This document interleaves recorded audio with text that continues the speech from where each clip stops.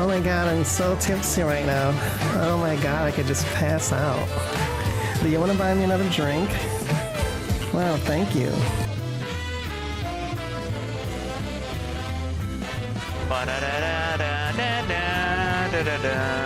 Hello, doggy. Hello, doggy. Fuck off. Let's go.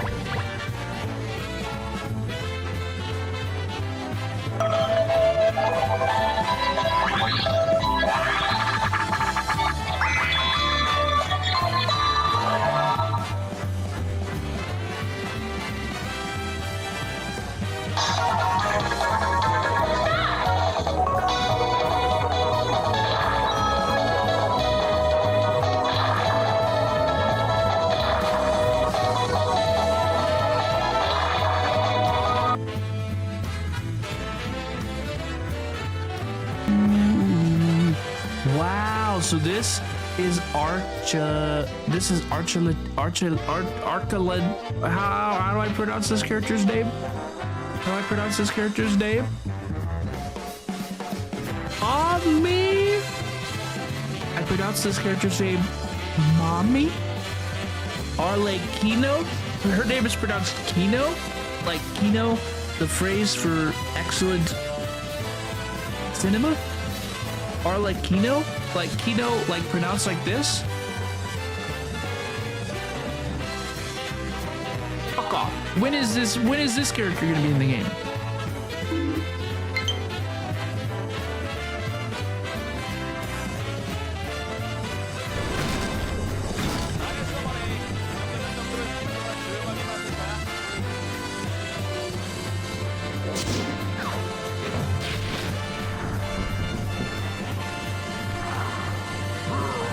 Excuse.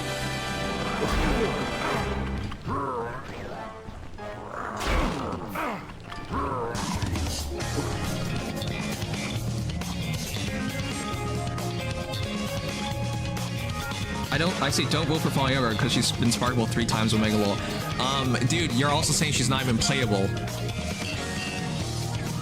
That's why I called it out. It's just like, how stupid of an argument can you possibly make?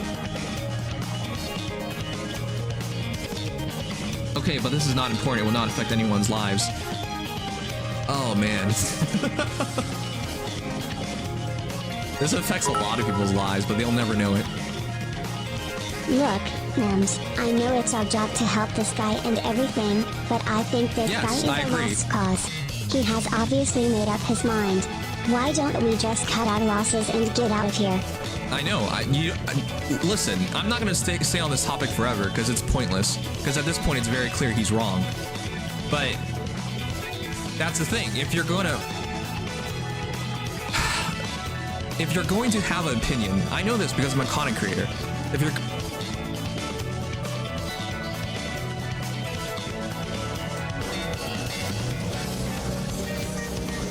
I don't believe in that time. I don't believe in that time if you give me 6 p.m. That's a made up rule.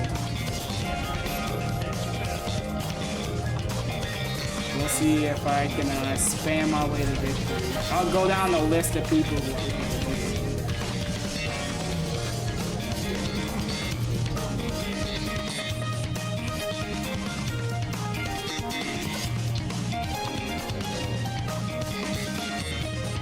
I think it's off. Oh, there it is. Hell yeah. Now we're gaming.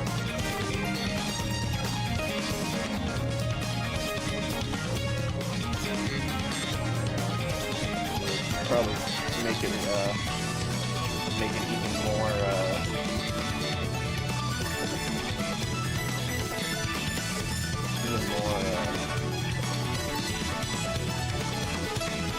era accurate. There we go.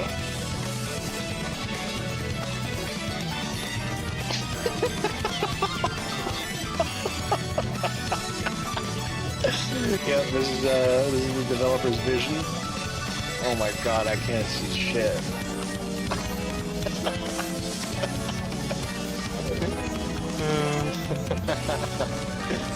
Oh shit.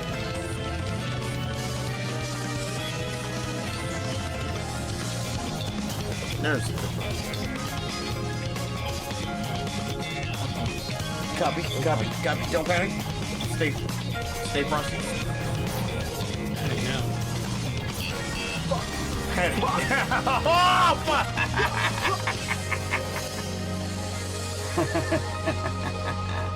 Oh, he wouldn't heal you? I know.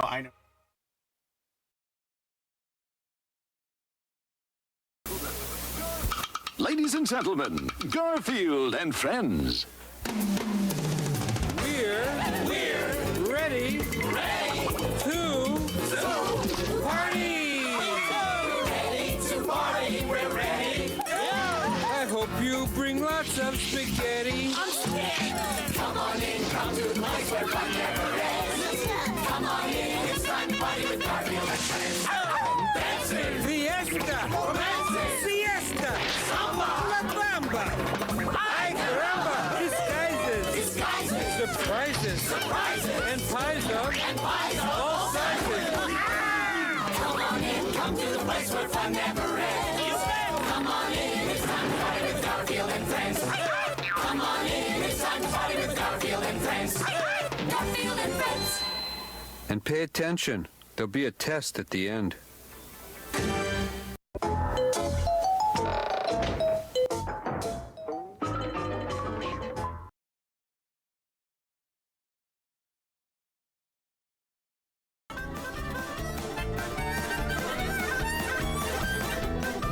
Hello everybody. Welcome back to non-steering wheel action racing, kart racing gameplay chill.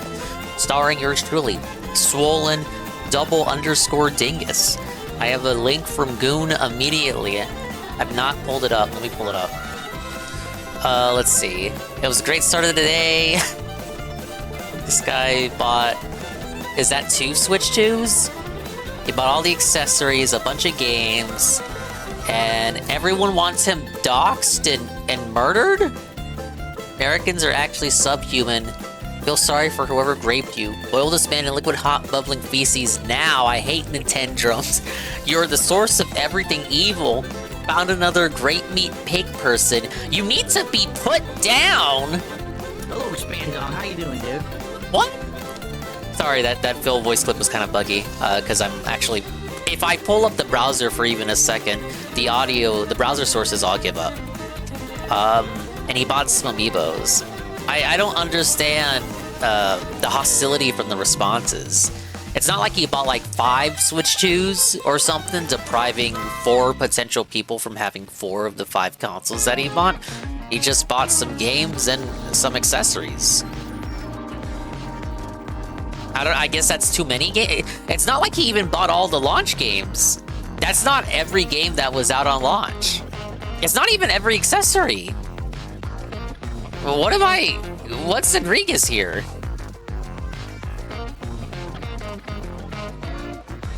Big ups to the dingers, the dongers, and the swollen __ who are here existing in the now. And big ups to the dingers, the dongers, and the swollen __ ones sure to be existing in the immediate and far-flung future, like Goon, Alpha Elite TV, Kurono, UNFW1, Pray for Rock, Gears Fan for the win, Golem, D-Scythe.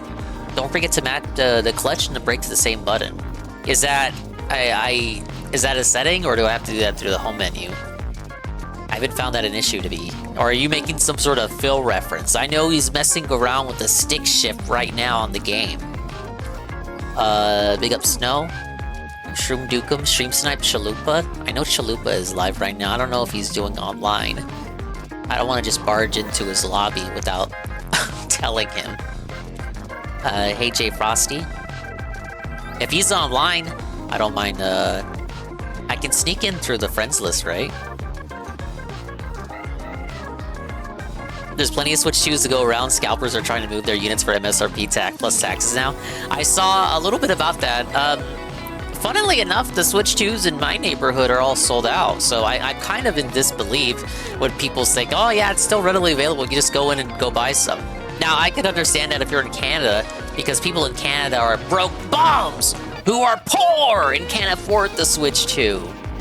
Apparently some people even in the great red, white, and blue country that is our country. It's still available if you know where to look. If you know where to look. This is great. Fuck scalpers. Sofa scalpers? It's the Wii U scalping situation all over again. I'm always reminded of that one image of the mom with her minivan full of Wii U's. I wonder what she ended up hawking them off at. I mean, look, if you're giving them away at MSRP, at least you're getting it back. You can't go any higher than that. Because if you go any higher, it's like, well, okay, well, why don't I just go to Target then? I go to Target and get exactly MSRP plus tax. Yeah, well, no sympathy for me. He's just in rando lobbies. Okay, I was gonna start with free roam, but if Chalupa's live right now, it would be remiss of me to ignore his existence after I promised him on Saturday that if he was live again with the game, I would go stalk him. How's this? DJ Filthy Rich! Big ups, DJ Filthy Rich! 39 months at tier 1 for 40 months total. And as always, they hit me with the beloved, much appreciated hello. And I say to you, hello DJ Filthy Rich. DJ Filthy Rich, where's your Nintendo? Where's your Nintendo Switch at? We need to switch it up. Oh my god, he's here in a lobby 21 out of 24. Wait, did that say they? Wait, did that say they, them? Okay, no, that said you, them. I was gonna make an inappropriate joke. He's a sweaty man JPEG. There's one costume for Shy Guy that I'm missing.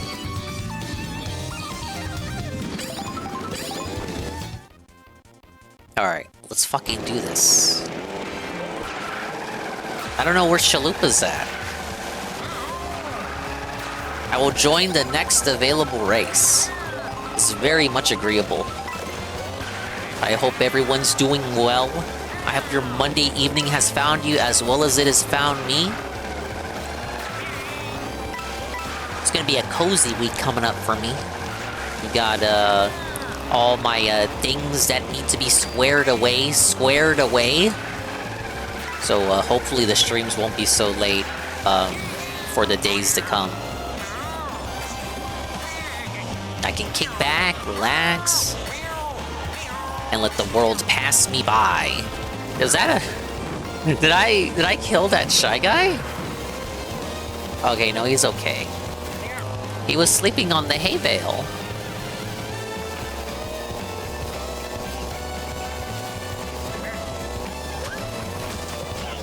Yeah, he's fine. But thank you again, DJ Filthy Rich, for the appreciation and the love. I hope you're having a good day. I hope everyone's having a great day.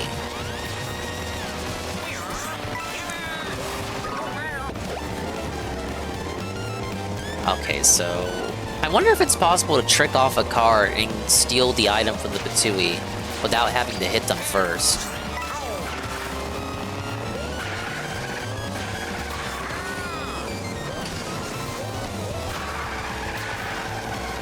I got some lemonade here with me, and I got a big, chonky, tasty brownie. I'm just happy that I'm back from riding in California in one piece. Oh, of course. I was with my, Thank you for the bubble. I was with my bodyguard and closest associate, Hassan Piker. I saw people made a new Wojak based off of him soy pointing at the riots today. Why he actually went is anyone's guess. You're also probably wondering why there's no casino right now. Guess what? They canceled. Worski is sick. Wah! He's sick of Triple P's bullshit. No, he's actually sick for real. Hands it win. Oh, it's GameCube Sherbert Land. This is like everybody's favorite remix right now. Do do do do do.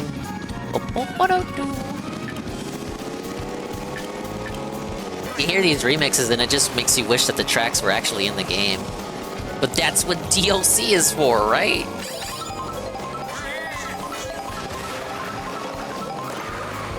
No, Kino means Arlo. It actually does. But I'll spare you for a few minutes.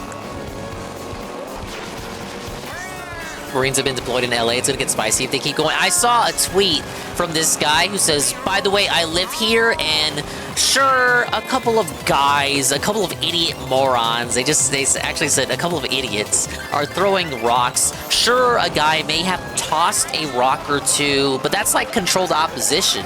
That's not us. The real protesters are people like you, your neighbors, your coworkers, trying to go for an emotional appeal, and then blaming Trump for sending the National Guard. Yes, Trump's moronic decision to send the National Guard will undoubtedly escalate the violence. I mean, okay, well, it's like, is Trump burning down the police department? Oh, only one or two people threw a couple of rocks. Yes, I'm so sure that's exactly what happened. It just kind of comes off like you're kind of sweeping it under the rug. So just a few bad apples, guys. It's a few bad eggs. You know who else said it's just a few bad apples and just a few bad eggs, guys? Hashtag not all. I remember when these exact people see that those other people saying that about a particular department.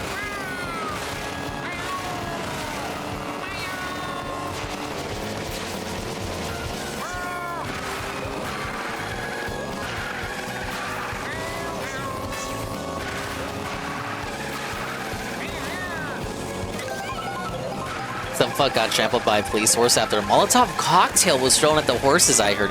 Now, literally, what did the horses do? What did the horses do wrong? You can't even... If you ask that person what the horse did wrong, the horse would not be able to answer you. The horse is racist, clearly. The horse is silent. Silence is violence.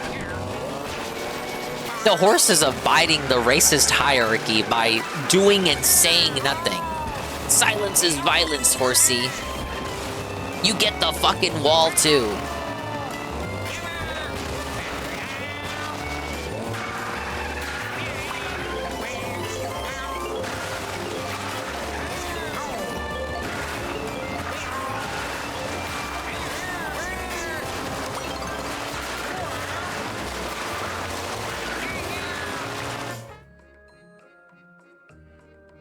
There's Chalupa right there. It's at the very bottom left.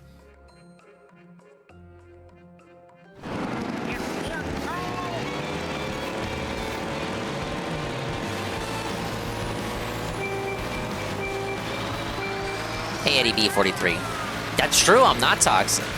I just tell it like it is.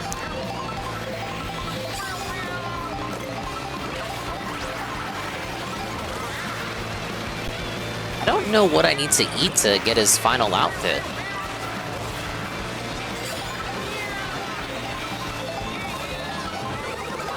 No!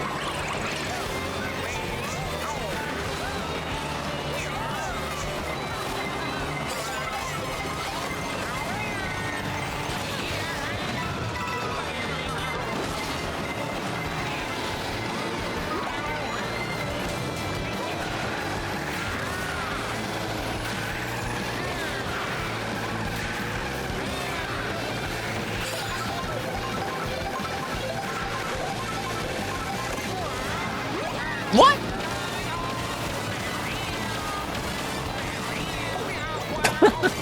What? I can't speed through that?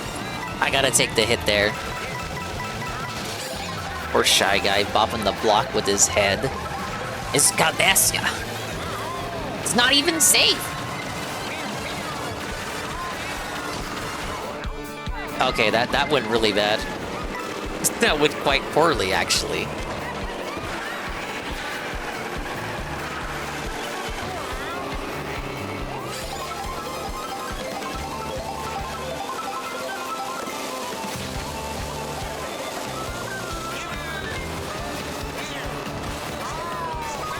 No!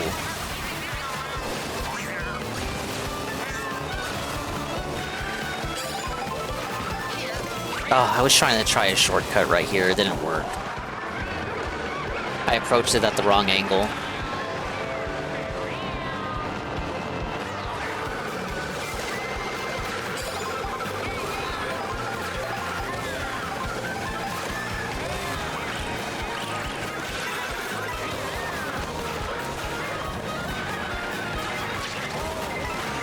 I need a blue shell. Oh yeah, I'll take 5th place. Dingus just letting you know, GPM was pissed you ignored his request to play the Penguin last night. I didn't see the request. Why didn't he bring it up after I rated him? Why didn't he DM me about it the day after? As in today. And GPM will beat my Tevin. Almighty Geetarded. Oh, whoa, we got a wallet text from Seru.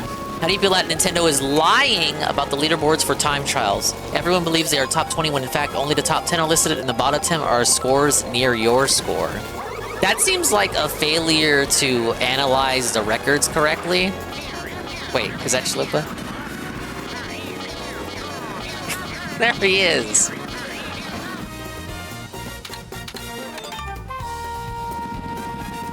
I'm using motion controls. So am I.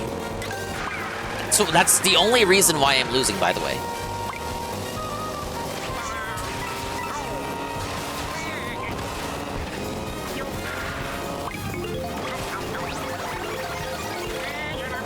I'm never gonna get this little dude's next outfit.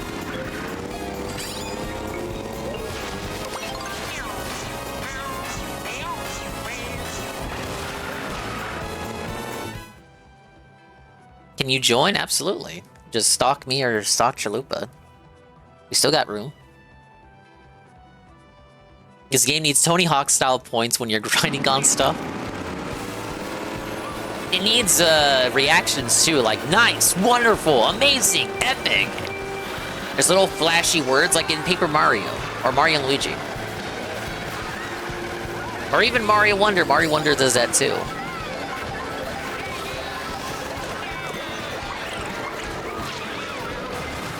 And then an announcer. Room says, check out Golf Story on Switch. Wow. I've heard good things about that one. Oh, I've never gone down this route before.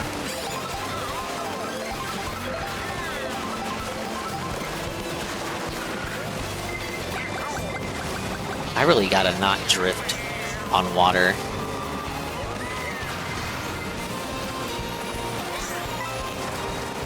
Oh, is this Gusty Garden?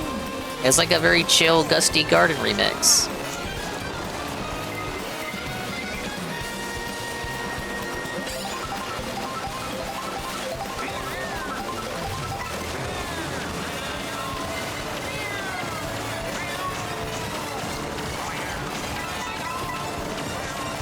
I see ya, Chalupa!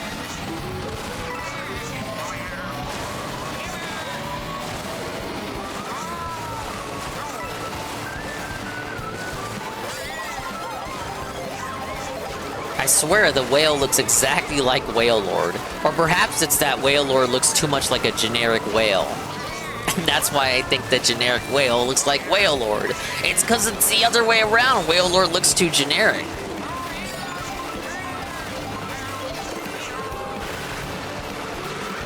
Alright, we're in. From 16th place to 3rd place. Nobody does it like me. Oh my god, he took my meal and bumped me to hell.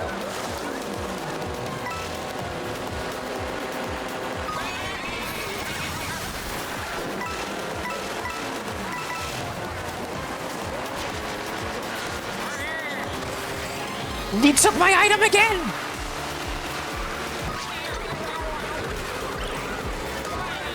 What can... Is he bagging? He's a bagger!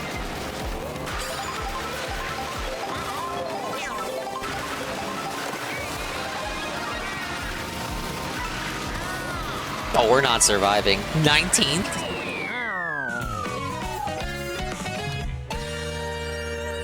was doing so good. Is it the whale from Super Mario Bros. 2? You could look at it that way.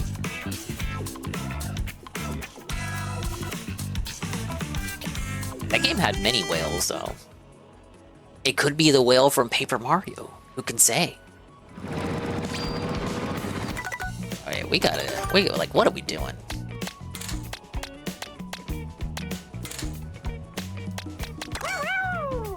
Yoshi, help me out.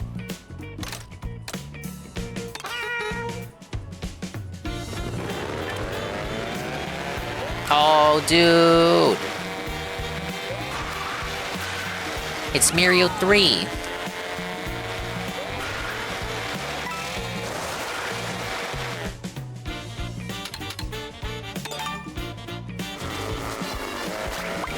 Does your score go up indefinitely, or does it reset when you restart the game or something? Indefinitely.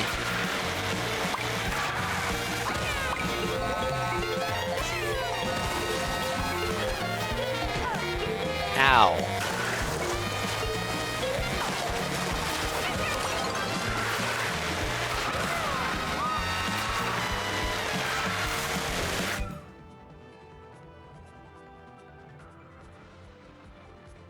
Saru as Toadette. Imagine. Already playing as the meme character. The meme meta character. Look at Yoshi. He's fucking pissed Saru made it in the lobby. Yeah, they had Mario Land 2, and Mario Land 3 music, aka Wario Land 1. Alright, let's fucking go, bro.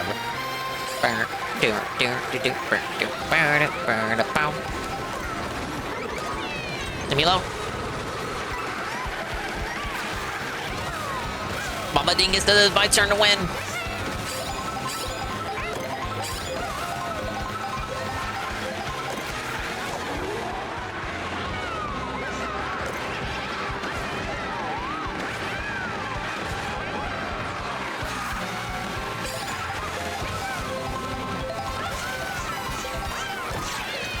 What the?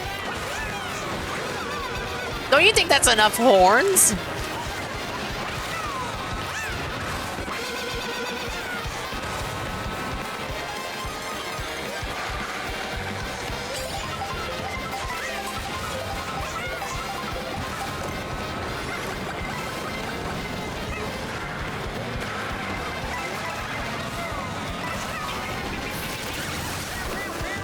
Oh, the guy with the Mega Mushroom was unaffected.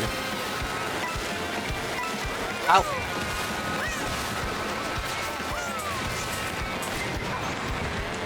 Oh, dude, I cannot wall ride. I am fucking awful at wall riding.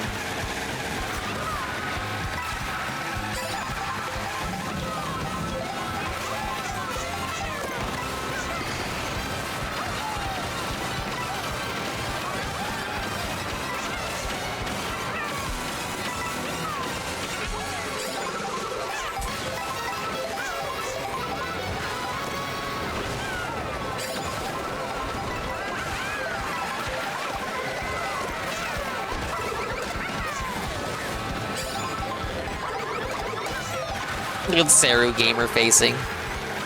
It's pointless.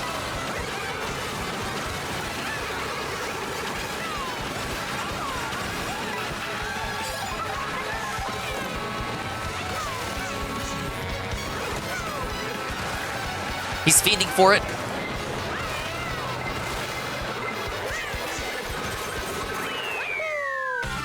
Fifth again. Hey Jobla, how are you holding up without a Casino stream tonight? I'm holding up. I am upright. I will remain upright. I'll be fine. I got a brownie here. I'll live.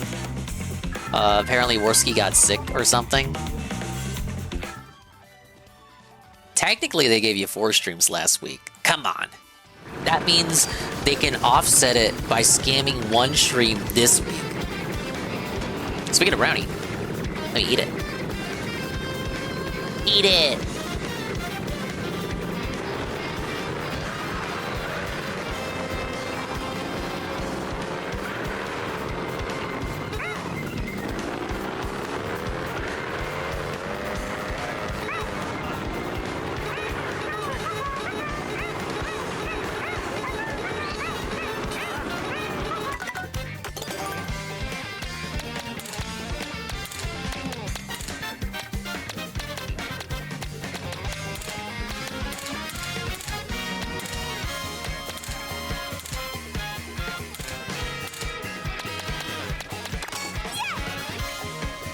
Really like her Oasis outfit. I never considered myself the biggest Daisy fan either.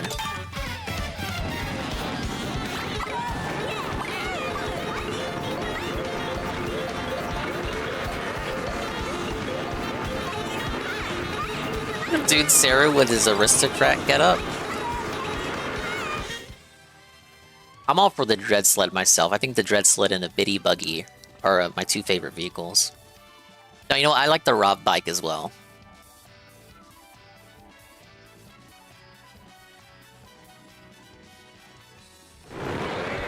I miss PvP. Where else am I gonna get my locale updates from? Want me to do the research myself? Gross.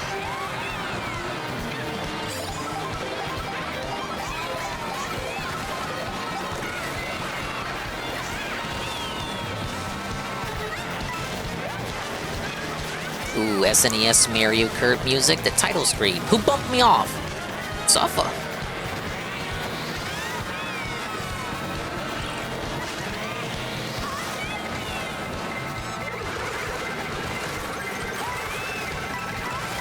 That Bryce Pianta there, that's my rival.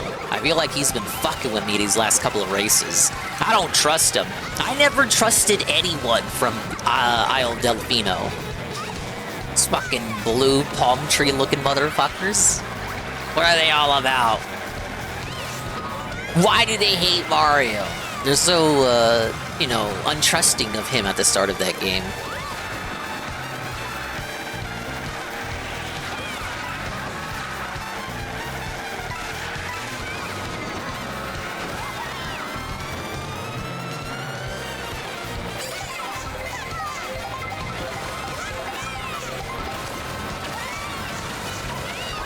Oh, dude, I just got my gold mushroom out. Wait, no. She tried to go for it, too. No, not likely.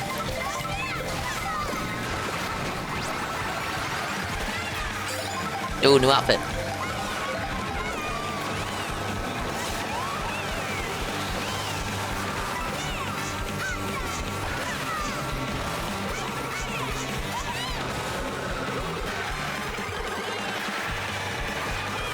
Chalupa was, he was originally Mariachi Waluigi. Very fitting for Chalupa. Technically fitting for me as well.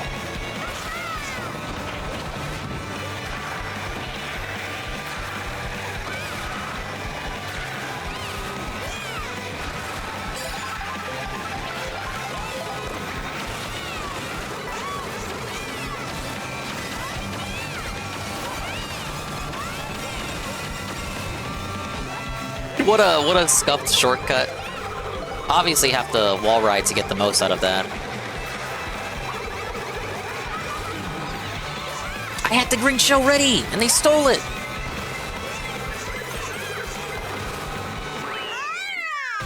We're doing slightly better. We got some slight incremental improvements. 4th place, ladies and gentlemen.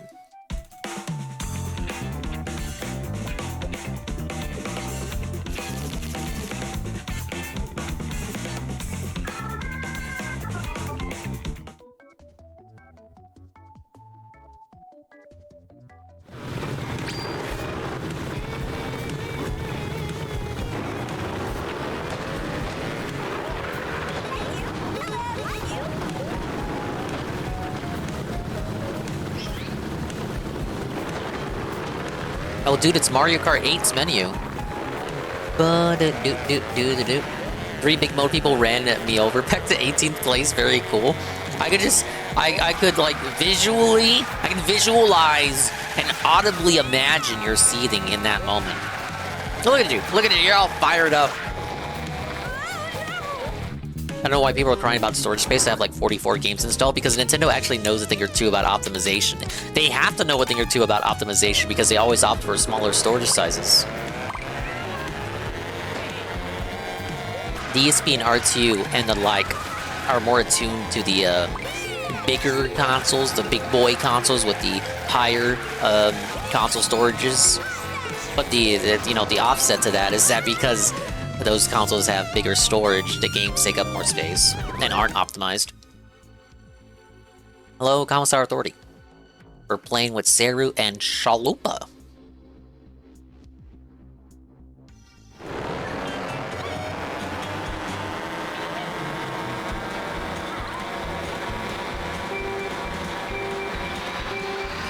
And I'm eating the brownie.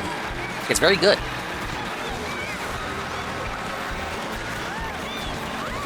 Look at Sarah up there.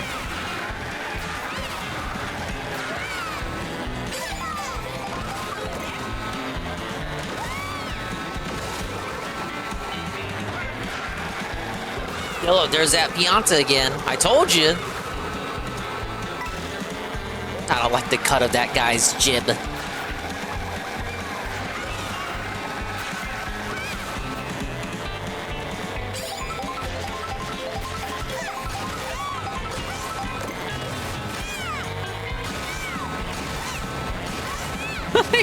Someone's trying to snipe me out. I don't approve.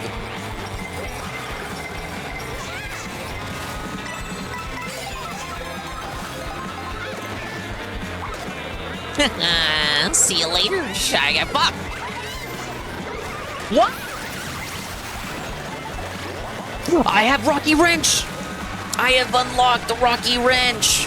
Whoa, buddy.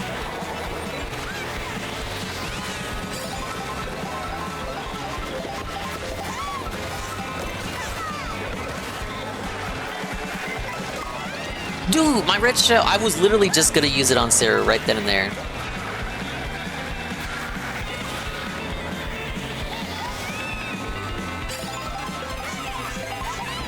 Look, it's Big Donut.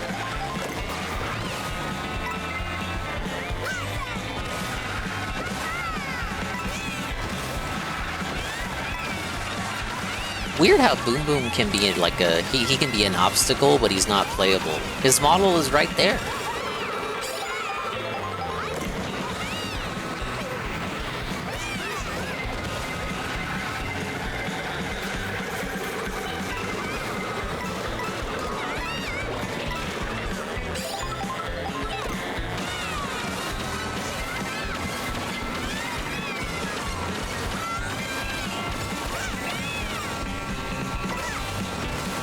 There he is, there he is!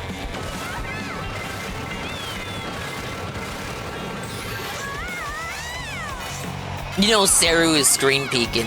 Stop screen peeking! This is my screen! Trying to see where he should drop those bananas to fuck me up.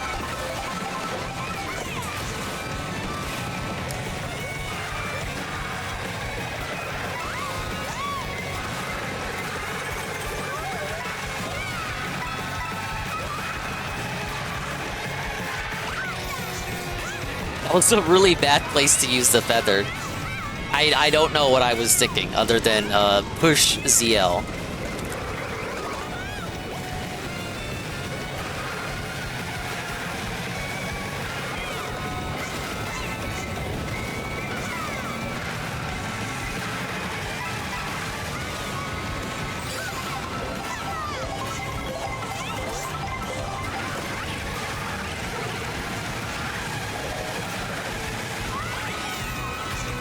That was a bit too early!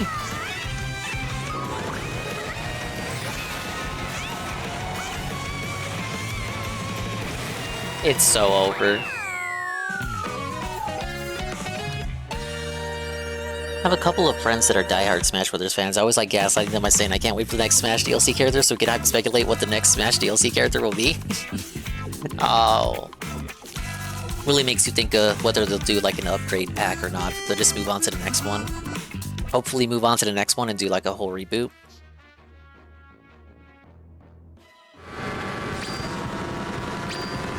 You'd buy a Switch to play Smash if they legit added Goku to it? I don't think Goku's gonna be in. That was the Wario Land 1 remix. Or the song we heard at the start. Iwata was able to get Kanto to fit on the cart in Gen 2 Pokemon games after all. They learned from the best. True. He was also the one who helped optimize Gen 1's code for Pokemon Stadium. He also fixed all the bug fixes. He also fixed all the bugs that Gen 1 had. That's why Stadium 1 differs very slightly from the meta of Gen 1.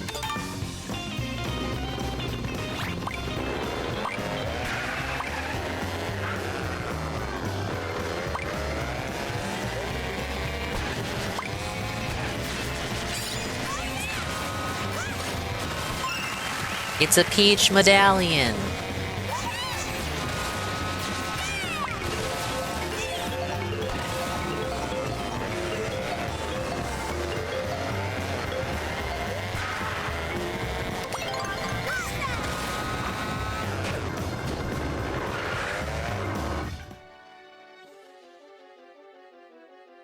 Whoa, Shroom Dukem is here in the lobby?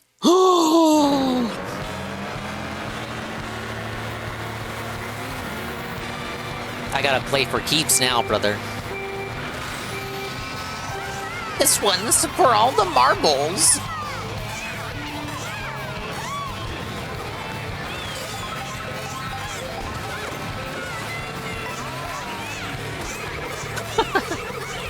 Free boost off of Shy Guy's head. Give me that slipstream. Bounce off Mario.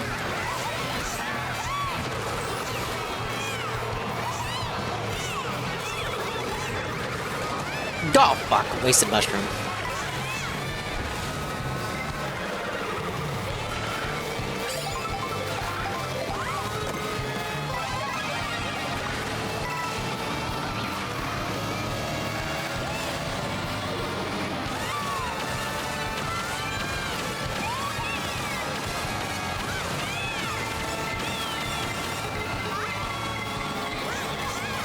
Stole my items.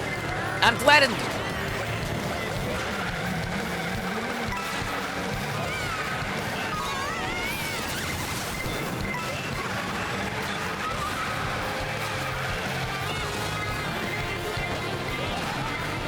Okay, that's bad. Wait, no. Okay, I got double items. I lost them all. I lost it all. Let's go gambling.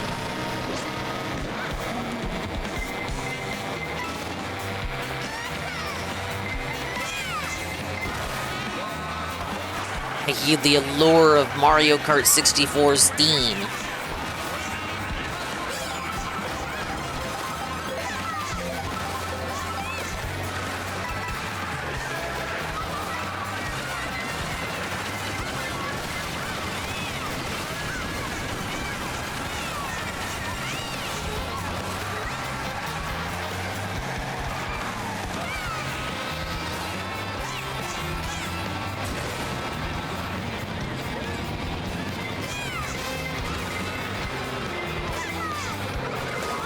Fuck.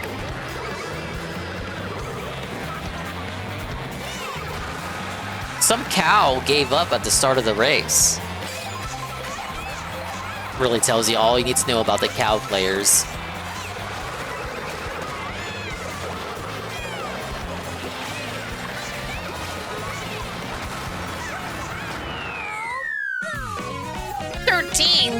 I can't think of anything more unlucky. I know Seru hitting the lag switch, many such cases.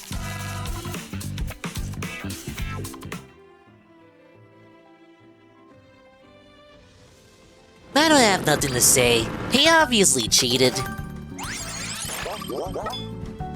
Is that how Rocky Reg sounds? Look, he's a different character from Monty Mole. For a few years, he looked exactly like Monty Mole, just with goggles. Now he still has goggles, but he looks like how he should.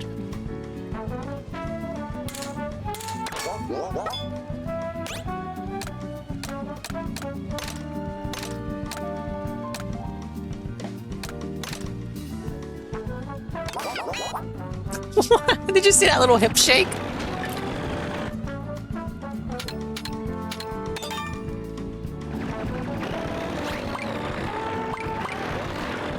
So, like the lid, the sewer lid on his head, is it like a turtle shell? It's just like attached, it's part of his anatomy? Is that artificial? Why does he never take it off? If I take that lid off, will you die? It would be extremely painful. For you. It's an odd crow. You think it's fungal? It's just a really flat black mushroom with patterns on top.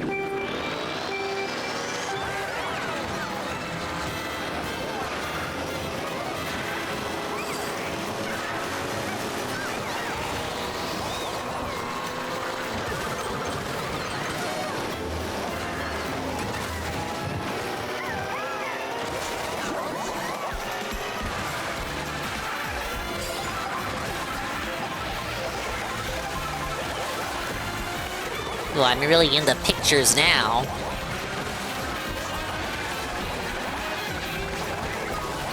Fuck. Dude, that... Look, Wario in the biker costume, that's peak Shroom right there. No arguments to be heard. This is the headcanon from now on.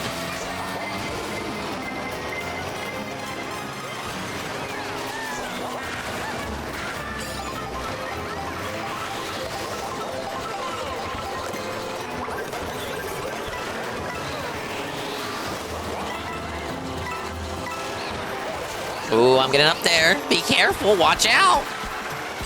Look at him going for the double item box. So greedy. Doesn't know the definition of sharing. Doesn't know a single thing about y'all. Oh, fuck, Blue Shell fucked me up. Suffer me.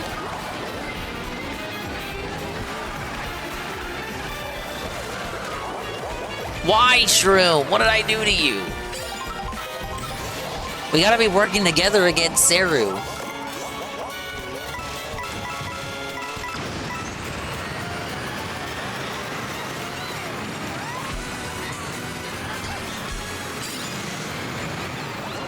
Damn, that took me far.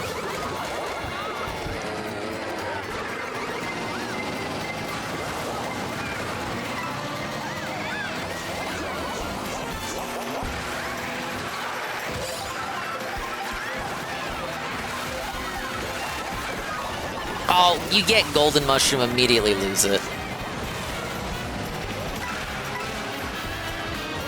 Shameful. I just gotta beat Seru. That's all I gotta do, guys. I just gotta beat Seru.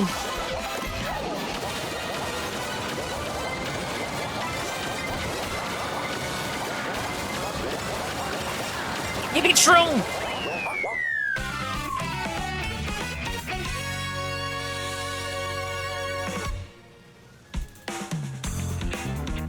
Oh, right in front of Chalupa. I'll take it.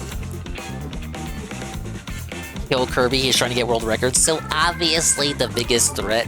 Yeah, when did Kirby become so old and white? Because Seru has the, you know, the gentleman outfit on. He's old! And he's white! Kirby lost all his pigmentation. Let me guide you. GPM! Good, GPM is here. Thank you, GPM, for the raid. I can now honor your alleged shout out to me yesterday in which you demanded that I play as the Penguin, and I apparently ignored you. At least according to Goon, I did this. I didn't see the request. I'm blind, and you didn't want to double down and yell at me to do it because I didn't see the first message. We'll put the Penguin on the motorcycle.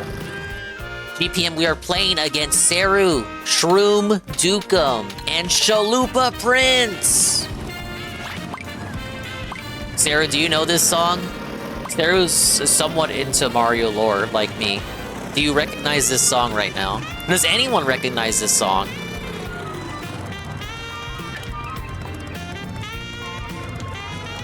Look at him vibe. It's from a Mario game. Kinda. You're actually like, it's like, you're half correct actually. That's why I'm asking. It's a special song.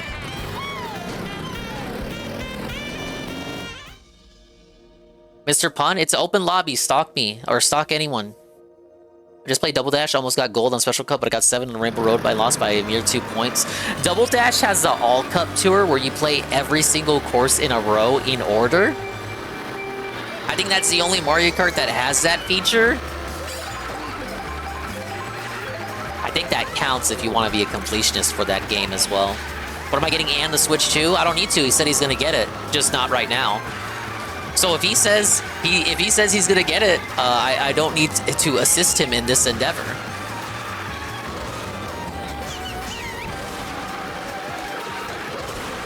You think the Penguin would be a lightweight, but I actually think he's something more of like a middleweight, cruiserweight.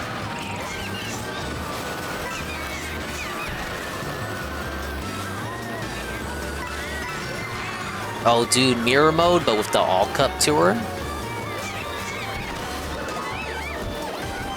I gotta unlock mirror mode in this game as well. It apparently requires an arm and a leg.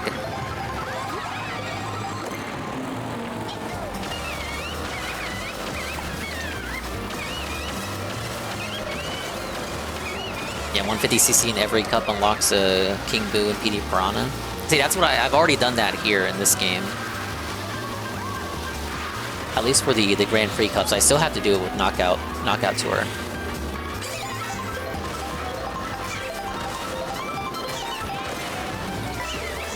If you do, I think if you do Mirror Mode or the All Cup Tour, you get the Parade Cart. The cart you see in the congratulations screen becomes the vehicle that you can use. That's pretty cool. Thought that shit was like cutscene only. Nope.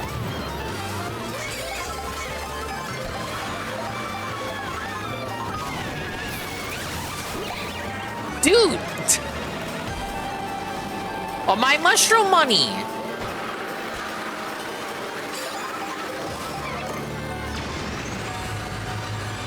Those type foods have been living in my head rent-free since Mario Party.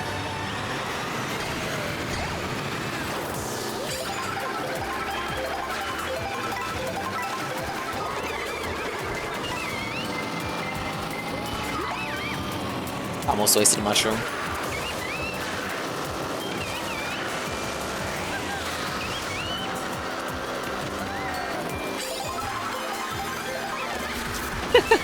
I saw Saru fall there.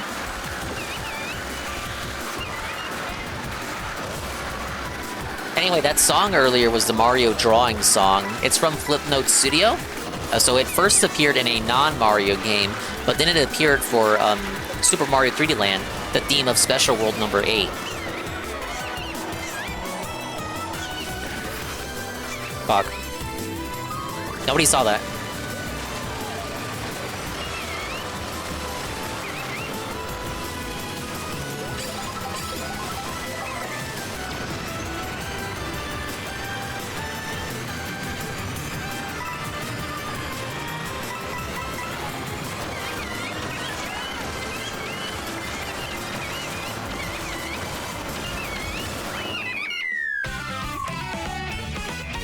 Yeah, that motorcycle was not friendly with me. That was not a great combination.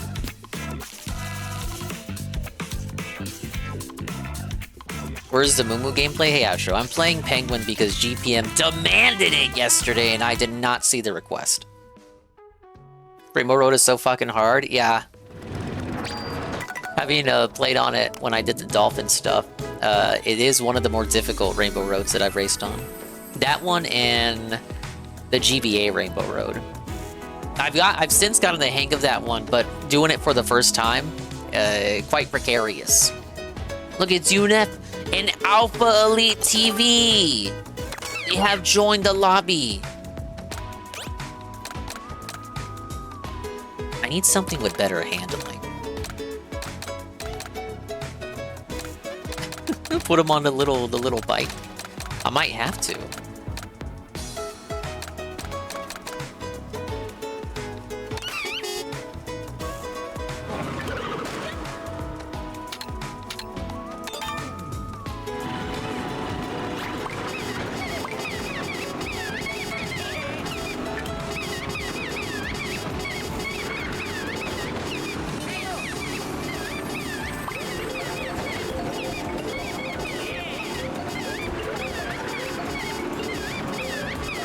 I think Waluigi goes to twirls and curls to get his hair done.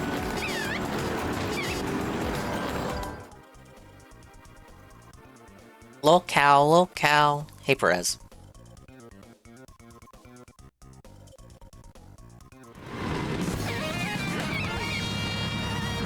Time to lose, you guys.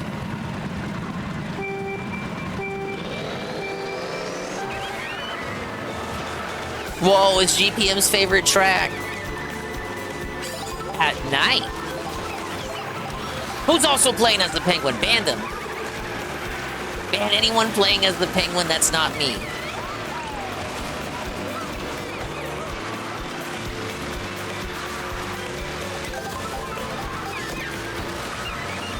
No one went for the dash food. Is it too out of the way for people to care about? People that aren't me?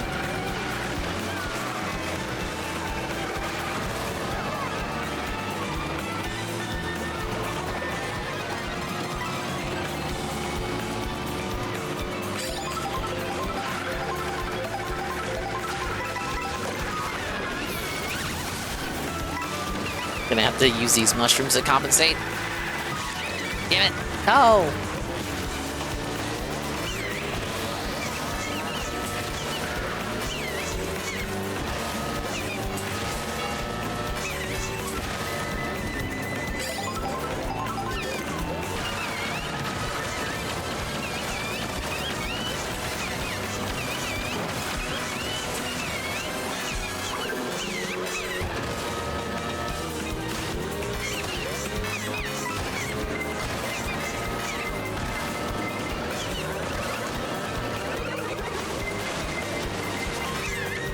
Now, can I actually make the shortcut jump this time?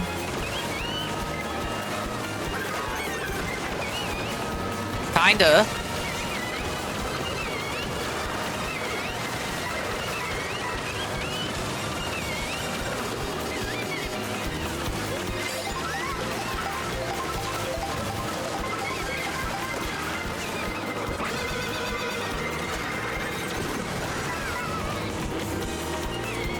As long as I beat Seru! You're right, of course, they would be clear experts on cutting Italian hair. That's why I said there's no better place for him to go.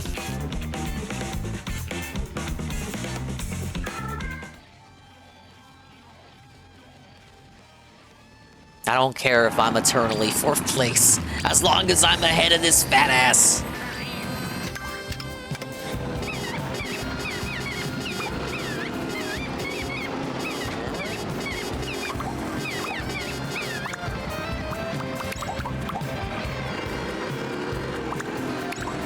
I'll give it my best shot. Go easy on me, dude.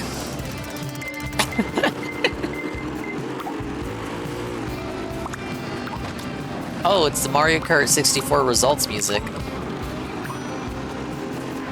Dude, they got rid of I'm using tilt controls. Hello, rent check. They got rid of tilt controls. The message for tilt controls. Ah! Oh, dude, he's doing snapshot mode. You can actually see that. That's cool. You can see Seru changing expressions in snapshot mode. Ah!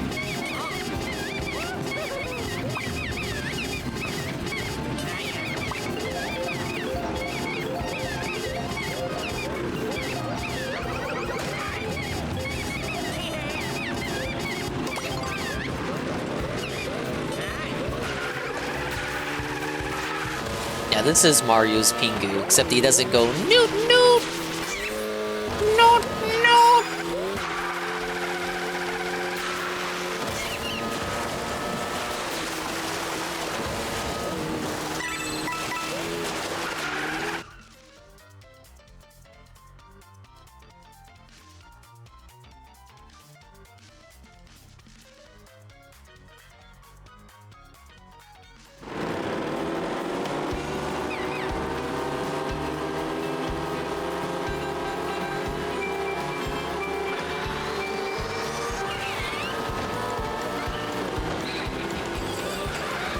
Wow, already my item's fucking stolen, huh?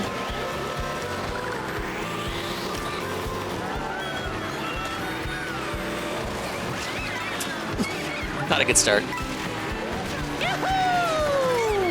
Hello, Anne. Dingus will keep me company before I eventually pass out for the night. I feel like this is very similar to every other first message you give for the night. Welcome in. We're racing Seru, Shroom, Dukem, UNF, Alpha Elite, Mr. Pun, and Chalupa.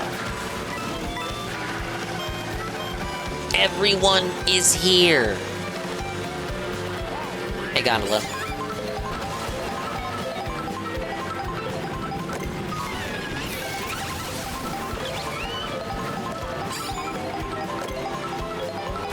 I see Dingus coping and sneezing over his $400 brick. There's nothing to play on this thing. Like, there's nothing. There's nothing. There's only Mario Kart, and I already played literally every other Switch 1 game. There's nothing. There's nothing to play on this. It's a paperweight. Well, that's the king's decree. I guess it must be true.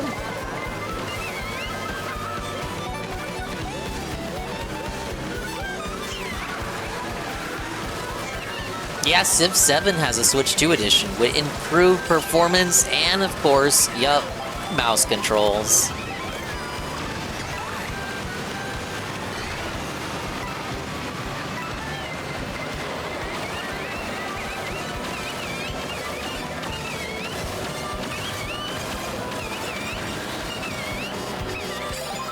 Back at the top of the pack. How is first so far ahead?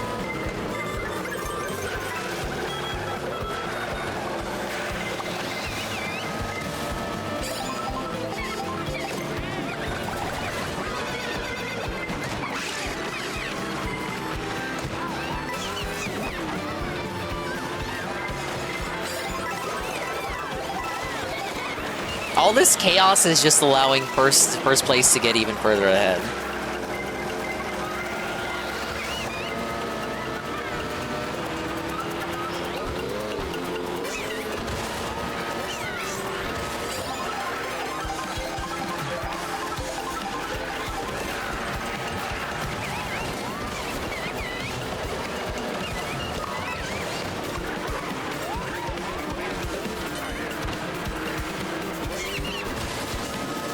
No, never taken this path before.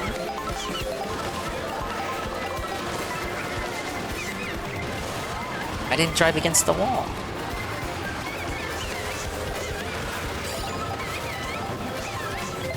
Oh no!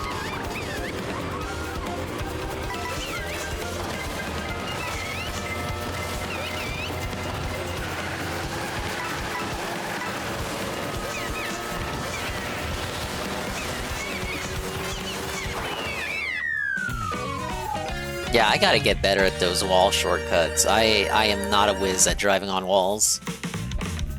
Hey Amran, good evening. I saw some crazy shortcuts people were doing this game today. I saw a short with 5 shortcuts that I wanted to try, but in the heat of the moment, with the way that I tend to race, is not at all attuned for the kind of mindset you have to be in to take these shortcuts that I want to take. I basically gotta change the way I play the game entirely. Yeah, the wall riding can break the game. I fucking suck at it though, I feel so bad. Only thing for those who complain about Switch 2 and library, my only question is, why did you buy it? It's not like Nintendo hid what games were going to be available in the first 2 months. No, exactly. I think for people like Phil, they would be seeing it more as an investment that they would get long-term content out of. But like, over time, the purchase will justify itself. And yeah, I think he said as much as well. But for the moment, it's a paperweight. So over time, it's gonna de-evolve from becoming a paperweight. Hey, Capital. Capital is here. Capital was playing NBA Jam Tournament Edition earlier. Hope the rest of that stream went well. Hello, Coggers. We're racing with everyone. Seru, Shroom, UNF, Alpha Elite TV, Chalupa, Mr. Pun. The gang's all here. Let's get some placement. I'm going meta mode. This is the meta character. Toadette and Bitty Bud. And Bowser. If you know how to use them.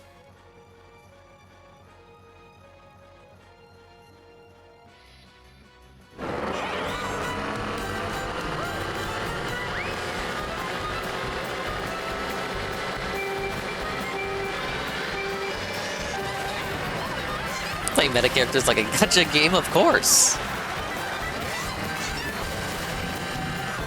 Look, now they go for the food when it's convenient, but when it's out of the way, they don't want to go off the beaten path for the dash food then.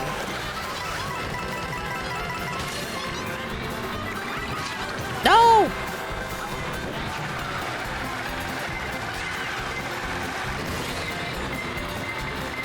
How can a ghost be a heavyweight? He's got no weight, he's a ghost. Hello, Socky.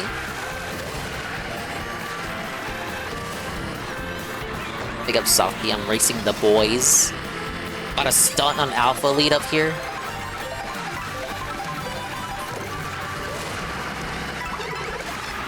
Darts.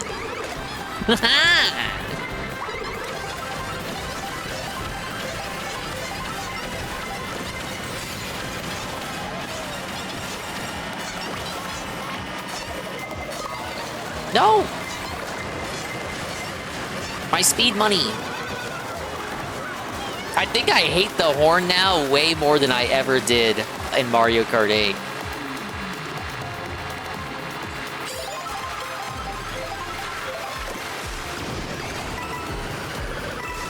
Oh, dodge the lightning. Oh, you're so fucking cooked now. Ladies and gentlemen, it wasn't even a contest.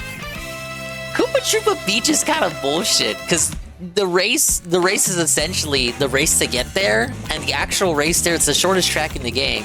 So you get there, and it's just a short lap, and you're done. That's the most bullshit course in the game. That should be at least 2 laps for a course that short.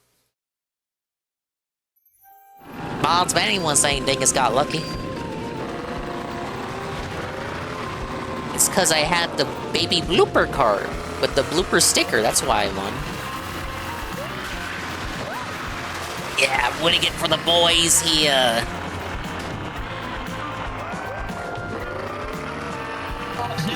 Look at my crown.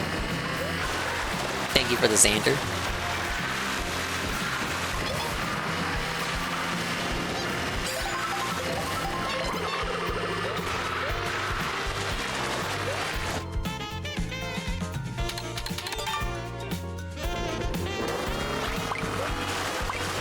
Oh, y'all buying a Switch day one in this economy? What are you saying I'm broke, boy? I know how to budget my funds. I think it's a little cooler. Oh, it doesn't exist anymore. How many beaches does this game have? Nintendo really phoning the ideas in. It has this beach, and Peach Beach, and I think that's it.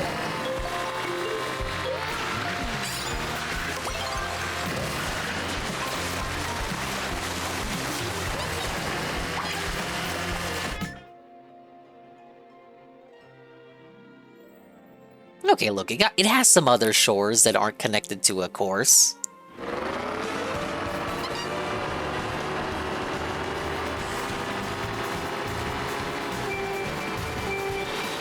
Oh, the beach team from Super Mario Bros. Wii. New Super Mario Bros. Wii.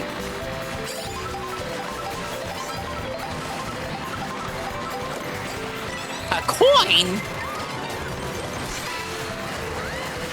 Fucking century-long question block, item block animation just to give me a coin.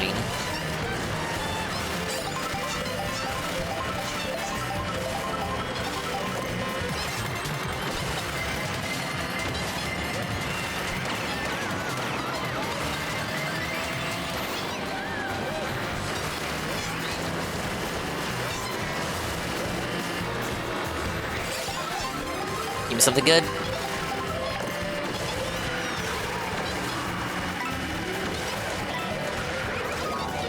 Oh no!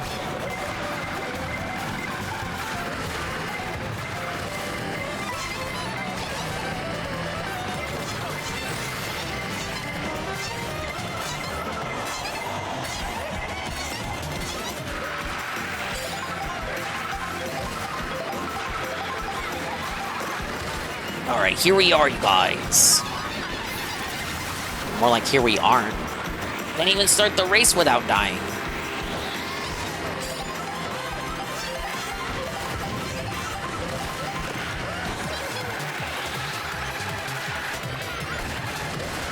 No, bad, so bad.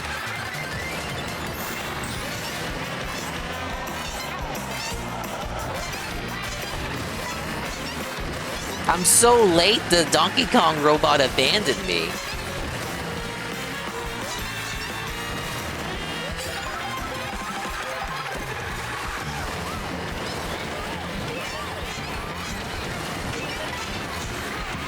How it plays a little sound effect when you bounce off the trampoline.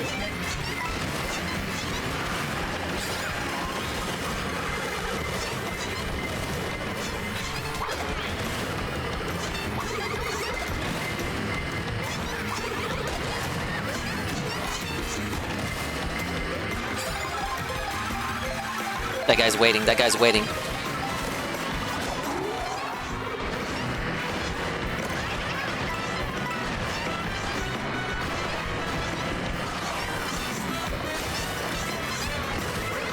Dude, the absolute spam on those fucking hammers? Are you okay?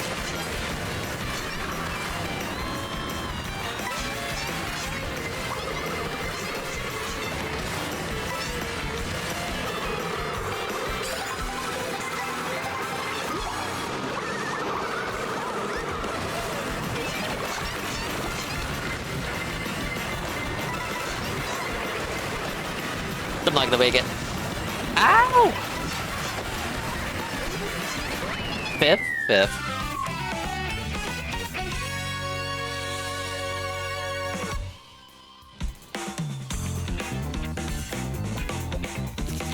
Absolute chaos, that final segment.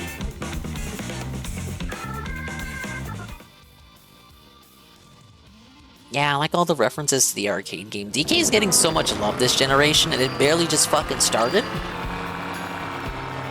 So it's gay when you ride on rails in Sonic, but it's cool in this game? Yeah, exactly. Zoppy, what do you think of the new Sonic racing game?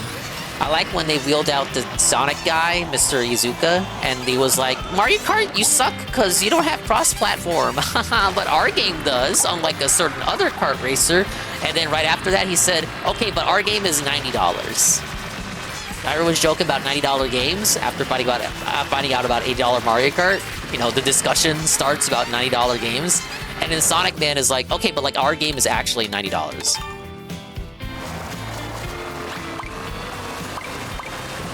And then on top of that, he says, Collector's Edition? Yup. It's by your good friends at Limited Run Games. Pay 90 for Miku? Phil will play 90 for, Ichiban. They didn't reveal SpongeBob, though. They may as well now. The whole world leaked them already.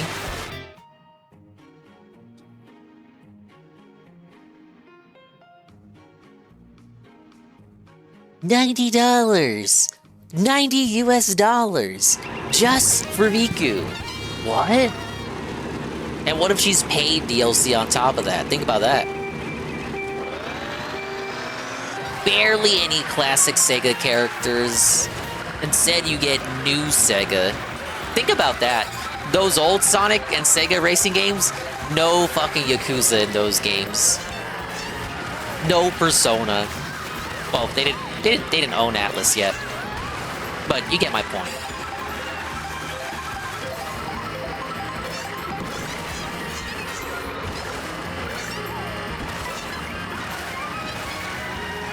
I feel like the classic Sega characters are just gonna get cucked in this one. Unless they're already, like, still getting games, like Monkey Ball.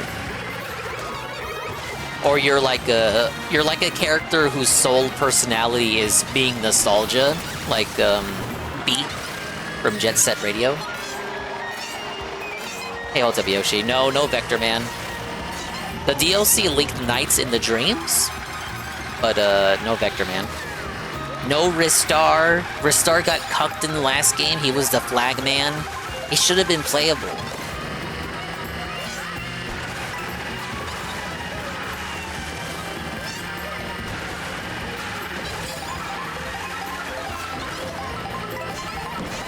I get it, though.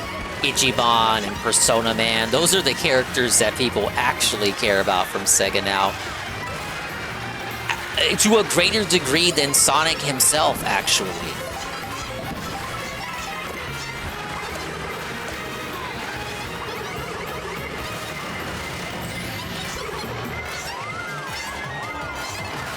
This Toadette is pretty good. Consistently at the front of the pack in all our races. Yeah, no Rocket Knight dude. No Vector Man, no Echo the Dolphin, no Alex Kid, no Monkey Ball Man, no Golden Axe guy, no Altered Beast dude, no green blob of sludge from the Ooze, no Comic Zone guy. Just fucking Miku and Joker, and not even Batman Joker. Harry Potter Joker.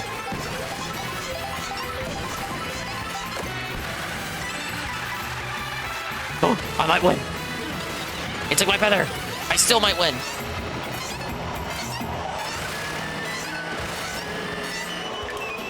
Ladies and gentlemen, it's another big win. No NASCAR lady, no Wreck-It Ralph, no Banjo-Kazooie. Banjo-Kazooie was in the first one. No Banjo-Kazooie. Hey, Dragon Slayer. Where's Danica Patrick? No Danica Patrick. No Football Manager. No Team Fortress Man.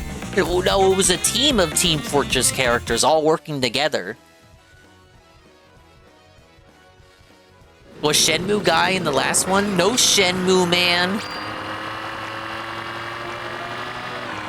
No Yogg's cast. Some people might consider that a good thing. Alright, where's some kick support for the fucking win? I'm giving you the content. Where's the reciprocation?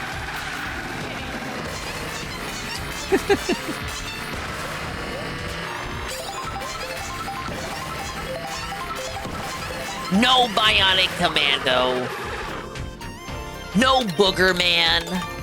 No Earthworm Jim. No Toe Jam and Earl. What a roster this is. We don't even have all the Sonic characters people actually care about.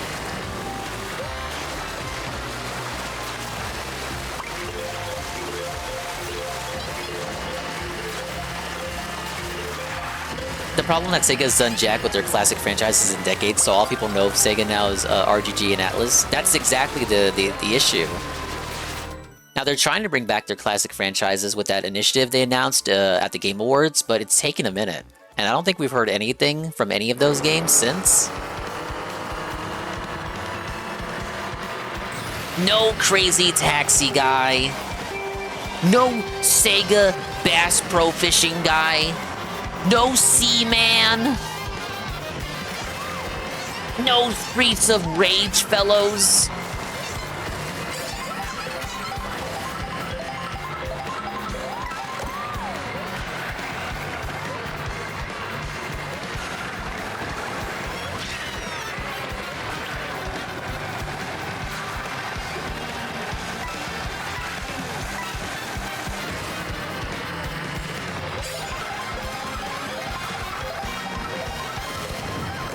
Oh, that was close.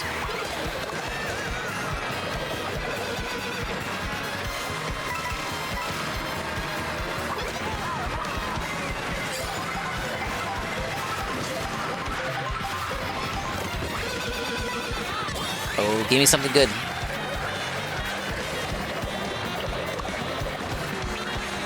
Okay, they're all crabs. Giant enemy crabs. Thing is, it'll probably be an okay game, Sonic Racing. It's just the gameplay I saw looked slow, and I don't think it's a $90 game. If we're having, like, discourse about, like, Mario Kart isn't an $80 game, Sonic Racing is absolutely not a $90 game. I tricked myself into thinking it would be like $40. If it was $40, that would be an extreme Mario Kart felt. Instead, they self-felt it.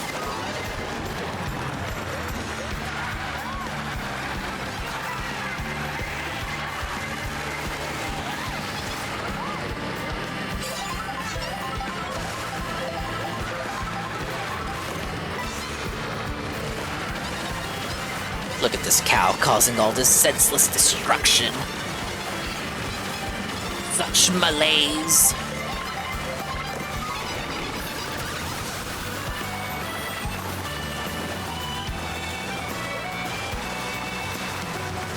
Alright, we gotta catch up to King T. Did he come back from the dead already? Oh, it's too late. You just gotta hold out to Garfield Kart 2. Garfield Kart 2, that shit better be 20 bucks. If Garfield Kart is $70, I don't know. Who do we contact? The Better Business Bureau? Like, what do we do? Or do we have any recourse? $70 for Garfield Kart? Now, wait a minute. Now we have to call the president. Hello, hello, Trump. Trump, please save us from $70 games. Actually, $70 games is a good thing. We gotta gatekeep the brokies. We gotta gatekeep the brokies. Gaming is a hobby. It's not a necessity. It's not a necessity. I know all the developers, the best developers, and we're gonna be making $100 games. I know the folks at Rockstar, lovely folks at Rockstar. They're gonna destroy the liberals in Grand Theft Auto 6. They're gonna destroy the alphabet people. It's gonna be very funny, very based, and very funny. Mr. Trump, please. I don't have this much money. I'm not broke, but I'm not made of money either. You're gonna have to take a second job. A lovely job. A second job. Everyone's gonna have a second job. Sonic Kart took shots at Nintendo because they wouldn't let them use their IPs. Do you think that's where Sega went first to get like Mario in their game? But it's like Mario's already in a racing game that's coming out. They should have just kept partying at the Olympics.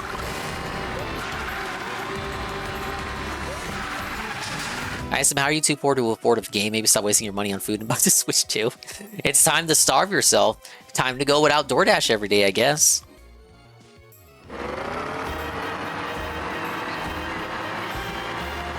Oh, loot, Mario 2. Character selecting.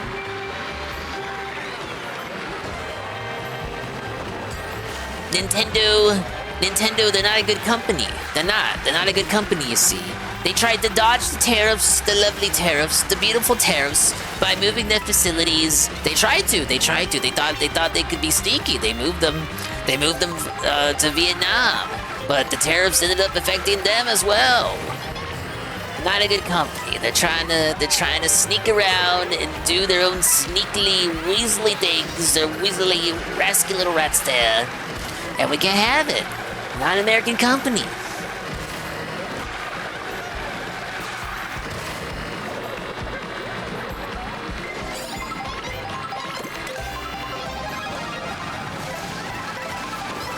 I love it. I love it. Okay, can we maintain this? We cannot. Oh god, Alpha Lead's hot on my tail. Wah!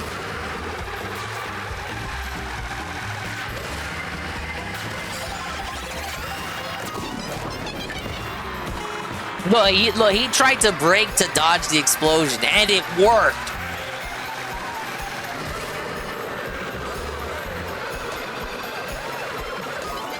Oh my god, I was in first!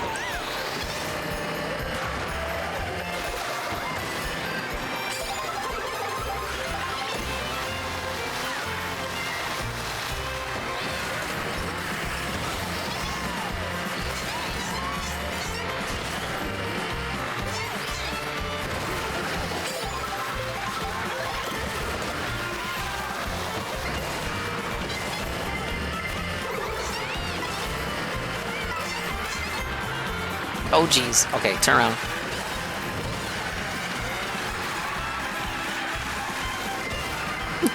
They drove off course.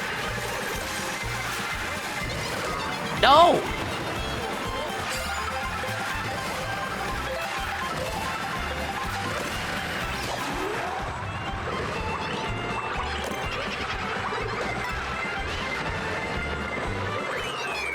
Very cool that in some courses you drive in reverse, though I wish that was its own dedicated mode.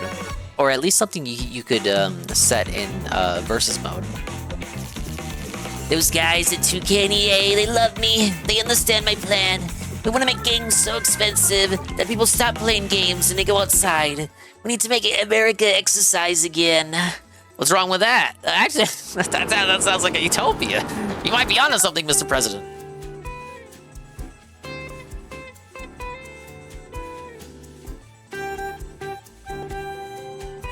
Alright, I think I'll do maybe 2 more races, and then I gotta start knockout suffering.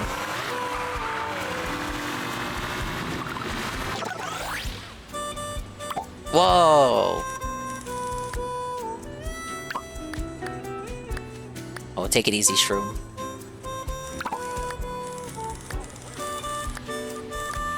That good night reminds me of Trump's good night tweet. I've seen enough of this. Good night. Oh, it's a panel. How do I get up there? Oh.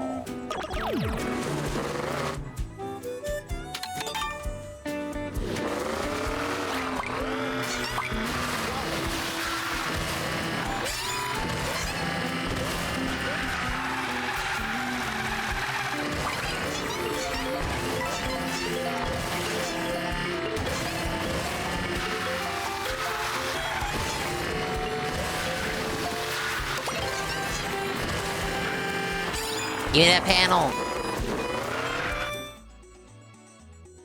I could not get that panel. It wasn't meant to be, no!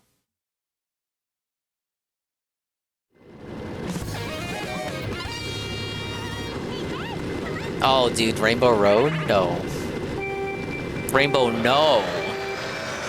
Alright, whatever. You guys are about to get cooked.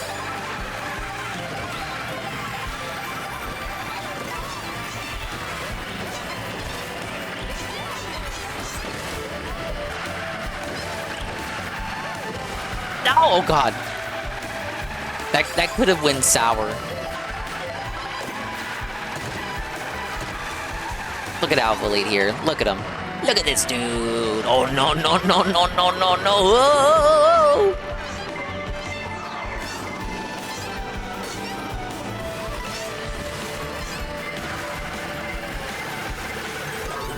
No no.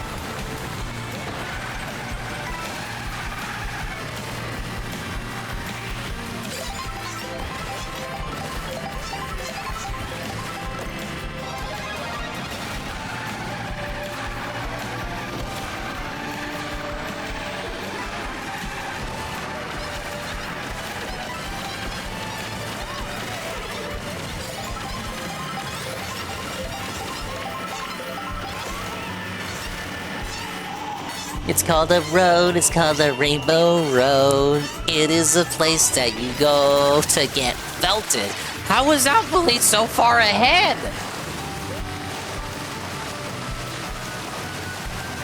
Why aren't I 50 positions ahead?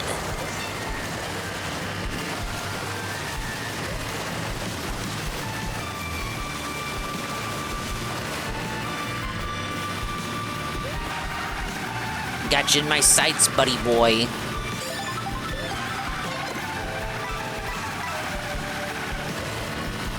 I hope you got the paramedics on speed dial. I got a shell with your... No, I don't got a shell. I was gonna say I had a shell with your name on it, and then Boo stole it.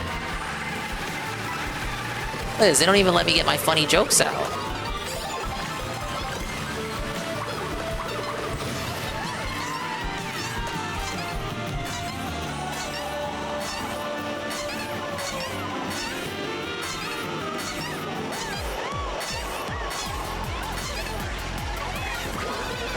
Oh, wow. How long were you saving that horn?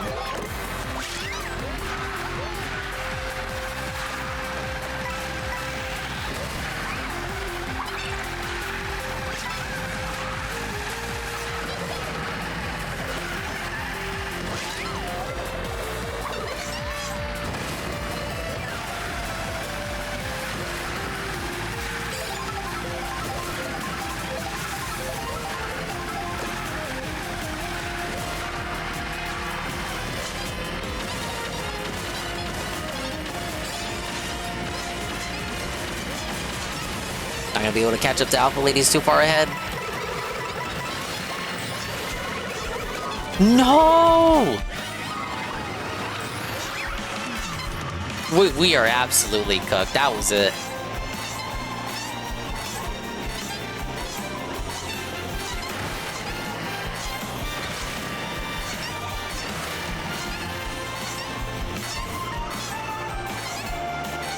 What the fuck?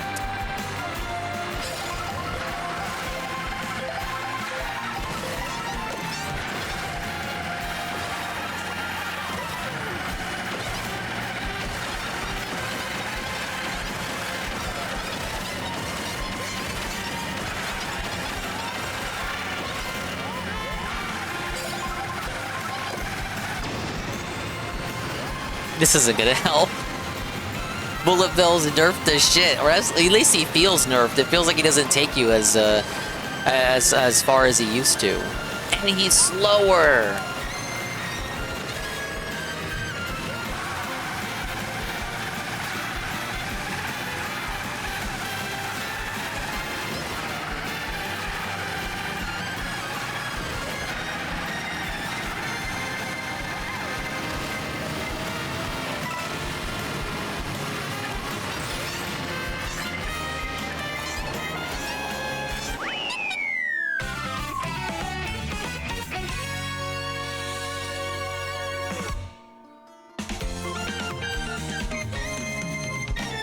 Yeah, Alpha Elite finished first. Damn.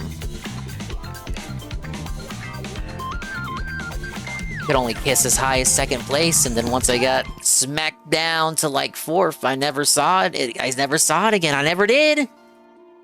Mario Kart might have a playable dolphin, but they have classic Sega franchise characters I wasn't forgetting for even one moment. Echo the Dolphin? I don't think they have that. Echo is coming back. They announced an Echo whatever. So obviously Phil's gonna play it day one.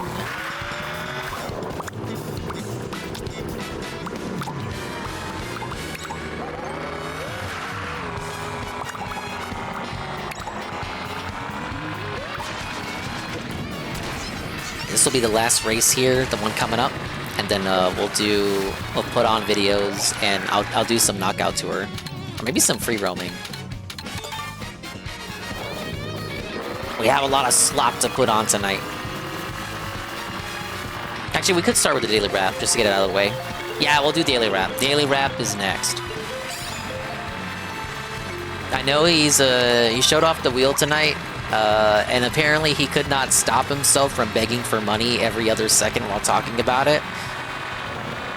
Come on, guys, we gotta pay off the wheel here.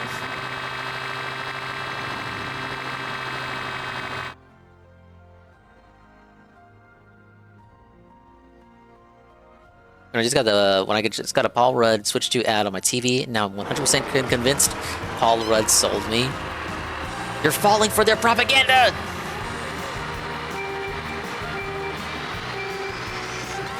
Bragged about how good of a driver he is, driving 55 down the highway. He's worried about his herniated disc. His severely herniated disc. He can't go any faster, idiot.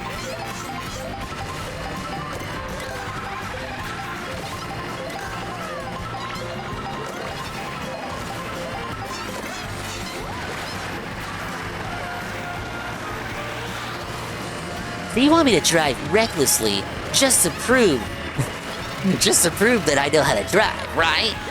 You want me to endanger the lives of other people just to prove a point?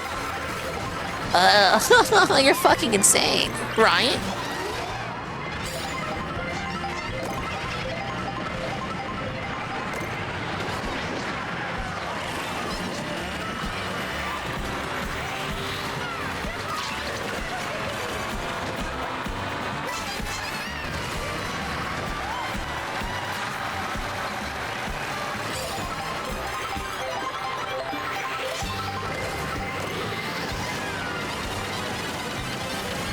Oh, Moo Moo Meadows backwards.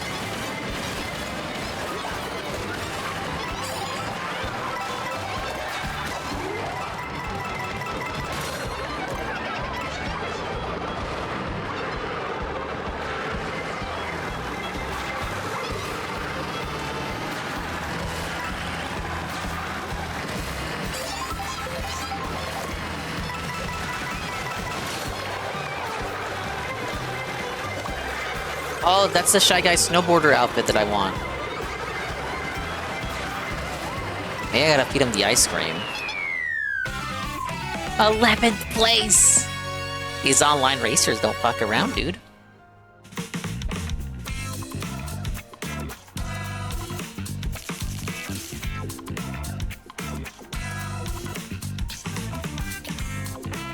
Make sure to buy 2 travel cases and never use them.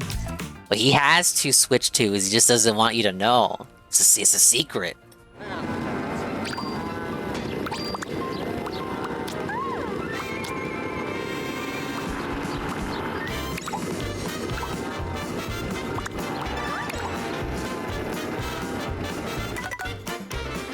We gotta politely tell everyone, hasta la vista. Yeah, you too, Alpha Elite. Thank you. Good job on that Rainbow Road finish.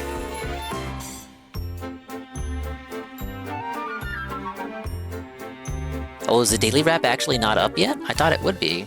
It's, you know, it's already midnight. It's already, no, 1 a.m. Eastern time zone for people. Midnight for me. Would have thought for sure he would have had it up already. What's going on there, bud?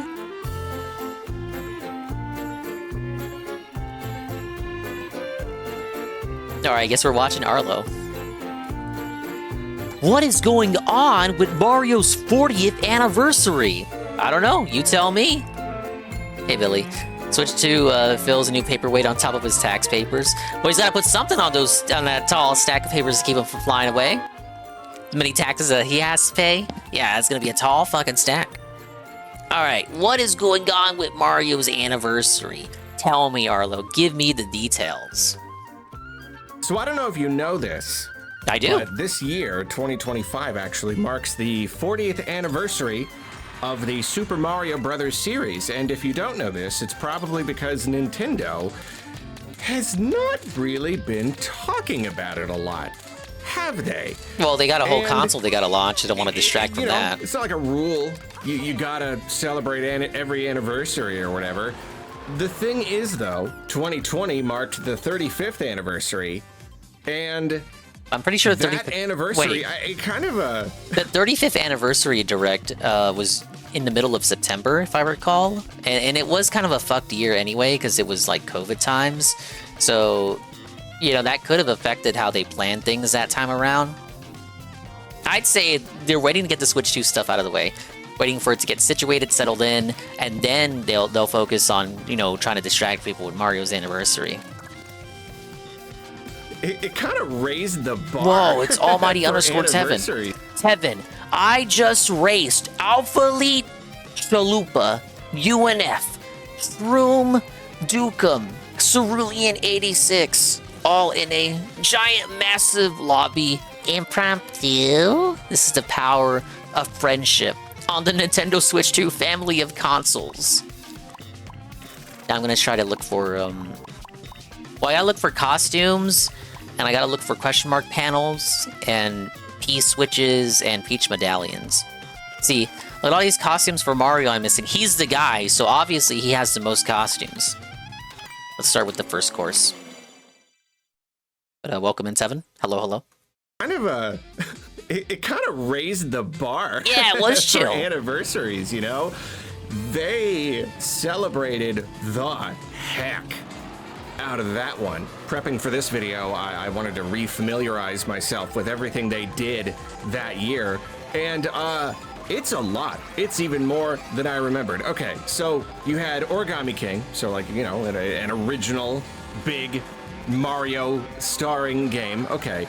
I don't know if that was counted as part of the anniversary. Re-release of Super Mario 3D World plus Bowser's Fury. So like no, that was part of the anniversary. That was a big deal. We had Super Mario Brothers 35 and Super Mario 3D All Stars. Very underrated game, Mario 35. Disappointing that these were limited releases that you can no longer really find or play at all in the case of Mario 35. I'm pretty sure 3D All Stars, it's not that difficult to get a hold of a used copy. Strictly online game, but like these were still unique products. This was still software created just for this occasion. Then we had Mario Kart Live. Stereo had a good idea to bring Mario 35 back, but just call it Mario 40. Even if you have to make it like an exclusive thing like the F-Zero 99, just have that in a playable form, please. Home circuit, so like a fancy little... Oh, I wanted the 30th anniversary amiibos. I could never find them. Feels bad. He's old! He's old! He's ancient! Time flies, dude.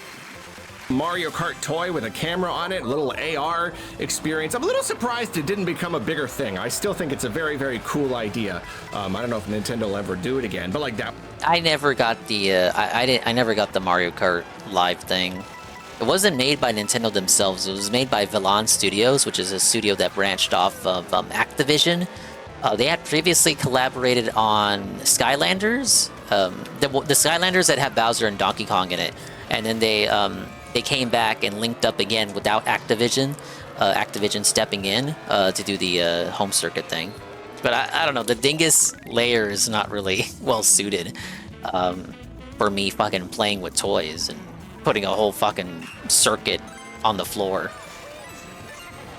It's the same thinking of like setting up VR. No, it would not. VR Dingus would unfortunately not work in this environment. That was another pretty major Not yet, Goki. First hour I was just doing online with Chalupa. If Nintendo will ever do it again, but like that was another pretty major thing to happen that year, and then you had a couple other smaller things. The Game & Watch Super Mario Brothers, like a special little game commemorative Game & Watch thing, and I also have the Zelda one. They released the original Super Mario All Stars on NSO. So like that's a big list. That's a pretty big list of things. They did Daily an Wrap is up now? Okay, after this special video. anniversary direct just to announce all I of looked this for it, it stuff wasn't in there. this, like this giant Mario themed year. And it's like, and like again, there's no rule that says you have to do anything. It's just that like, I don't know, 35. That by its, I don't know if that number in particular has significance. I would think that like the whole number ones, 30, maybe, or like 25, because that's like a quarter of a century. 35 by itself didn't seem like the most special year, and yet they had loads and loads and loads of stuff.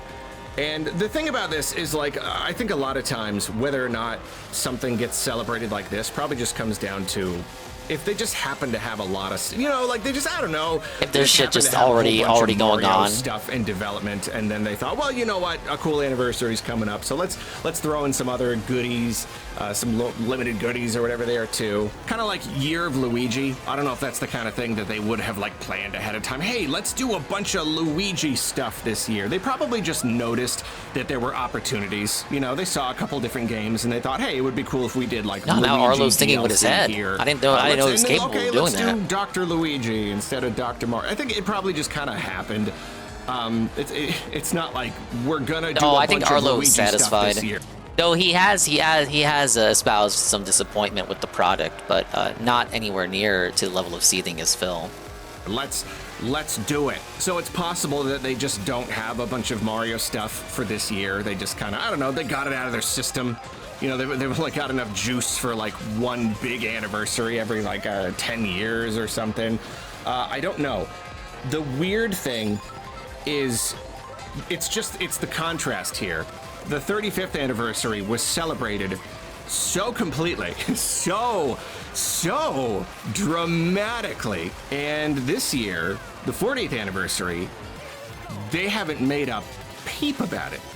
Because we have a console coming out. It's already out. That's where the priority is. Mentioned it? Maybe they've mentioned it somewhere, but if they have, I can't even remember where it was. And basically they haven't even made it a thing. They haven't made it, hey, everybody, this is the anniversary, so maybe we're gonna do something. They're not obligated to. You want to be advertised to, Arlo? To it whatsoever. And it's especially weird because their new system just launched. The Switch 2, the new That's why Nintendo they haven't mentioned it. This is already a very celebratory year. I mean, I don't know, maybe they didn't think that these things... I said this to Alpha earlier as well. For me, Mario Kart is a game you play 4 or 5 hours when it comes out. Then you do 1 to 2 hour sessions of the game, sessions with other games afterwards. It's like a warm-up game. Yeah, I could see that. I definitely agree with that. For me, after I do all the content that I would like to accomplish in this game, which would basically be the rest of the knockouts, time trials if I can stand it, doing all the P-switches and the question mark panels and all the skins and all the remaining characters. I think it's like maybe 2 or 3 more characters I still got to unlock. And all the Peach medallions. Yeah, I'd probably move it to like online sessions with the boys every couple of weekends.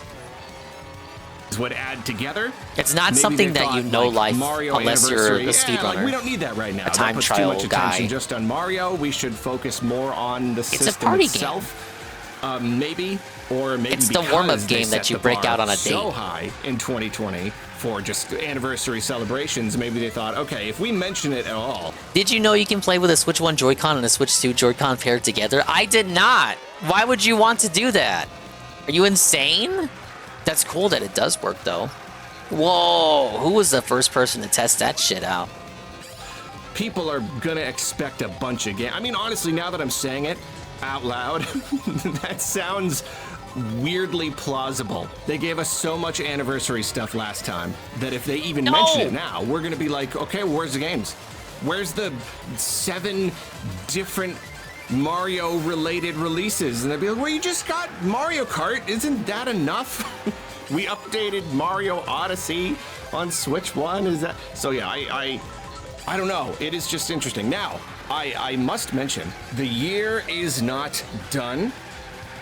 And there's it's $80 worth the money, but it's only worth binging for than warm up for other games after. What's wrong with that? Maybe even like not too long after I publish this video. It is possible that they're just waiting, and because they wanted all of the focus just to be on the Switch 2 system overall, maybe they're just kind of waiting. Maybe they didn't want to like tell us right at the beginning of the year or the beginning of the fiscal year, hey, it's Mario's 40th anniversary. Maybe they just wanted to like give all the attention to Switch 2, wait until it comes out, and now it's out, now we're here, now we're playing Mario Kart, and now it is their time to say, hey everybody, it's Mario's 40th anniversary. Here's a bunch of Mario-related stuff. Maybe some of the Mario-related stuff will be like free DLC, like regular updates for Mario Kart World, and there's gonna be some fun, like, you know, Mario series stuff in there. Some little classic skins. I'm door dashing. And, you know, they just wanted to wait till the game was out before they announced any of that. So it could be that there will be a big Mario 40th anniversary initiative happening here pretty soon. It is possible. Cheeseburger. But if they don't, if we do get a direct this month and they don't really make Sanger's raid. Thank you for the raid, Sangers. We're playing Mario Kart. I'm chilling in the free roam. This guy got a Switch 2. He scammed the guys at EB Games. As though there were any other option for Mr. Scammer over here. When are we gonna erase DSP Dingy? Allegedly tomorrow, unless you scam the audience again like you did with Xenoblade. Welcome in. And of course I'm watching videos, as I tend to do while I'm just racing around. This is the open world portion. I'm not racing, I'm exploring. This is an open world game. I can drive anywhere and go anywhere. It says he'll scam me. Hey, Andre. Wow, it's not DSP. It's not DSP. It's a Muppet. It's a Muppet, but the Muppet isn't on screen right now. DSP's a pussy. He's too scared to race online. You know who isn't too scared to race online? This guy. He scammed EB Games for his Switch 2. He was telling the story. Guys, the story... Do you want to know what the story was? He brought his Series S to EB Games in Canada because he was so ready to pay 800 Canadian dollars for his Switch 2. And you know what the story was? He brought a broken, defective controller to pair with his Series S. Knowingly, he paired a broken controller with it, and he was like, "Oh, I wonder if they'll know it's broken." But just in case, because I'm scared of confrontation, I'll bring a real controller as well, just in case they catch me out.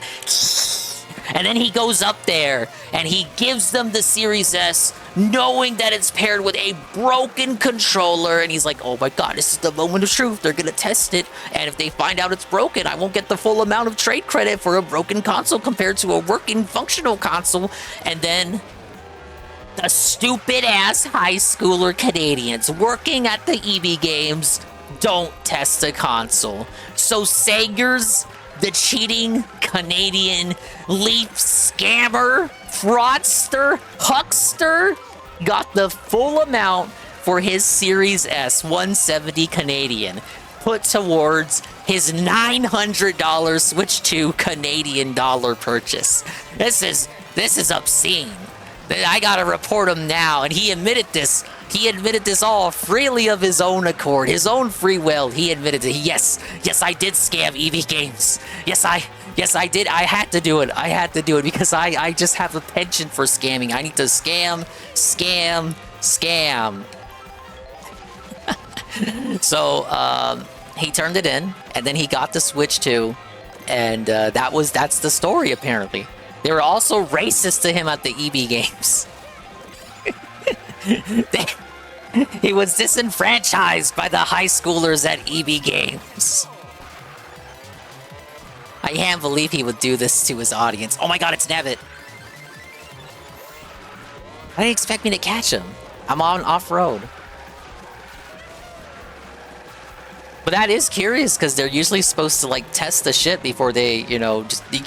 they're not supposed to just take it in as is. You could do that, but they're supposed to test it.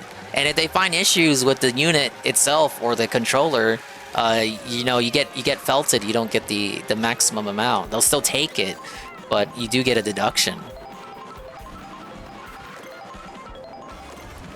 This guy. Look at this. Look what this guy had to do just to get his console. I can't believe it. Okay, I will scroll up because he's ranting and raving, trying to defend himself right now.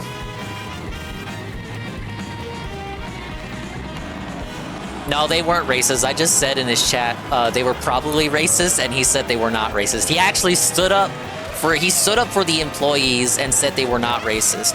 But then he followed it up with, well, you know, Dingus, I actually have experienced racism up here in Canada, but he couldn't let that slide without like a slide at the expense of America. So he followed that up with, actually, but still America is way more racist. And that's how I turned his EB Games analogy into like a discussion about racism in Canada. Okay, I will scroll up. I'm doing great, Andre. Thank you for asking. The Muppet is on screen? Yeah, he's in the bottom right. Okay, he says he paid 542 Canadian dollars and 39 Canadian cents for a Switch 2 Mario Kart bundle. Switch 2 with the Roman numerals. But do you have Street Fighter 6 on Switch 2 though? I do not. I'm doing this one-handed while reading chat. That's why Mario's dying. For 170, I would keep the Series S, what the fuck? Even if it's 170 Canadian. $900 Canadian? I may be embellishing the story a little bit. Could he have asked for a working controller and get credit? No, he has to provide the working controller. Ding is pissed someone got the Canadian, someone got a Nintendo product slightly cheaper. Oh, but he's in Canada. His dollar means nothing to me. They're gonna call back, they're gonna call Sangers back saying he owes them. Yeah, you better watch that phone. Sangers is not gonna exist for like the next week or two. I'm spicing up the story for no reason. I'm spicing it up so to derive interest in your content. These are the stories that you regularly tell. Work out for his brain or for motivation positively and enlightenment. I need positivity and enlightenment right now. If it's hacked, they call the cops on you. Yeah, they call the cops to arrest you. I did it for you, Dingy, so we can play Mario Kart together. Open your Switch up right now and go to the request thing. I sent you the thing, so you don't have to look for it tomorrow. Hey, Sensei how you doing, Dingus? I'm doing great. Thank you for asking. Hello, Egg Gang 1738. I didn't start with that. Someone else brought up America. Yeah, likely story. Dingus just been shitting on this raid. I'm having fun. He's having fun. You should see him. You should see how he treats me in his stream. You want to talk about how I treat him on my stream? You should see how he treats me. I'd buy Street Fighter on Switch 2 to beat you. I am bad at Street Fighter. You would not lose to me in Street Fighter. You would win every time. You come to an American game trading place, which are minority ass. We check in the system with controllers and games. Well, EB Games, Okay, so it's GameStop in Canada right now. They're GameStop Canada, but they were recently sold, and now they're going to go back to EB Games. They were bought by a Canadian company, so it actually is a Canadian company again. They're just keeping the GameStop branding for the moment. I heard Canadians love Americans. They do, because they wish they were us. Series S is 170 plus 50 trade-in bonus, so it was 220. It was 220! It was 220! Chat, he got it for 220! 220! Ah! Hey, Ostrava. How did the Sly 2 runs go? I had to dip out after a minute, but welcome in. It was 220! That's our meme number here, if you don't know. Sagers is like, why is he streaming about 220? 220 is the number of the day.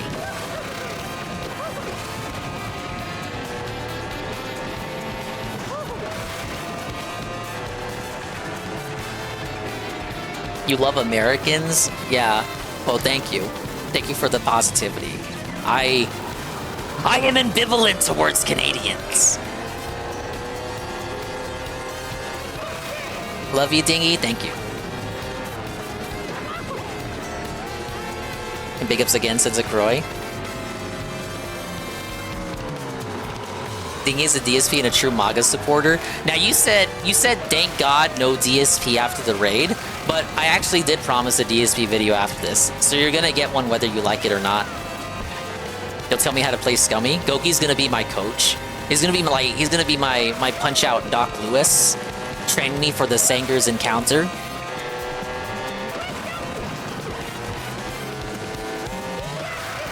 Yeah, I love you too, Jesse. I love Sangers and I love you too, Jesse. Oh, I got a new outfit! Okay, but yes, Sangers now has his Canadian Switch too. It finally happened. He's back shilling for Nintendo after crying about everything to do with Nintendo. Hey, I'm in an 18-wheeler. After crying about Nintendo for the past couple of years because they had underpowered hardware, because he's like a technophile or something, finally they have workable hardware, even if it's like a 2 years or 3 years outdated already out the gate. Look, this is how console development works. You can't just have 2025 tech in a device that releases in 2020. You can't have 2025 tech in a device that releases in 2025. At this large a scale, it's not feasible. That's my coat. Well, look, I'm a cowboy.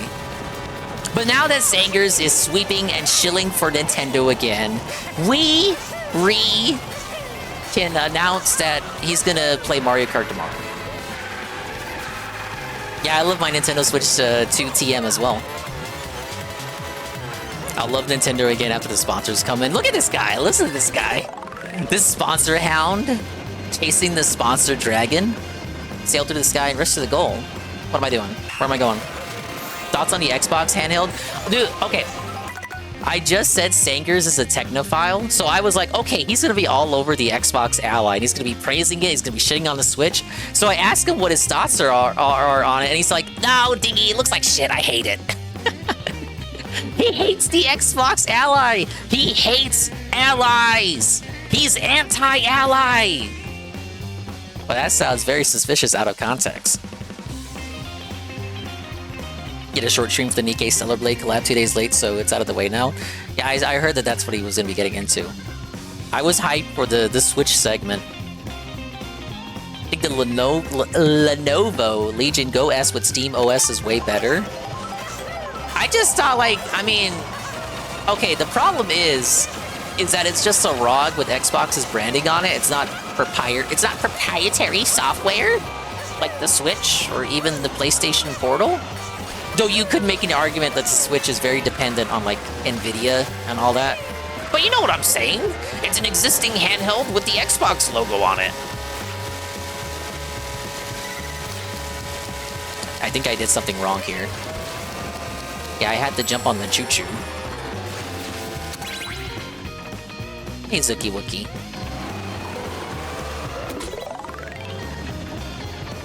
Yeah, so that was one of the Arlo videos that we had watched. Arlo was talking about how the actual Xbox handheld got shelved, according to his exclusive scoop. Arlo had the scoop on the Xbox handheld and how they actually scrapped it. And to make up for the concept, they ended up partnering with The ROG.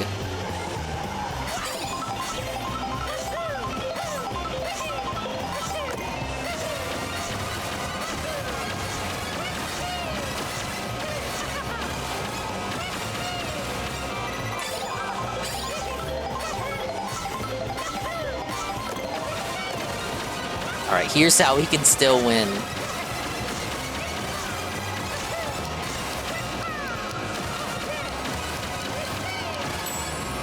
No, that should count!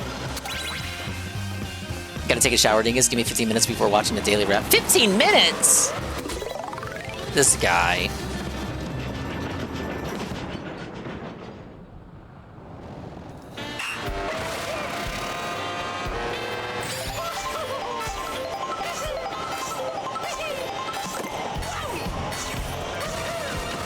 It's only 9 minutes, it can wait.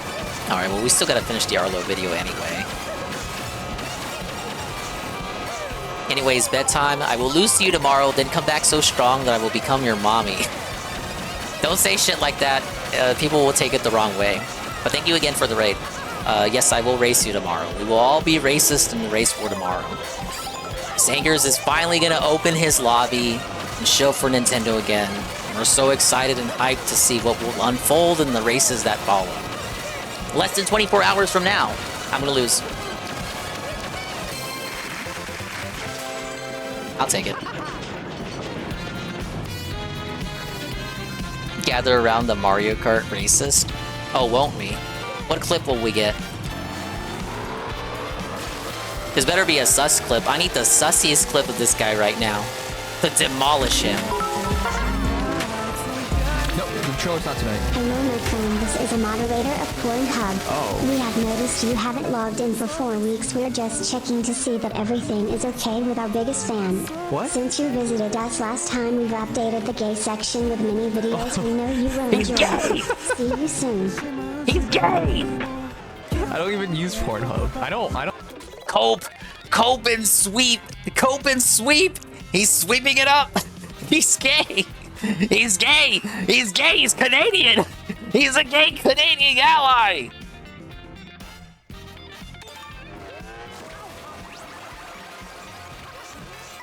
Ooh, new outfit. Before you go into triangle strategy, do you have 30 seconds to spare to watch the script? No, it's a flagpole. I hate Sigma Sin. Alright, here's my live. Come on. Why are you forcing me to do this? Why? Look at how he Why are you bullies doing his this to me? viewers. He bullies his own viewers. Sergeant Arch Dornan, who left. Basically Canadian, Phil. Got Club Penguin after shutdown. Are you serious? Apology for bad English. Where were you when Club Penguin died? I was playing at Toontown house online. eating Dorito when phone ring. Club Penguin is killed. Hey, take it easy, Andre. Thank you for showing up. Why is it fun? Okay. Thanks for showing me that. He was not thankful. There was no thankfulness to be had there. Okay, I'm all Sangers'd out. Back to Arlo. I existed for Toontown. A good chunk of it, actually. All of it, actually. Mention the anniversary. If we do get a direct this month and they don't really mention the anniversary at all, that's it. That's it. It means that the 40th anniversary of Mario is just not a thing that Nintendo wanted to talk about, like at all. Which again, in contrast to 2020, a little bit strange. But Nintendo. Well, like a lot of nothing things if happened in not 2020 that might have unpredictable, changed I their suppose. plans. So I guess that would be. It's just that, like, okay, well then that's it. Yeah, it'll have to end up being a full 10 years. They'll wait until the 45th. You know, they always at least go by the 5s. But see, then the problem is, what are you going to do? A big anniversary thing for 45? If anything, that's a weird number to celebrate. it's so close to 50, and obviously At this rate, yeah, just wait for 50 if you're going to complain this much. That's going to be a huge deal. So yeah, you don't want to spend it all. How many subs to skip the Arlo segment? It's a lot of videos. So you kind of have to do something 50. for 40. It's 40. What a nice 50, round unrealistic number that will it's never more be round achieved. Than 35, kind of. I don't know. I guess we kind of just gotta wait and see. I'm so curious to know, and you know, obvious question: if they do another anniversary thing, are they gonna do the whole limited release thing again? Was that, you know? It seems like that Nintendo, did so yeah, end they up will. being an experiment. At the same time, maybe not, because it's a thing that they did because it was an anniversary, and they thought, well, the anniversary only lasts for 1 year, which is garbage logic. But whatever, they haven't done it for anything else, just anniversary stuff. But like, How many subs do the Arlo segment twice? Again, or 10 did they like subs. kind of try it out and now they're done? I really don't know. That's my big question there. If you give us some fun anniversary stuff, are you then gonna take it from us? I hope not, obviously, but whatever. Yeah, we'll see if there's a direct this week or next week. See if they say anything. And I will say it is funny that before they announced DK Bonanza, I was like 100% sure that we were going to get a new 3D Mario this year, because we always get a new 3D Mario within the first year of a system launching. Oh, check it out. Mario's 40th anniversary. There's another good opportunity right there. So, and like right now, I think they're holding on to a holiday game. They haven't revealed it yet, but I don't think it's going to be Mario because we have DK Bonanza. Why would they give us two big, huge 3D platformers in 1 year?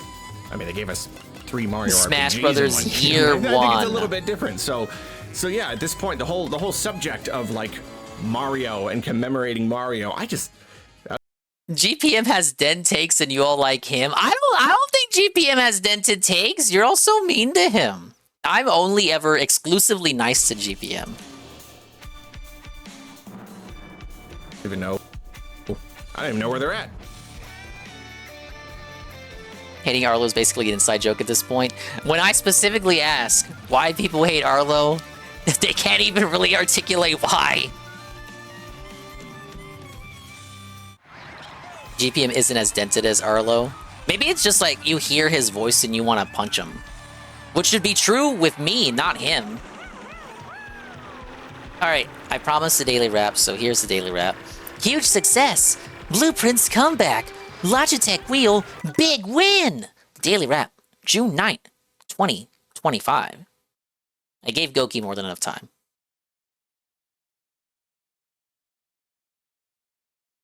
Good evening, everybody. Phil here, and welcome to the Daily Wrap for what was Monday, the 9th of June, 2025. A complete and utter turnaround from basically what's kind of been going on around here over the last week. Shall we talk about it? It is fair to say that he loops too much and talks a lot without really saying anything. Well, technically, Phil does that too, so yeah, I'll accept that response. I think we should. Today was a great, full, and fun streaming day here on DSP Gaming. What did we do? Well, we started off today with a fun podcast where I unboxed and set up my new Logitech G920 or 920. Ryan saved the business steering wheel, again. plus the stick Did shift, he, which is over here, get you him to hit can't the really goal? see it, and the pedals. It was a lot of work because there's a lot of wires you have to run. This thing has its own individual power supply. You have to plug into a wall socket that I had at the other side of my office here. There was some calibrations we had to do within the G Hub app. And then we opened up the actual game, American Truck Simulator, where we play, and we fumbled around this is a like little 9 bit minutes.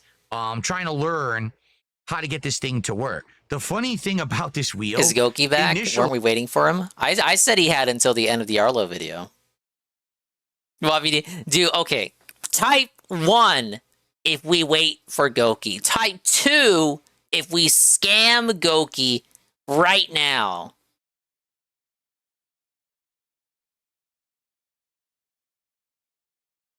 Oh, fuck. You guys must really love Goki.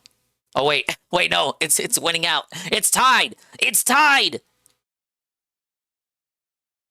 Okay, what do we do in the event of a tie?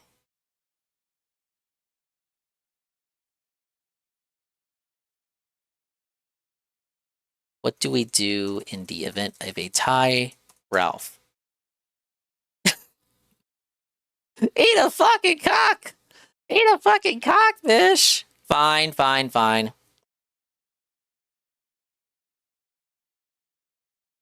What do I have? What do I have? The Switch 2 feature I want the most has been confirmed. Posted this on release day. So I don't know what he's talking about. What feature did he want? Nintendo has updated the Nintendo Switch Online app. All right, we'll wait It's patiently actually just for called Goki. the Nintendo Switch app now. And I feel like maybe I should be making a video about that, just kind of going over, because, you know, it was never a very good app. It was really not very good. It was not very useful. It was very clunky, and now they've kind of revamped it. I haven't had really a chance to look at it very much, but I hear it's going to make it a lot easier to, like, you know, see when your friends are online and join in game chat or whatever. So that's probably what I should be focusing on.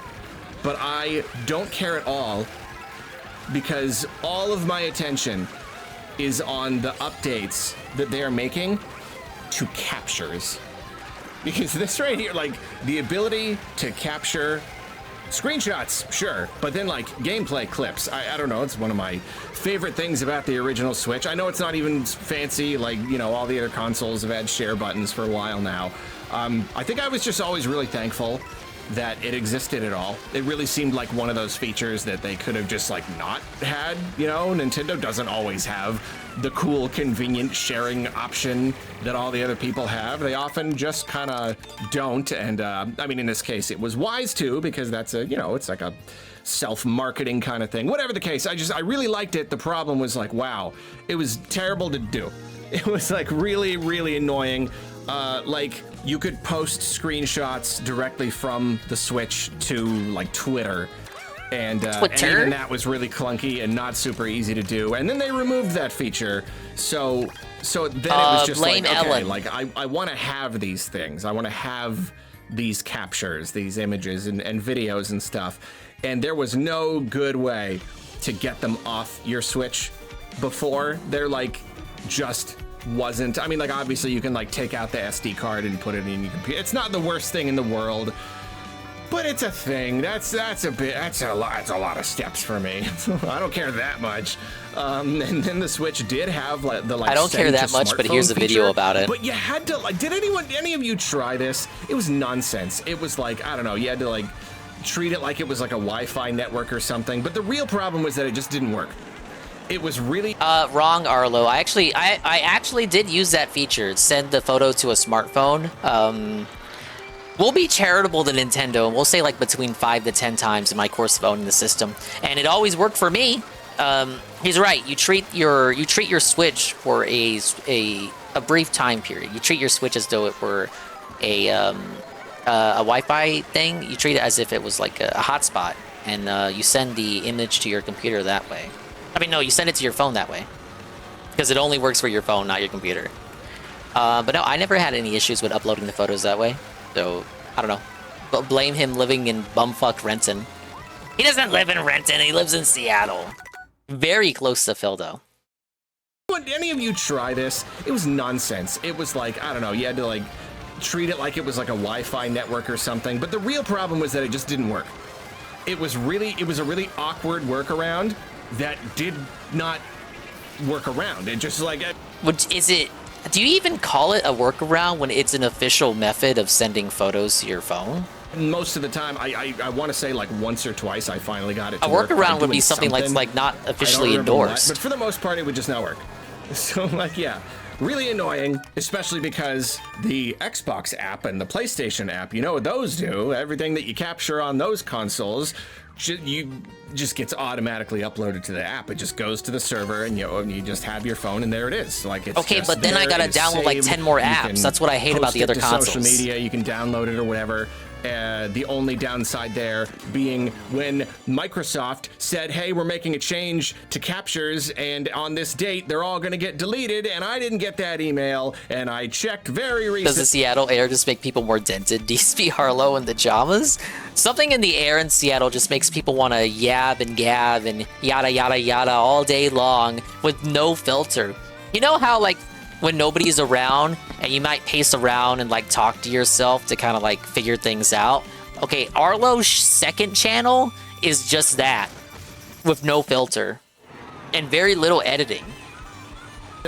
And all of my cool Elden Ring captures were completely gone, and I'm really mad about it. There's another thing. Any of you? It's just a stream of consciousness. I'm still really mad. Allowed to roam unchecked. It's a different thing. I had so many funny clips. I know we all think we have the best, funniest, like, oh, I was gonna beat the boss, and then this happened, and no one cares but the person who did it. But whatever, I wanted to maintain that illusion that these things were interesting and funny. And at least I wanted to look at them. They're gone now, just like all of it. I didn't know. I don't check my Microsoft emails. Come on, give me a pop-up like right on the Xbox. Maybe they did. Maybe I just didn't play my Xbox. You can't just like, okay, if you don't turn on your system, there may just be like a notification where like something horrible is gonna happen if you don't turn on your Xbox. I'm a busy guy, okay? Okay, what were we talking about? We're talking about Nintendo Switch. Point is, well, this time he wasn't looping. He just let himself go entirely off topic. That same simple functionality, whatever I capture on my Switch, it automatically gets uploaded to my account, and it even goes to my phone. And they're doing it. They're doing it. Simple as that. They're doing it. Nintendo is doing it. The new Nintendo Switch app, it does that thing. You can turn on a setting to have your captures automatically upload to the app. And there you go. It is somewhat limited. You can have 100 captures. I don't know if that's like total between pictures and videos or what. Yeah, you can only have 100. Which is not great, because, you know, I mean, I don't know if you're like capturing. Carlos saying a whole lot of nothing. That's every video. I don't actually plan on capturing that much. The problem is that when my nephew uses my Switch, he captures like crazy. Absolutely crazy. He just mashes that screenshot button every time anything happens in any game, and he never looks at any of them, and I'm like, dude, just like live in the moment, you know? Just like let go. What? Are you yelling at the kid? Stop wasting my space. That's a deeper issue to work on. My micro SD has limited storage? Why are you taking pictures? It's 100, but and then like nobody cares about your achievements, kiddo. First, so I'm slightly Switch worried doesn't about have achievements. my stuff going on there, and then him like mashing that button and it getting deleted. It doesn't get deleted from your Switch, so I guess that's not a big problem. I can just upload it to the app later. Whatever. Point is, you can have 100 things on there. And on the Switch, the Switch 2 itself, this is actually big. Again, pretty much only because of my nephew. It's great though. It's great for me. You can filter your captures by games, for one, which is that's just a very, very convenient option. You want to find just the original Switch. It was just one big, huge library. And I can tell you, if you have a lot on there, it can take a really, really long time to get through them. It's the original Switch, so the UI is very clunky. It's very sluggish. So yeah, filtering by games, that's already amazing. That's already terrific. But you can also filter by user. Yes, Dingus. Hello, Ann. Thank you. Oh, thank you. His captures won't even show up on my profile. So then from there, I'm not 100% sure how it works if I can only have the ones on my profile, my user profile. I think if they only have those go to the app, that would help. That would help a lot. I'm not 100% clear yet on that. Whatever the case, though, I am very happy about this change. I really don't have a lot of wishes for like the system UI itself. You know, again, I know most people really want like themes and stuff. I really don't care much about that. Even like friend features, and I know it's been really. But I thought lacking, Dingus said my name, just hearing an annoying Muppet drone, and it's got me sleeping. I did not say your name. To be easier to do the captures and manage the captures, and especially you gotta let the Muppet lull you to sleep tonight. You know, like what am I doing with captures? If I actually have something funny to share, I want to share it on social media, and now it's going to be a heck of a lot easier to do it just right there Arlo from the woke phone, you up. No, not like hooking up my phone to my Switch, like just like what is this? What year is this? Don't you know everything is on the cloud now? It's all applications. You gotta get with the program. So yeah, I don't know. Like out of all the new features, Switch 2 Sports, all right, that's a big one. That's a really big one for me. Have we gotten confirmation? I should know this, making this video. Have we gotten confirmation yet about the maximum time? Is it still just 30 seconds? Steal all my I am fucking looking red it up. shells. It seems that gameplay clips captured on the Switch 2 will only last 30 seconds maximum. What? Come on! Oh, 2 weeks ago. Seems the 30-second video clip limit remains. Man, that's unfortunate. That's really unfortunate. Yeah, Did he just make himself get depressed? 30's okay. 30's still short enough that like it's gonna be easy to like upload it to social media or whatever. It's more just like moments, you know. You don't need it to be like long He's coping. stuff, but I don't know. I just feel like 30 seconds. Yeah, it's not the end of the world, but it's just really not a lot. I don't know. Oh well, so that's disappointing. The rest is nice though. The rest is nice though. Like he kind of just answered his own like quandary with that. It's supposed to just make it easy to upload to social media, specifically Twitter, because you're limited on the length of the shit you upload. It's not Nintendo's fault, for once. Oh fuck, not gonna catch up Koopa at this rate. Where the fuck is Goki at? I was given 15 minutes by Goki. You fucking blow drying her hair?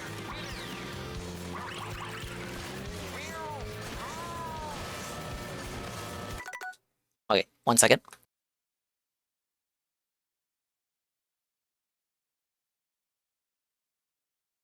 And says, 3 months for him to get Mario Kart World and a Switch 2.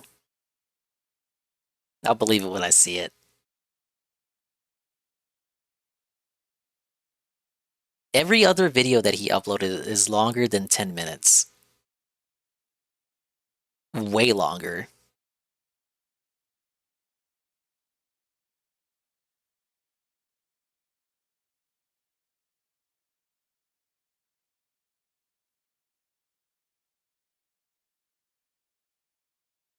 This one is, what huge holiday game is Nintendo hiding from us? All right, here's a subject we've been dancing around and referencing for way too long now. It is time to sit down. I am sitting.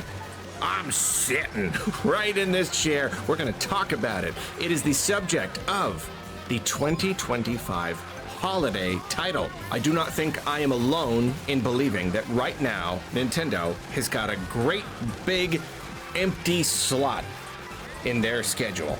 Actually, the currently announced games that they have allow them to release one first-party title per month for the remaining months of the year. This is what Nintendo has been preparing for. There could be no hidden game. To hit the ground running, maintain that momentum, and get people buying Switch 2s like crazy. And they've kind of broken away from the old model where you release your system around the holiday season with some big piece of software and in hope. What's the August game? So we have Dragon Drive, Kirby Air Riders, Zelda Age of Imprisonment, Pokemon Z-A, Metroid Prime 4, the updates for Mario Party Jamboree, and Kirby Forgotten Land. Even if you don't count those, that's still 5 games that I've counted that aren't upgrade packs. And I think I'm missing one more. But that's 7 total releases. And we have 6 months left in the year.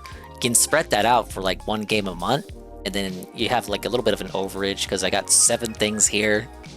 5 full games, and then 2 upgrade packs. Did I miss one? Wasn't there one more game that wasn't dated yet? Oh, Donkey Kong Bonanza. I didn't even mention Bonanza. Bonanza is next month's game, obviously. 8 games, 8 games. I still feel like I'm missing something. What else wasn't dated? Wasn't there one more thing they had promised for 2025, but didn't have a date yet? I could be dented, I could be wrong. I mentioned the wheelchair game.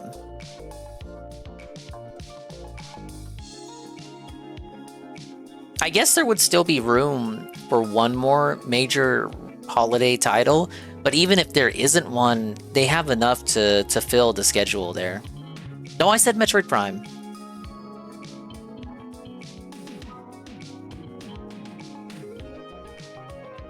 I guess that really is all of them. But yeah, so eight total games, 6 if you exclude upgrade packs. That's enough to fill out the year without having a secret title. But certainly, it would be nice, and you would think they would have to have an extra holiday title plan that they have not yet talked about, that they want to wait until we're closer to release of that game in order to reveal it and discuss it. Hopes that people. Yeah, they're not in a rush to release new games either. That's what the third parties are for. True, actually true. Buy it for Christmas. They've started to release earlier in the year so that they can kind of build up the library and then kind of, again, it's another opportunity to kind of build up momentum so that then holiday season comes along. The holiday shoppers aren't competing with the day one enthusiasts. It just kind of helps spread things out a bit. And then, yeah, like the library is fuller. There's more stuff to buy. People are going to be more likely to buy it for the holidays. I think it's genius. But the thing is, like, you got to be prepared for the holiday. You got to have that game. You've got to have one big fat piece of software, a real I'm doing great. Thank you for asking. Seller, a real AAA game. And right now, there's a lot to play this year. There are a lot of games coming out between now and the end of the year, especially when you consider Switch 2 editions. Like, there's stuff to play. But yeah, there's a big hole. There's a big hole in that like November, December slot. And it's true that a lot of the previously announced games don't have release dates yet, so it's possible that any of them could release around the holiday season. They will, but they're not going to release in August. System sellers. Age of Imprisonment is not really gonna move a lot of Switch 2 systems. You look at how these games generally sell, and like, yeah, they'll sell fine, but like, that's not your year one holiday title. New Pirate Software drama? I actually don't know anything about it. Red pill me. Title. I'm still not even. I haven't heard anything about that guy since. I'm trying to have faith, but I don't know. And then last drama, as much as I hate whenever to that admit, was, Metroid Prime 4. That's not really a system seller either. I wish I lived in the universe where a big, crazy, cool new Metroid game, especially a Metroid Prime game, could be that game. But the sad reality is that it's just not. It is simply not. The closest we've got right now is Pokemon. Pokemon Legends ZA that is coming out Why sort can't Pokemon of be the close holiday to the holiday game? season. And yes, Pokemon is very, very big. It's going to sell tens of millions of copies. That is a system seller. It doesn't count because it's the Switch 1 game. The problem with that is it's cross-plat. This one is cross-gen. It doesn't count, you guys. I need the real big Switch 2 exclusive holiday game version. It's gonna run better, but it otherwise does not look like a Switch 2 game. Generally, that year one title, you want it to be like the big thing to convince everyone to buy the new thing. But like this cross-gen Pokemon title that's Some girl says she was exploited by him for sex and money. She says age 20, so I don't know. Is this recent? Like, what was his age? What was the power dynamic here? Barely even better. That's legal, I suppose. It literally is, but how old was he? It doesn't really feel like it fits. Like, so many people can just buy it for Switch 1 that like, it's not a Switch 2 exclusive, and there also isn't really much of a precedent for Pokemon games being holiday titles. For some reason, like, Pokemon, it basically is a Nintendo thing. Nintendo is one of the major owners of Pokemon, but it also kind of operates in its own way. And generally, the Pokemon games are sort of separate in cases like this. I could be wrong, so it but doesn't off the count. top of my head, the last time a Pokemon game was basically like the holiday title was it Sun and Moon or Ultra Sun and Moon, and that was just because the Wii U was like dead in the water and they literally just didn't have any games to release that year. I don't really remember it like that, Arlo. Games on 3DS. Pokemon's not a holiday title because Pokemon is its own thing. Holiday titles. They release around the holiday, but they're not like the main piece of Nintendo software. And what does he mean? I don't know what he's talking about. When is it releasing? It's releasing in October. Holiday-ish, holiday adjacent, but like. What is holiday title? Just November? November slot. Okay. Black Friday rush, that big pre-holiday, like it's still wide open. I really do feel like there's got to be something planned for that. Now, we do have to consider, what if at some time Nintendo did Remember, have the Goon a big wanted to be game nice to planned for this Goki. year, but like, I don't know, what if it got delayed? You know, if it's a game that hasn't been announced yet, you know, anything could happen internally. It could be at one point there was a game planned for this holiday season, but you That's know, what happens when you have a man's hand for it a got brain. delayed. It's still early in the generation. I so didn't we know you couldn't were really just, acquainted with throw Barlow something line. else in the slot. There wasn't time or something, and so we just gotta, you know, it'll be Metroid and Pokemon and all that stuff. That is possible, but I really don't see that, because if that happened, why would you not just make DK the holiday title? DK Bonanza is a really big game. It's a really big deal, and it's really going hard after that, like, core Nintendo fan, like... Here's why I think DK isn't the holiday title. Just so they can have 2 first-party titles out within a month of launch. Nintendo likes to space out their first-party releases. That's why they don't have... they don't often have more than 1 first-party title available at a console's launch. Usually it is like the heavy hitter title and then maybe a little experimental title to go along with it. It's like Switch 1, you had 1-2 Switch and Breath of the Wild as the first-party titles at launch. So Breath of the Wild would be the heavy hitter and 1-2 Switch would be the experimental title. That's as far as they're willing to go usually. But more often than not, they will space out their first-party releases so that each game has its own breathing room and they don't cannibalize each other. Because Nintendrones tend to play all of their catalog. It's not like, I mean, you'll have people that are like, yes, I love Mario Kart, but Mario Party? I don't know. I'm not really gonna play Metroid, but I will play Pikmin.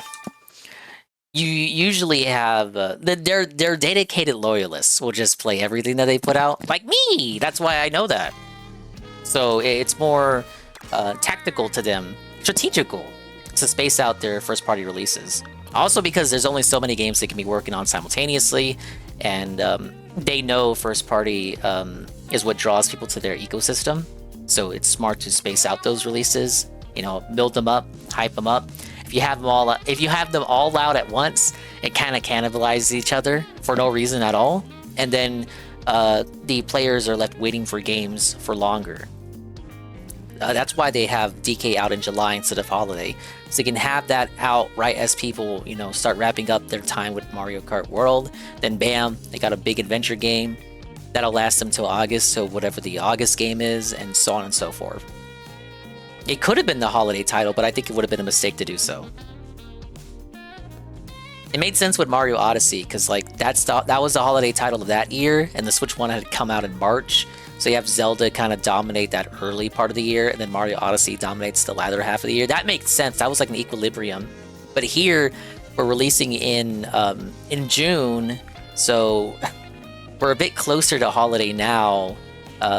So to wait kind of would be a mistake, I'd say. It's just smarter to get it out now, so that if they do have a holiday title in the making, that can have its own time to shine as we draw near holiday. It made it sound like Nintendo is a small company that can only make one game every year. They have multiple studios, but it's not in a. They're not in a. They only have so many development teams. Do you get it? Do you get it? Do you understand? I say that, and yet Xbox has like a dozen studios, yet can't put out even one fucking game a year. Goki, where the fuck you been? I've been, like, making people suffer watching this video.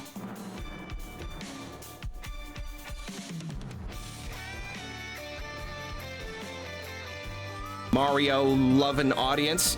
Yeah, where's my timestamp at? Why is that coming out in July? You know. Okay, so we're 6 minutes into this video. We will come back to this video.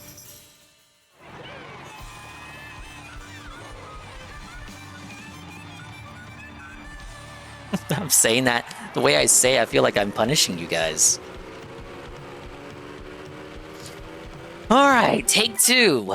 Huge success. Blueprint's comeback. Logitech Wheel, big win. The Daily Wrap, June 9th, 2025. Yeah, you're like public enemy #1, Goki. Everyone was shit-talking you while you were gone because you took too long. It's all right though. I swept for you. Good evening, everybody. Phil here, and welcome to the Daily Wrap for what was Monday. Never thought you'd be happy to see Phil, huh? A complete and utter turnaround from basically what's kind of been going on around here over the last week. Yes. Shall we talk about it? The dents came through. Today was a great, full, and fun streaming day here on DSP Gaming. What did we do? Well, we started off today with a fun podcast where I unboxed and set up my new Logitech G920 or 920 steering wheel, plus the stick shift, which is over here. You can't really see it. And wait, what did he call it? And you're welcome, Goki. My new Logitech G920. 920? Or 920 steering wheel, plus the stick shift, which is over here. You So can't really weird, see man. it. And the pedals. It was a lot of work because there's a lot of wires you have to run. This thing has its own individual power supply. You have to plug into a wall socket that I had at the other side of my office here. There was some calibrations we had to do within the G Hub app. And then we opened up the actual game, American Truck Simulator, where we play, and we fumbled around a little bit with it, trying to learn. Did you fumble the bag? How to get this thing to work. The funny He thing didn't, about 'cause he this made wheel, money.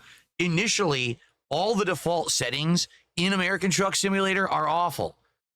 Click the left metal plate, it gives you a right turning signal. Click the right metal plate, it Yeah, gives you I'm a still left turn playing signal. this. Press the accelerator. No it one brakes. likes this game, man. Yeah, it's really weird. I don't know why that was the default, but we messed around a little bit with it and got it essentially working minor functionality. And I said, don't worry, we'll have it working for the late stream.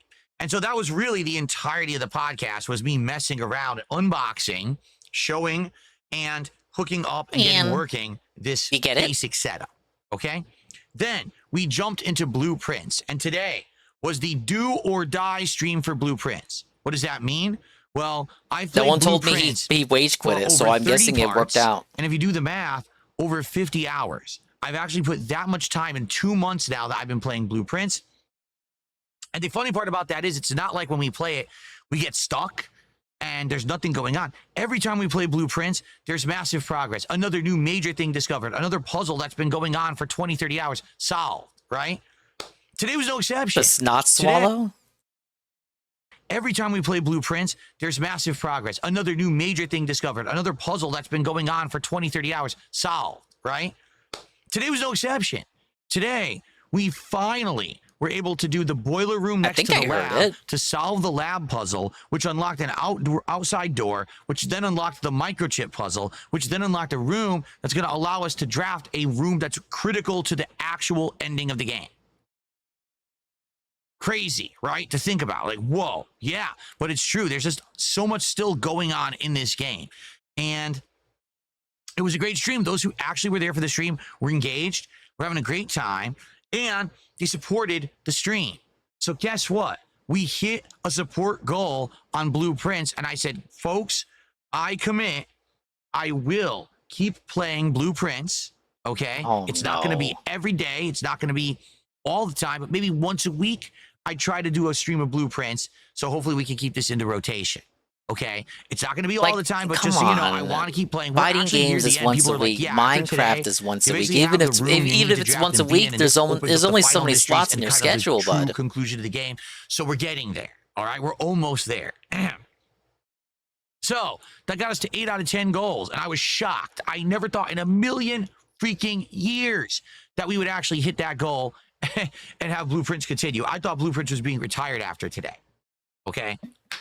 So if that wasn't a pleasant enough surprise. Yeah, the whales tonight must was have heard your American call. Truck Maybe Sim. that's why you hit it. I don't know.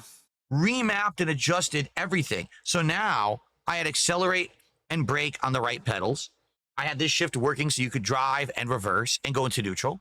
I had a parking brake enabled. I had a cruise control enabled. I had a horn. I had window wipers, headlights, start and stop, like everything. And it all mapped to the wheel. And as I started playing, without spoiling, basically, I'm just going to put it this way. Blueprints is just forever teetering on the edge. I've ever had in Truck Sim. It was because it like alternates amazing. Between hitting the goal and not hitting the goal. Tons of fun conversation, interaction. People were shocked and were having a great time, and they supported in droves. We hit not 1, but 2 support goals tonight. Only 2? Meaning, we hit 10 goals. At least he pays, but he paid back the wheel with that. The T-Pain Munchies meal tomorrow on the first stream. So we went from hitting no goals to hitting 3 goals in one day. Massive win. So thank you. Anyone who was it's almost here today, like it was who watched, planned, who engaged, who supported, I very, very, very much appreciate you. You know, it was some nervous going there last week. Hopefully, oh yeah, this tell means me we're about back. it. And if anything, I think what This people guy's have not seen falling, when they by the saw, way. oh wait, so Phil has this awesome expensive peripheral, because this set of peripherals. Yeah, people saw you asking for money, and then they realized they actually liked the slop they're watching. So if we support then they were like, Phil, okay, let me he'll give you like spend money $20 to for reinvest it. in the business and improve the streams. Yes. Do you not see everything behind me? Do you not see the new microphone, the new lighting, the new background, the new old frame, Phil, the new equipment, you can't keyboard, improve yourself. the keyboard mouse I've been using to play games like Doom and Call of Duty. Yes. Yes. I am reinvesting to make the business better and make the streams better whenever I can. Okay. So having seen that, people were like, well, we'll support Phil tonight. And they did. So is that what they actually said? Did they tell you that? Listen, I know Truck Sim is good. I know you were. I know you were begging, but like now that you've made an improvement, I have chosen to support. What I think we should do is, since I have this setup now, try something else. So I told everyone if we hit a second goal, we would try another game, but you guys would help me pick. So that we did. We hit the second goal. What we'll do is over the next week, I want to talk with all of you. What exactly kind of game would you like to see me try to play with this setup now? People had all these different ideas. iRacer. A game where you're driving a bus and you're picking up clients, Forza. There was another one too. Like people are like, no, 5, 6, 7, 8 games. What was the other one? F1 or something like that. F1 2025. And I'm like, okay, but we gotta pick one. This is a commitment. We gotta find a way to fit it in This is a commitment. schedule. Let's do it. You're locking yourself into this. You don't want to do this. Stuff with this can actually open me up to a new kind of content that previously I never did.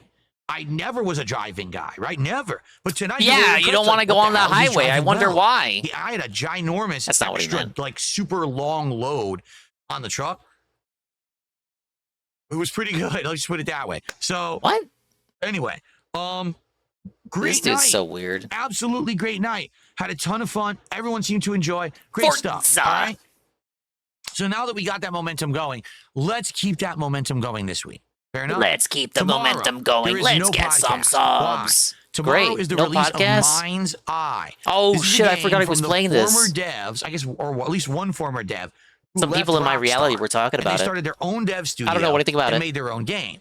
Now people are curious: is it good? Will it be as good of a GTA, or is it kind of going to flop and land? This game is actually the American Truck Simulator. This game is necessary for him because he can't drive on the highway. The simulation portion of the game is actually necessary for the kind of person that he is.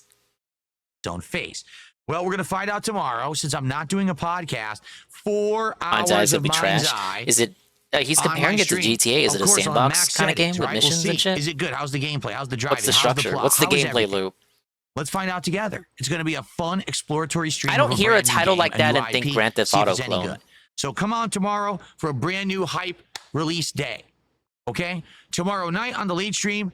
Mind's Eye is bad. Don't show it to Nurgle bad. The fuck does that mean? What we want to do on Tuesday night. Mario Kart World Knockout Tour multiplayer stream. 2 hours only of me multiplayer. Picking new characters. You're not gonna get 3-star gold crowns. What a nerd! To win more Knockout Tour matches. So far, I've won my first one, but can I win more? Let's find out. I like the Knockout Tour. It's the only part of Mario Kart right now I really like. Everything else has been quite boring. Once you beat the campaign once, there's nothing else to do. But let's do some multiplayer tomorrow night in Mario Kart. Come by, engage, support. Let's have a great Mario Kart night. And there's nothing else to do. And enjoy the Switch too. Nintendo scammed you. All right, guys. Thank you so very much. Great, amazing day. Have a good night. So See great. you tomorrow for Mind's Eye the audible and Mario Kart World. Peace out. At least he didn't actually say the word this time.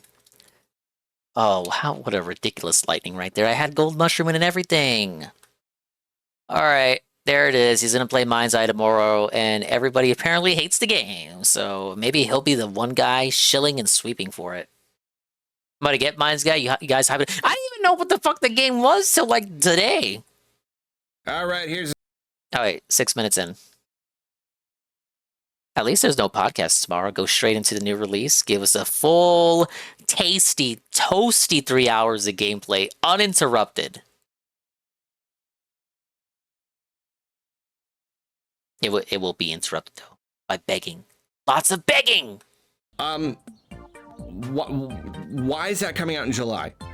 You know, putting out DK in July is almost like communicating to us we've got so much stuff planned that like it doesn't even matter when some of this comes out. We'll give you Mario Kart World and then we'll give you DK right away after that. And then like, okay, maybe they had already announced the release date for DK before realizing that they had to delay their holiday title. But then like, I don't know, move the release No, date. you're dented, Arlo. That isn't how they work. That isn't how scheduling games works. There is still a missing game on the schedule, and I'm basically sure, should never get my hopes up, but I'm basically sure that they're going to announce it pretty soon, probably at the next direct. We're probably gonna get a direct this month, maybe even this week. I don't know, shouldn't get my hopes up, but always maybe get a direct next week, in June. whatever. But like, I'm it's dangerous to ever be this. I won't say it's out of the question for there to be a secret hidden game for this holiday, but as I said earlier, the schedule can be filled out with one game per month, even without a secret hidden game. With Nintendo, but I'll do it anyway. I'll go out on a limb. Right now, I'm about 99% sure that like there's a holiday title. They have revealed every other year one, well, or I mean, you know, calendar year one, really just half a year, Switch 2 title. But they've got something waiting for us to make the next direct feel, ooh, just that special. We've already got all this stuff to play, and yet there's that one more thing. Here's the thing, though. What could it be?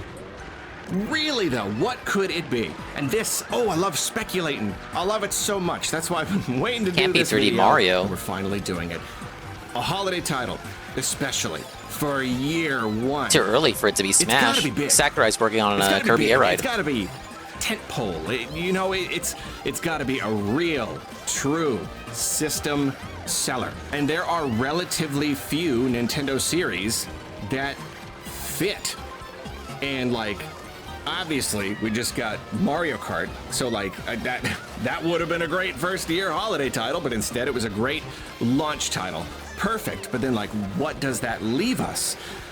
Before they announced DK Bonanza, I would have told you Mario. We haven't had a 3D Mario in nearly 8 years. We had Bowser's Fury, but that was a bite-sized experience. We are overdue for a new 3D Mario. That is absolutely a system seller. 3D No, he Mario's said always earlier that come Metroid within isn't the a system first seller. Year of a People don't buy new Metroid. Nintendo system's life. That's the way it's been, like forever. For a very long time now, it's been very, very consistent because it works really, really well. The thing is, though, DK Bonanza, why would you release 2 humongous AAA 3D platformer collectathons in 1 year? Not even just in 1 year, but in the span of like 4 or 5 months. It would be a little bit weird. And there's also the whole weirdness where it looks like DK Bonanza is being made by the core 3D Mario team. I don't even know what's going on there. There's no way they've spent all this time working on DK and now they're just gonna now get started on the new 3D Mario. We won't get that for 5 or 6 years. I don't see that happening. I don't know how they're splitting up the work. But it still just seems so unlikely that we would see 3D Mario at the end of this year so close to DK. Which is weird because that really Maybe would next have year? been the best pick. It would have fit the formula. It would have fit everything. It would have sold a bunch of systems. But it doesn't seem likely. So if not, okay, what else have you got? What do you got? You got Zelda. Okay, obviously Zelda's not it. We're not getting a brand new 3D one anytime soon. We're already getting Age of Imprisonment this year, so Zelda is totally off the table. Zelda is typically one Zelda release per Mario, year. but that's not happening. We And just pretty got consistent, Super Mario with the Brothers exception Wonder of, not very long Zelda ago. skipping There's 2022. No way they're already working on a new one. I'm sure we're going to get a Switch 2 edition with some new content at some point, but that's not a holiday title. That's Is it something Fire that we'll Emblem get 4? maybe Is that next the year or holiday something. title? Fire Emblem Okay, 4? What else is big? What are system sellers? Splatoon. I think it is probably still a little bit too soon to expect a new Splatoon game. They would have also revealed tend it. to release those in Yeah. like the warmer months. You know, Splatoon would have been hyped up already. Splatoon is not one where they tease it and then it's out in like a couple of months. Splatoon 3 was teased like a full year before it came out. They want to get the kids. They want to get the kids either going into summer break or going into a new school year. It's a summer or fall or spring, warm weather kind of thing. Animal Crossing. That's the whole vibe. It is technically possible they could give us a new Splatoon this year, but yeah, it doesn't seem like the right time of year, and it doesn't seem like the right time, especially because it'll probably take them a little bit longer to do Splatoon Which is when the last 4 one released. versus going from 2 to 3 using a lot of the same assets and the same engine and everything. It's going to be a bigger thing. There. So what's left? To me, there are really only two possibilities. Apart from, maybe some very new thing somehow, but that's, doing anything new is a risk. If there are plenty of well-established Nintendo IP that would not fit here, then like doing something brand new, you'd have to be really, really confident that you had something very, very special on your hands. And I don't know, maybe they do. Maybe it has something to do with that online playtest thing. Maybe there is just some really humongous, like, multiplayer online, like, Nintendo MMO kind of thing. Maybe it's not any one thing. Maybe it'll finally be a big crossover, like... It could be that. We haven't heard anything about that game since they did the playtest. Hey, Carl. No, I spent the first 2 hours playing with Chalupa and everybody else. Maybe it is some left field idea. Nah, it won't be ARMS 2, because the Mario Kart team worked on the first ARMS. It's the same people. Hey, Malcolm X Square. Pokken Tournament? But that's not... He needs a big system seller. Pokken Tournament's not a system seller. Like, to be honest, you guys. Tomodachi Life is next year, 2026. I like Pokken Tournament as well. I just joking. Okay. Yeah, some brand new thing that I don't mean really the fake finger have no wag idea you. what it could possibly be, but they're that confident in it that that's going to be the holiday title. Okay, sure. Possible. But barring that, if we're just looking at the regular old tentpole Nintendo IP, what do we got? I see two options. The first, Smash. It's been a good bit since the last game. It had so much DLC that it really is a very, very good candidate for a Switch 2 It would have edition. to be without Sakurai, then he's working on Kirby. It sold like 30,000 copies or something. Now you've got people, they want to play something on their Switch 2. You give them an edition that has all the you hope it has all the DLC. I know Zelda has kind of messed that up, that idea up. But let's just imagine for a second we get like a Smash Bros. Deluxe Switch 2 edition or whatever with all the DLC, and like, look at that, 120 hertz. Like, now Smash at 120 frames. That's a really big selling point for at least a good chunk of the audience. You just stick, it's a lot of content with all the characters. You stick it all in one thing, Switch 2 edition.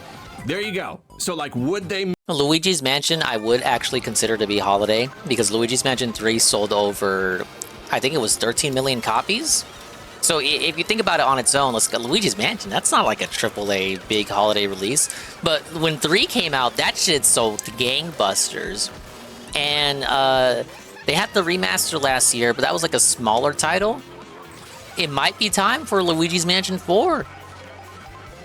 Missed that opportunity in favor of just creating a brand new game. And of course, we don't know where the series is. It doesn't seem like Sakurai is working on it anymore. But like, the series is so profitable, it's hard for me to believe that they're just like not gonna do it anymore because Sakurai won't. I'm sure they've got a plan. I'm sure they're working on it. So Luigi's the people's champion, I not think that it is Luigi. possible. We could see it this year. What did the other one come out in 2018 or 19? So like, it's been Wario long Land enough. 5. You gotta think like It's a normie absolutely been dent, long and what the enough, normie and, dents would buy. Smash would absolutely be a perfectly good holiday title. A brand new Smash Bros. I don't even know what that would look like at this point, but that's definitely a whole other conversation. So after Smash, the only other option is Animal Crossing. Oh, look, he said it. Like, it's Animal Crossing, I'm confident in Animal Crossing. Now that I'm hearing some of you say it. Animal Crossing. Like, New Horizons, I guess you couldn't say that that it single-handedly kind of like summed up the Switch generation, but it also kind of did. You've got your Mario Odyssey and your Breath of the Wild. They really helped establish the thing very early on. But man, when Animal Crossing New Horizons caught on, It was everyone's life for like a such month. a cultural phenomenon that it. Thanks, Animal Woo Crossing Blue. has always Thanks, done pretty China. well, but it put itself up in like the top of the top. And, you know, I don't know if Nintendo is ever going to be able to kind of capture that lightning in a bottle again. Hell no. Obviously, it was a weird circumstances that kind of created this perfect storm. What circumstances created it? Why don't you want to say what created it? What led to it? The COVID thing? The COVID thing? Why does he never want to be controversial? The tariff thing? The Trump thing? The COVID thing? Created this perfect storm. But I do think that success, for the most part, is going to carry over. The next game is going to be very popular, especially if they, you know, if they do more with it and they produce one that is a little bit. Yeah, even after all the updates, I did find New Horizons to be kind of lacking compared to the previous Animal Crossings. Even New Leaf, which itself people had critiques with compared to like GameCube Animal Crossing.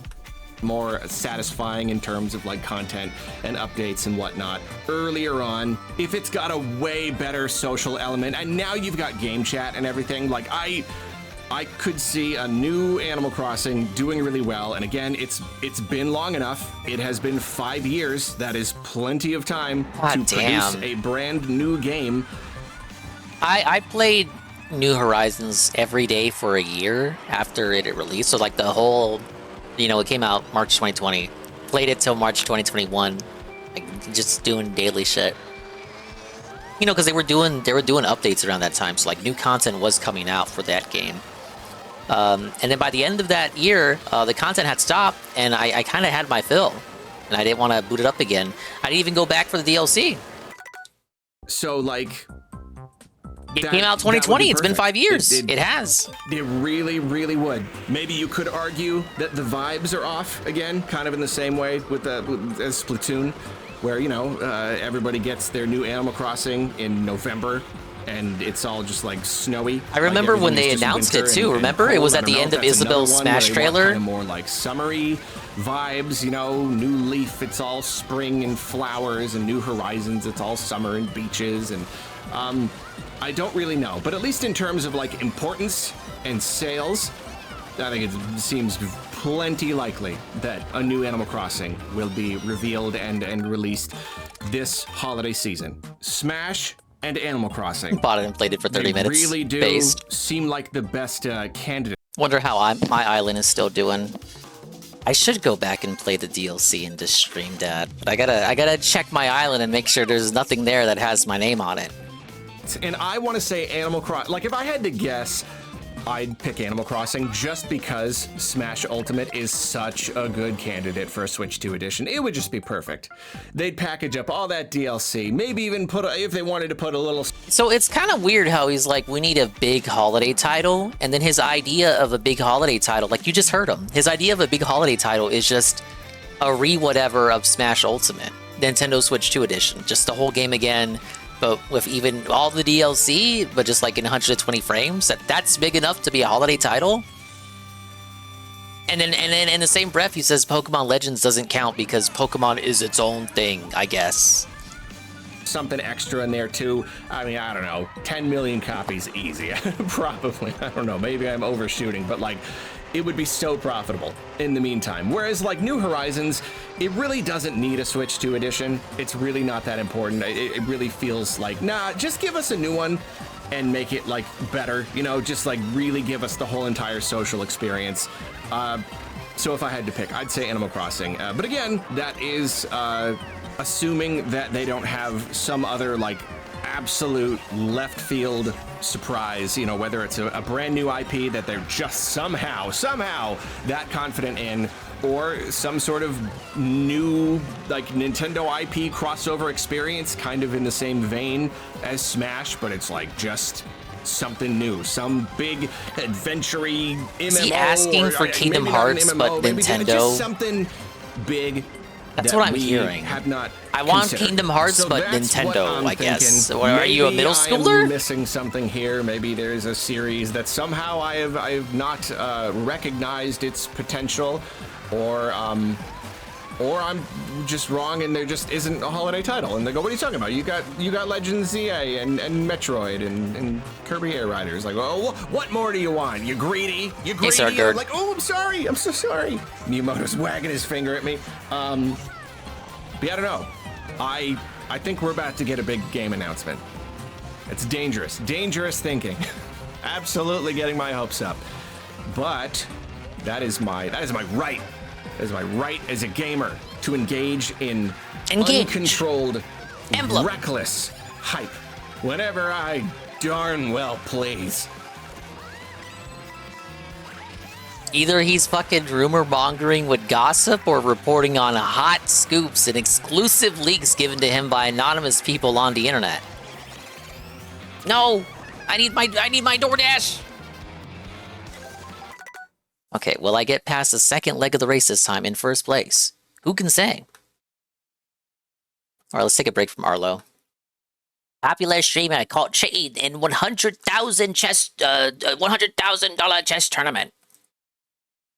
Hello, you absolute legends. Ever since I was a boy, I have loved the game of chess. This is me, in the school chess club all the way back in 1999. Back in those days, I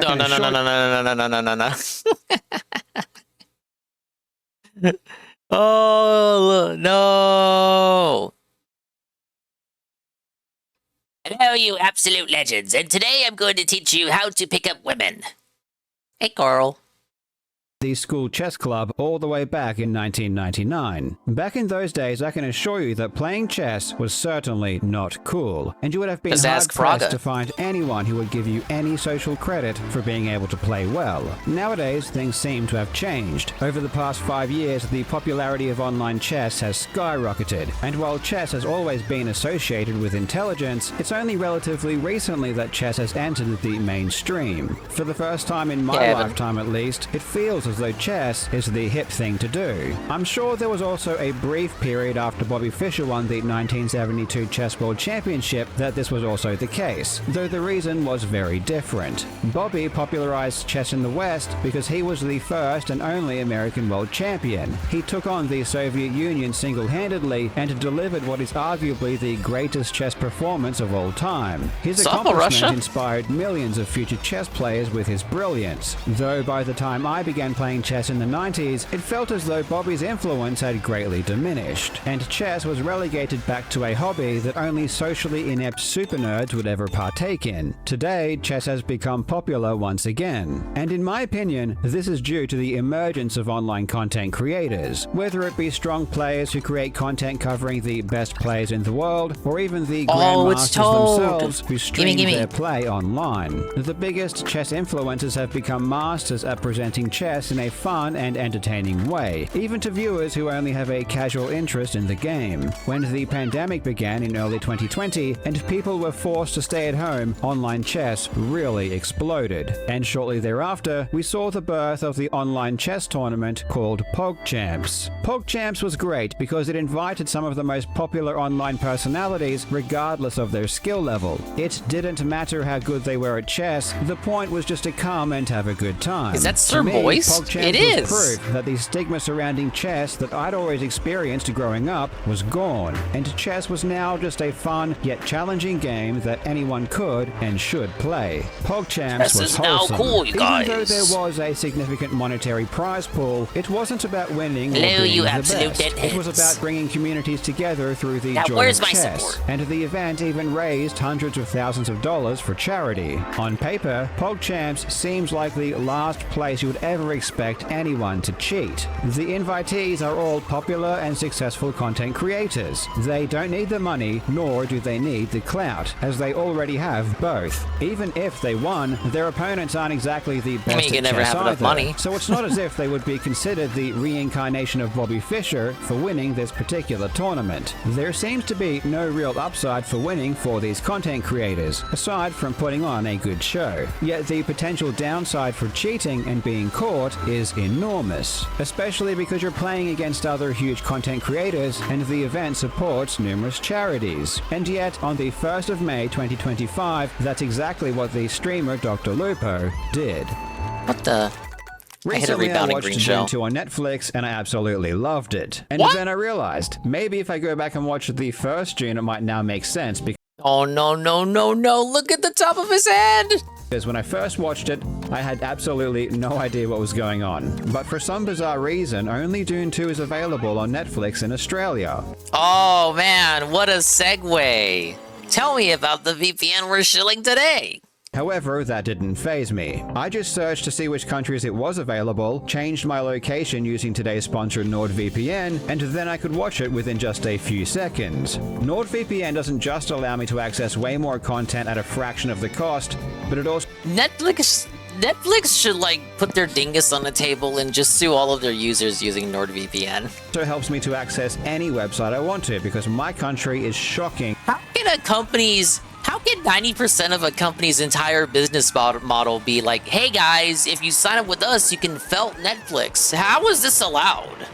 When it comes to censorship. Just as these benefits are already more than worth the monthly cost, but of course NordVPN also offers a ton of security benefits as well. NordVPN is extremely affordable, and if you use my link in the description, you'll get an exclusive discount plus 4 months extra for free on a 2-year deal. NordVPN even comes with a 30-day money-back guarantee, so there's absolutely no risk. Just click the link in the description or go to nordvpn.com/KyleJobst and get NordVPN today. Art style they have. Cheating in online chess is a huge problem. According to chess.com, in 2023 alone, there were over 1 million accounts closed for fair play violations, and 165 of them were from titled players. A titled player is someone who has a title such as Grandmaster awarded to them by chess's governing body, FIDE. I'd guess that almost all of the cheating is carried out by people who aren't very good at the game and just want to get their kicks by beating random people. However, you can see from the amount of titled players that get banned that even the best players are still susceptible to this behavior. Cheating in online chess is very, very easy to do. You can simply open a chess engine on something like your phone or even an application on your computer and input the moves as you go, and the engine will tell you exactly where you need to move. I've even heard there are plugins that literally show you the moves on your board as you play. However, just because cheating is easy to do, that doesn't mean it's easy to do undetected.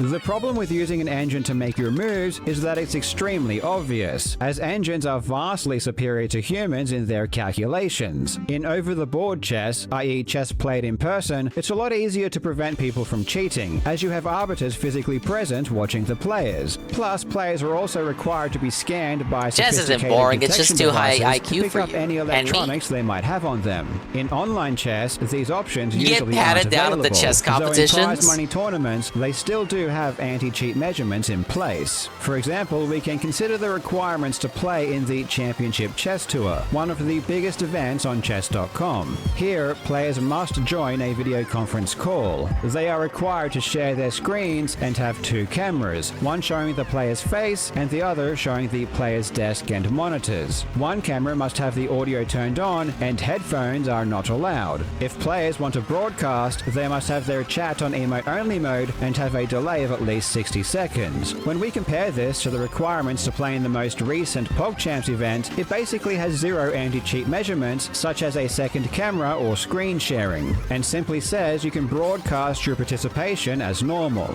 And the reason why they didn't have any anti-cheat measures is because no one ever predicted a large influencer would do something so stupid as to cheat in this particular event. Besides, if a player did cheat, it would be immediately apparent, because all of the players are not Grandmaster level, and it's very easy to tell when a player who isn't very good is getting help. And that is why when Dr. Lupo cheated during round 4 of the group stage in PogChamp 6, it was obvious to anyone who has any chess experience that he was getting external assistance. Remember Butterbun and their fake Mario speedrun? In that case, it was someone who has no idea about Super Mario speedrunning pretending to play a tool-assisted speedrun. It was ridiculous to anyone who's ever speedrun the game, because the things he was doing was impossible for a human to do. And this is how Dr. Lupo's play appeared to good chess players. It was someone who was below average in skill, playing better than even the best players in the world could, especially given the Maybe short he was time just that constraints. Now, full disclosure, before this tournament I had never heard of Dr. Lupo. I don't watch Fortnite or Tarkov, or any of the games he is known for Fuck playing. you, Fortnite. Several years ago, during his most popular era, he would average over 10,000 viewers per stream,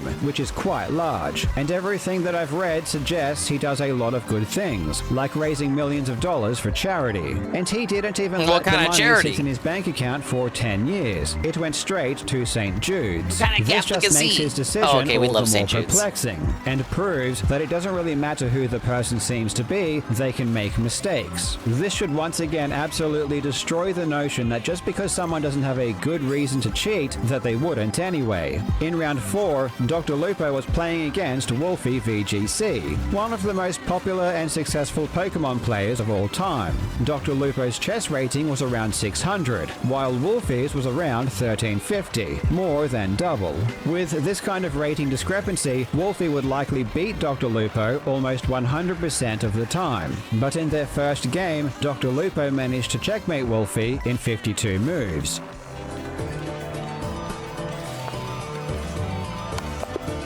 There you go. Holy shit, I won! I think he went after Dream, actually.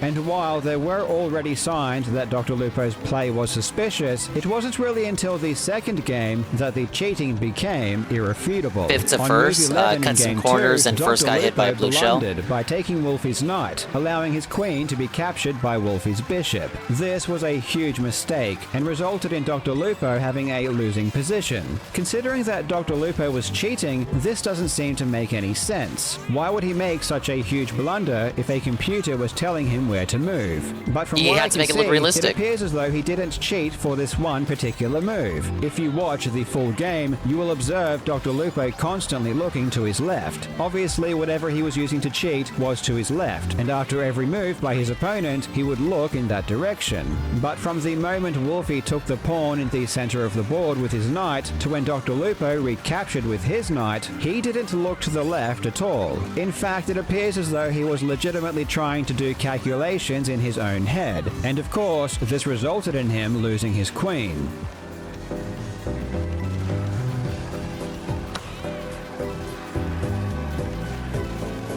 Why would you be so blatant with the cheating, though? We're just like,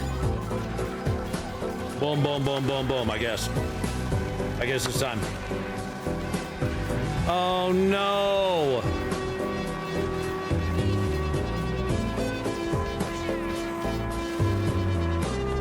Like I said, he's trying to make it look organic, I wasn't paying attention, man. Organic and authentic. You weren't paying attention to your fucking After cheating his tool. blunder, Dr. Lupo said it was because he wasn't paying attention. But ironically, this seems to be the only time that he was paying attention, because the rest of the time he spent more time looking to the left than he did looking at his own game. From this point onwards, Dr. Lupo plays very well. In fact, he plays 26 perfect moves in a row, performing moves that impress even the best grandmasters. We gotta start making some moves. Oh, that was brilliant. Bishop h5 is mate. I didn't think he was gonna find Bishop f3. Bishop h5 is mate, so you have to go h5. Actually, checkmate, yeah. Well, yeah, I got him in one. I guess. How are his Discord buddies not getting sus? I think I go h5 and I got him in one.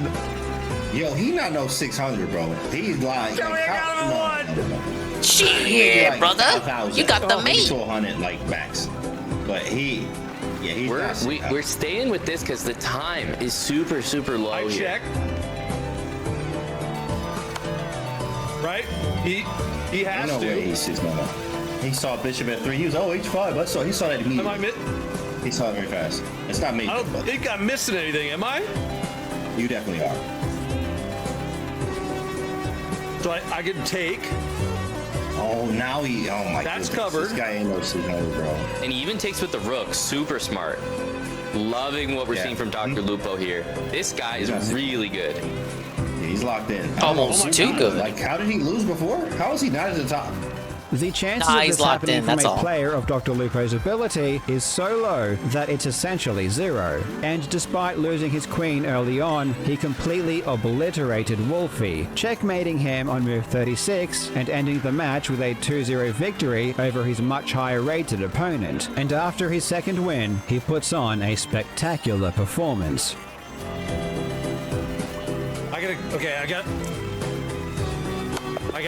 Does Wolfie get like an apology or compensation or something for losing to a cheater? Probably not. Players, we have one overtime game, H-Box and Sapnap. Sapnap is going to be white. We're going to start in about 30 seconds here. Let's fucking go! Oh my god! Dude, holy shit.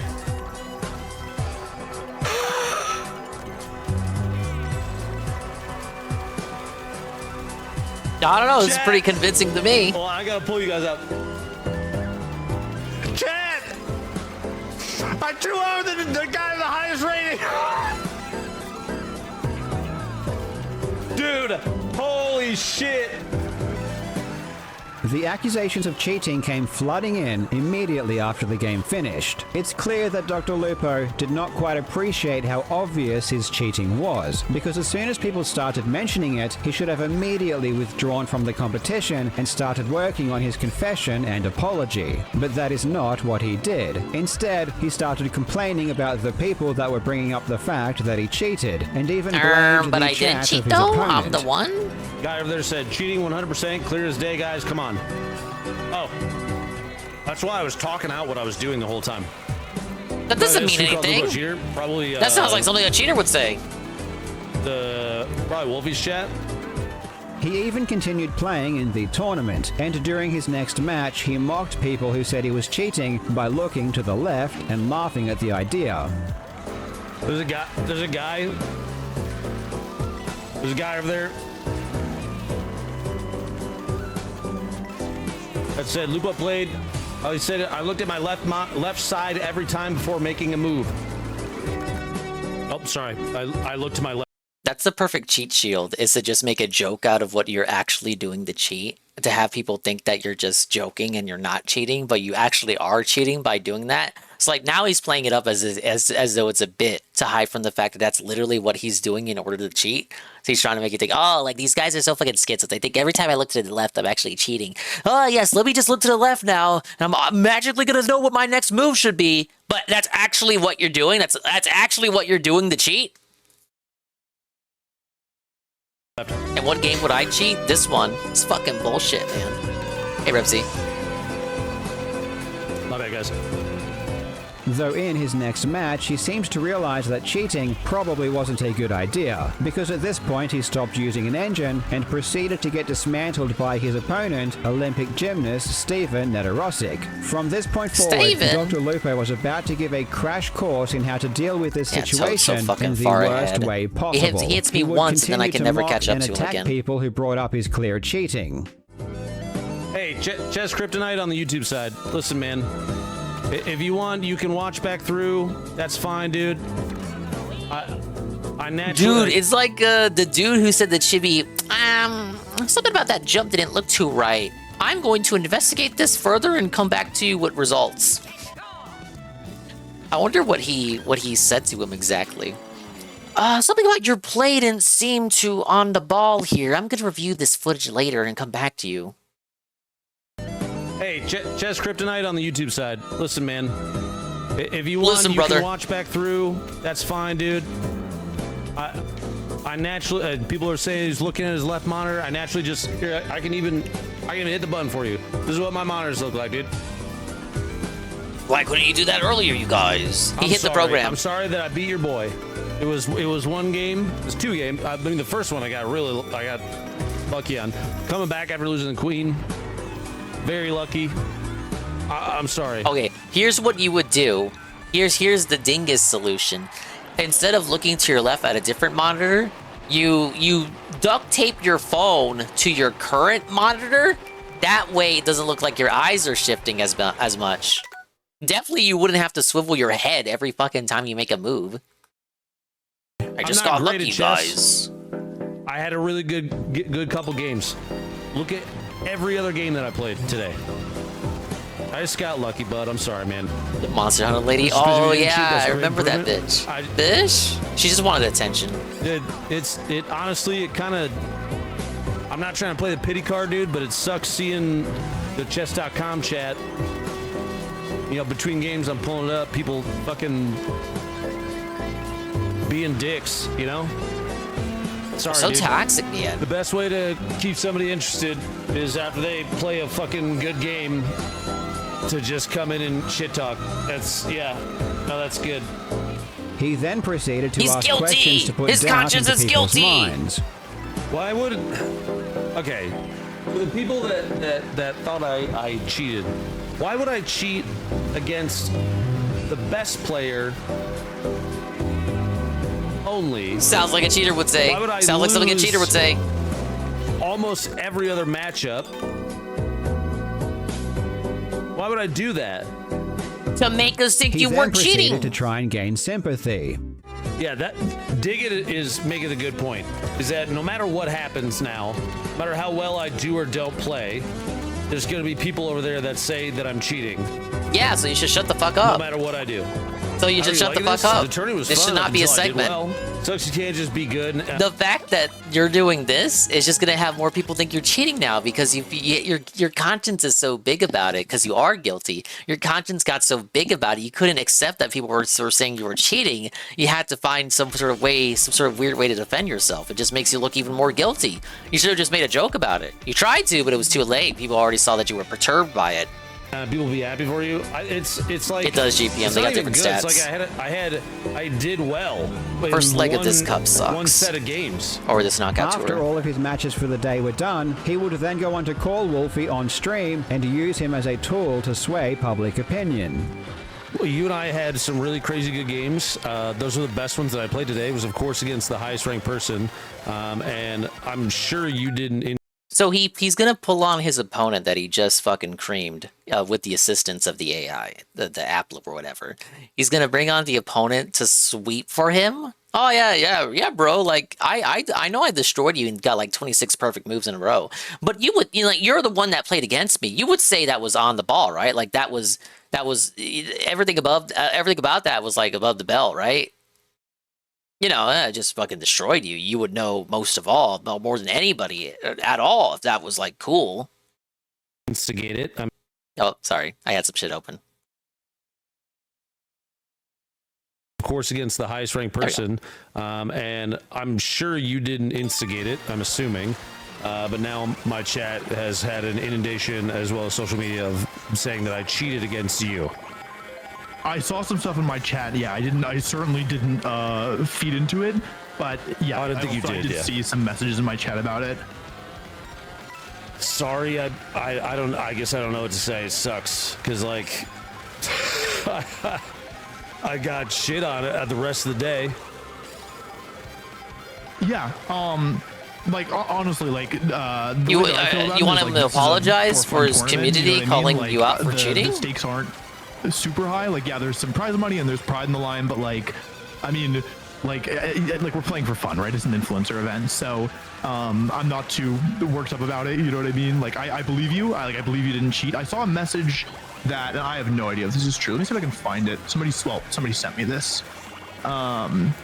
Which, where the hell is it? Give me 1 second. Here we go.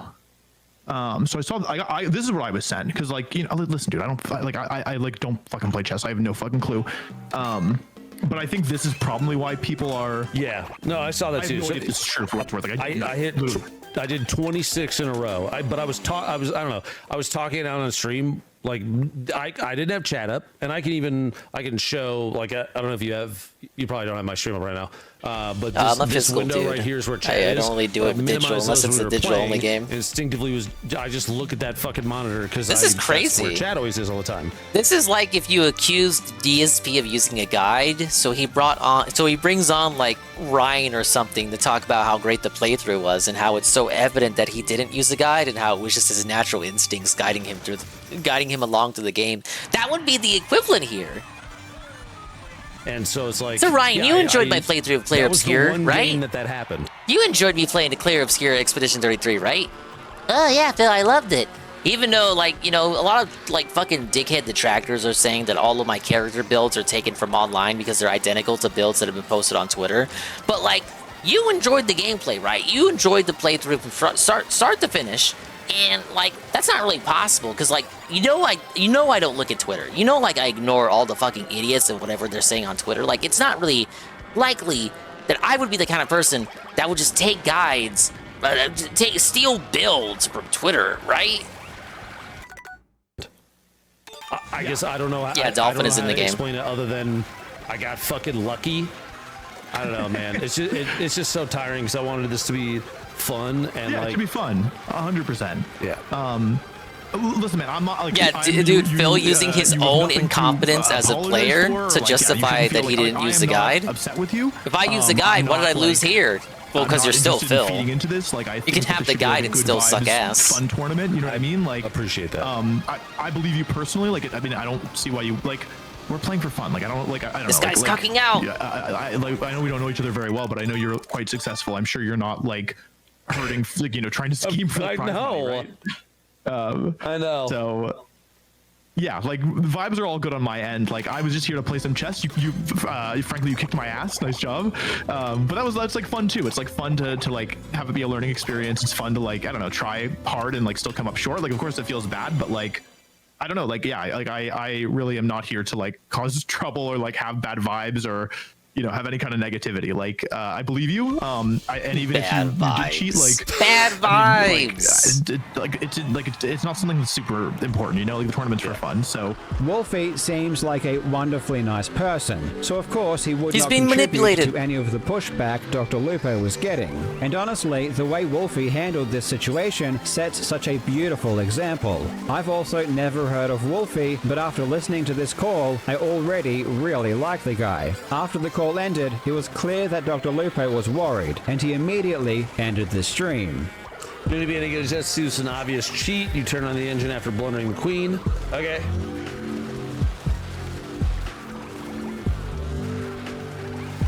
Okay, cool. He has nothing to say to that. That's literally what he did.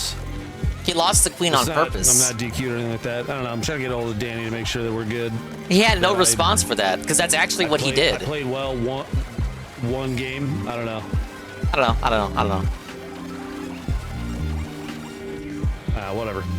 What's the strat here, Carl? Well, enjoy. What should he have done? Just like come clean? We'll see you guys later. Shortly after this, Dr. Lupo tweeted saying that he was pulling out of the tournament. According to Lupo, he had the main stream of the tournament open on his left monitor, which gave him move information. Responding to Ludwig, who asked if he was using an engine, Lupo said that his moves were pulled from chat. But really, this makes no sense, as most of the time his game wasn't even on the main stream. Whether the queen losing was on purpose a chess stream, it's usually people just posting the moves they think are good, rather than everyone spamming the best engine moves. Shortly after making this tweet, chess.com tweeted that they had closed Dr. Lupo's account due to a fair play violation. The next day, Dr. Lupo would stream, and he would begin his stream by seemingly admitting to cheating. So if you didn't see that post on Twitter about it, and there's a couple things to clarify, a lot of it, whether look, you can't clean it, just took like 24 hours. Is fine. I get it. But I lied to you yesterday. What? I cheated against Wolf. No. He's a better player than me. And that second game, obviously 26 moves in a row. Yeah, I cheated. What ended up happening, now here's the sweep. I betrayed the trust of the chess community. You sound insincere. I betrayed the trust of my chat. And I lied directly to Wolf. And so if for some reason you see this, I'm sorry. He's a liar. He's a lying liar who lies. In a fight or flight moment and panicked and doubled down. However, he was still claiming that he only got his moves from chat, and he was only assuming they were engine moves because he ended up playing a perfect game. I really do respect that you owned up to it. Can you comment on whether it was an engine or not? So when I posted on Twitter about it, at that point I come clean, and whether you believe that or not, that's fine. I don't understand chats outside of like our little circle here. The royal we. Like, why do they talk so nicely in this guy's chat? Can you? I really appreciate you for coming clean. Can you explain like whether it was an engine or whether it was something else? Like, can you clarify this? Ah, yes, brother. Thank you for asking your question here. It was not in fact an engine. I was relying on answers from the chat here. Like, if this was over here, there'd be like at least one slur. Like there'd be the retard would find itself somewhere in that post, you know? Ultimately, the moves I'm assuming then came from a cheat engine, because if they were 26 perfect, yeah, it was 26 perfect moves. It would have to be an engine, During right? the stream, he also claimed that people would not believe him it must no have been matter an what he engine. said, What do you mean and that must he may have as been? well say that he did use an engine, but only because he thought it was the only way that people could move on from the situation, not necessarily because it was true. Here's the thing about all of it. I know a lot of people are saying which engine did you use, that kind of thing. Ultimately, at this point, no matter what I say, I don't think anybody's gonna believe me. Oh yeah. I think the only You should have came clean immediately. It's distant.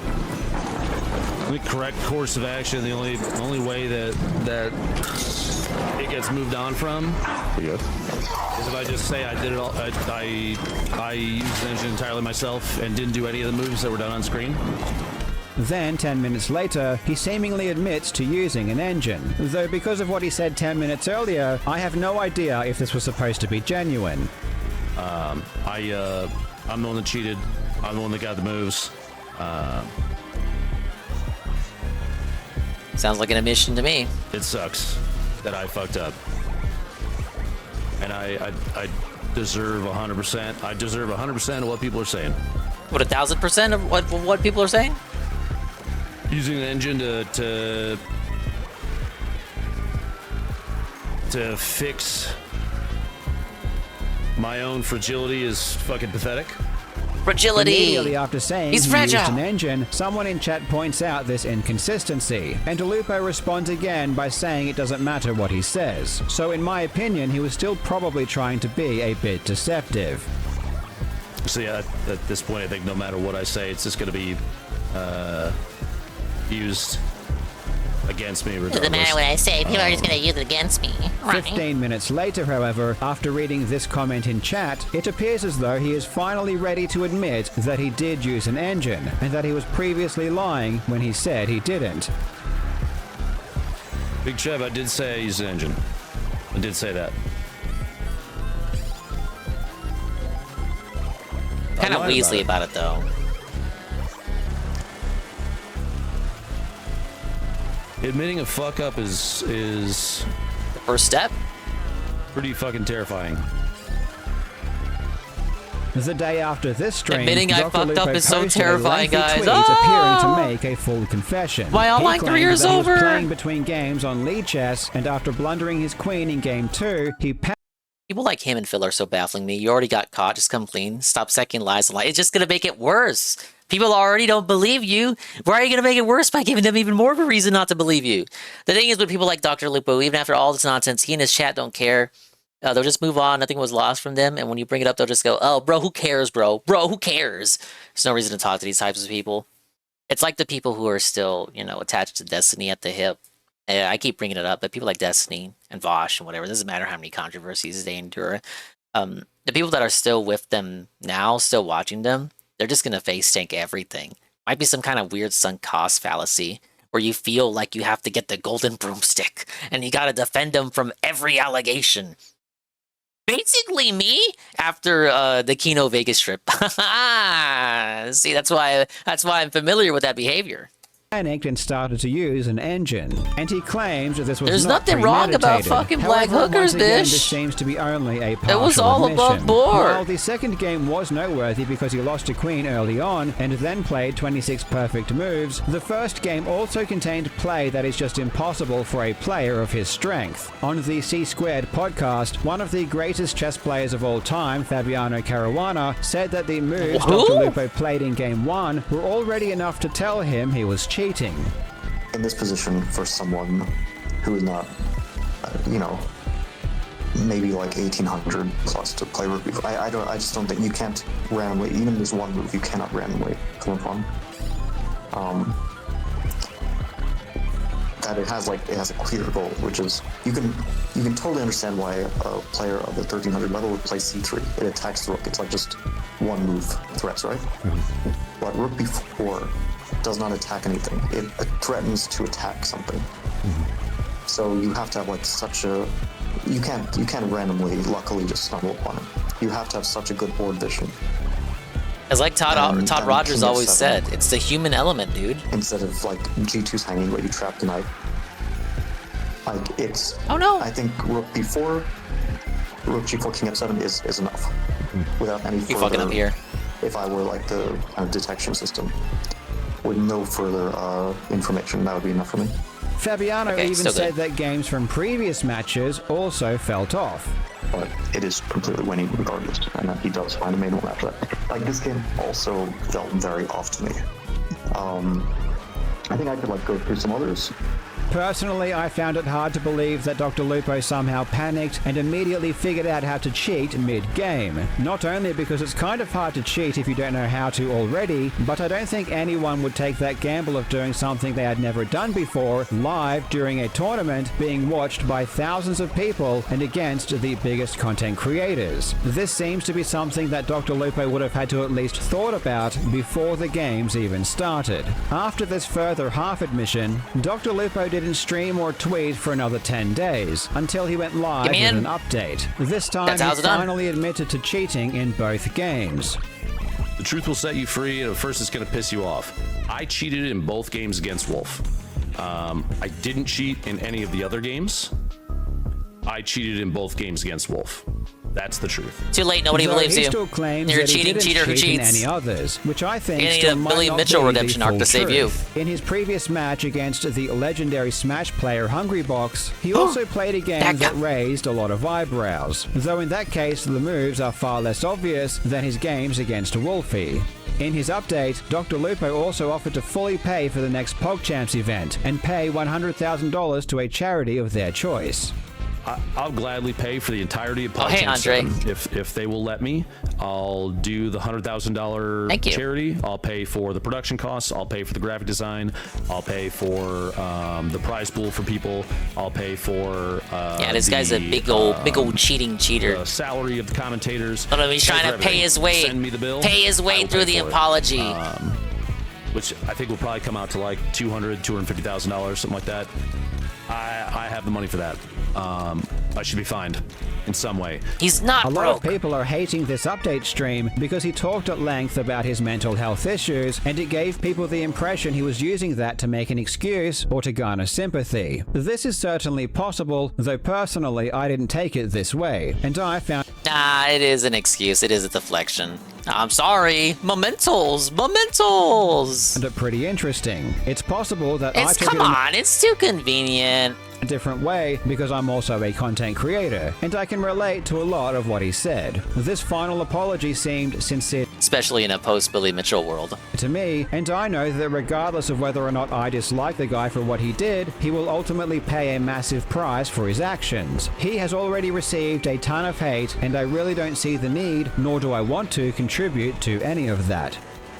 This is one of the most baffling examples of cheating I've ever seen, because so many things about it are exceptionally rare. It's very rare for people to cheat in anything while live and in front of a camera, because you need to fake your emotions and responses, which many people would be very uncomfortable doing. And not only was it live, but it was in a real money tournament. And not only was it in a real money tournament, but it involved some of the biggest online creators. And this wasn't even to get a world record or get fame fame by being the best chess player. It was just to get a temporary dopamine hit by beating a player that was better than him. It is certainly one of the worst decisions he's ever made, if not the worst. And then of course he followed it up by making many more mistakes over the next few days, lying multiple times about what he did and behaving in ways that made the situation 100 times worse. There are so many lessons to be derived from this situation because everything Dr. Lupo did was the wrong move until his eventual most recent update. But even then, mingling his apology and full admission with discussions of his personal mental health problems didn't seem to go down very well either. So he probably should have separated the two into two different videos. It's very obvious it's being used as a deflection. I think if Dr. Lupo withdrew from the competition as soon as the first cheating accusations came in and he made a confession immediately, the damage that was caused would have been greatly minimized. And I'm really curious to see how big of a deal this would have been if he fully came clean immediately. Sure, there still would have been a lot of people who were upset and disappointed, but I don't think it would have been anywhere near as bad as it ended up being. This is just another reminder that making one mistake shouldn't compel you to make many more. If you do cheat, the best course of action is always to make a full Can he apply that logic as to his soon as own possible. case? Thank you so much for watching, you legends. I hope you're having a fantastic day, and I will see you in the next video. Well, when he puts it that way, it is quite baffling. Wow, he just kind of threw everything away. He didn't need the money. He didn't need the clout, even though I don't know who the fuck he is. So, like, why did he do it? It really was just to get a high from beating some other guy. And it's not even like this guy was, like, his own rival or something. Like, they were both content creators, but they didn't know each other. Wolfie was, like, some Pokemon guy. I've heard of his name before, but I haven't watched any of his videos. So I'm, like, familiar with this other person's existence, but, like, they weren't even from the same sector. Oh, I had to get one up over on the Pokemon guy. So I gotta cheat, dude. But then you have so much of a bruised ego that you can't even accept that you have to resort to cheating to win. So you try to do it like the fair way, in the middle of it, right after you've already like cheated the first time in the match. So your ego gets the better of you. You're like, oh, I can't do this. I have to play right. I have to do it right. But you suck at the game, so you fuck up immediately, and then it just gives you away even more that you're cheating because all of a sudden in one move, your playing ability like falls drastically. Yeah, it's just that he has zero self-awareness. No optics there. No OPSEC. Nah, Lupo ain't gonna sue. You'd like that, wouldn't you?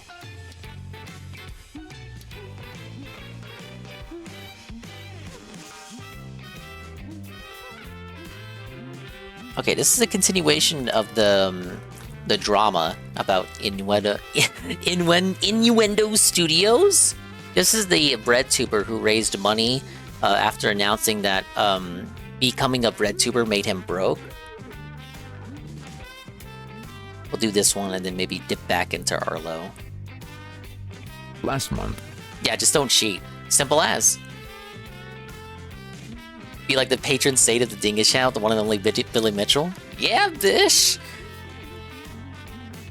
Look, everyone cheated back then. Come on. He's just singled out for it in the now by people with agendas. Last month, I talked briefly about our buddy Ian Danskin, a bread tuber who was in some debt and got dug out by his audience via a crowdfunding campaign. Well, he's got that money now, and there has been an update. Thanks to all the generous donators, he is now finally able to go to Japan. Oh, you didn't hear about this? On Blue Sky, he wrote, status update. I'm on sabbatical for the summer. I'll be doing a project of some sort with a friend in September. By the time that's done, I will have decided whether I'm still a YouTuber. In the meantime, I may make things, but making video essays is not officially my job. No idea what the September project will be. All we've done is agreed to make something. I don't know if it's an album, or a painting, or a web app, or a home movie of us singing Welcome to the Black Parade at karaoke. Clear your mind of expectations. But wait a second, that doesn't mention going to Japan. You can do karaoke anywhere. That's true, but you see, this thread he posted is just a teaser. If you want the full details on what's going on, you need to pay $1, which I unfortunately did. In his paid Patreon exclusive, he provides further details on this September meetup. In September, he writes, I'm going to visit a friend of mine. They live in Japan, and I've wanted to take an extended trip to see them for ages, but haven't had the money for it. They live very cheaply in Japan, and it's likely I can actually break even on expenses provided we cook most of our meals together. Hold up. What do you mean, break even? Are you considering the whole trip a business expense, and you're expecting to make about that much back off of whatever it is you're gonna make?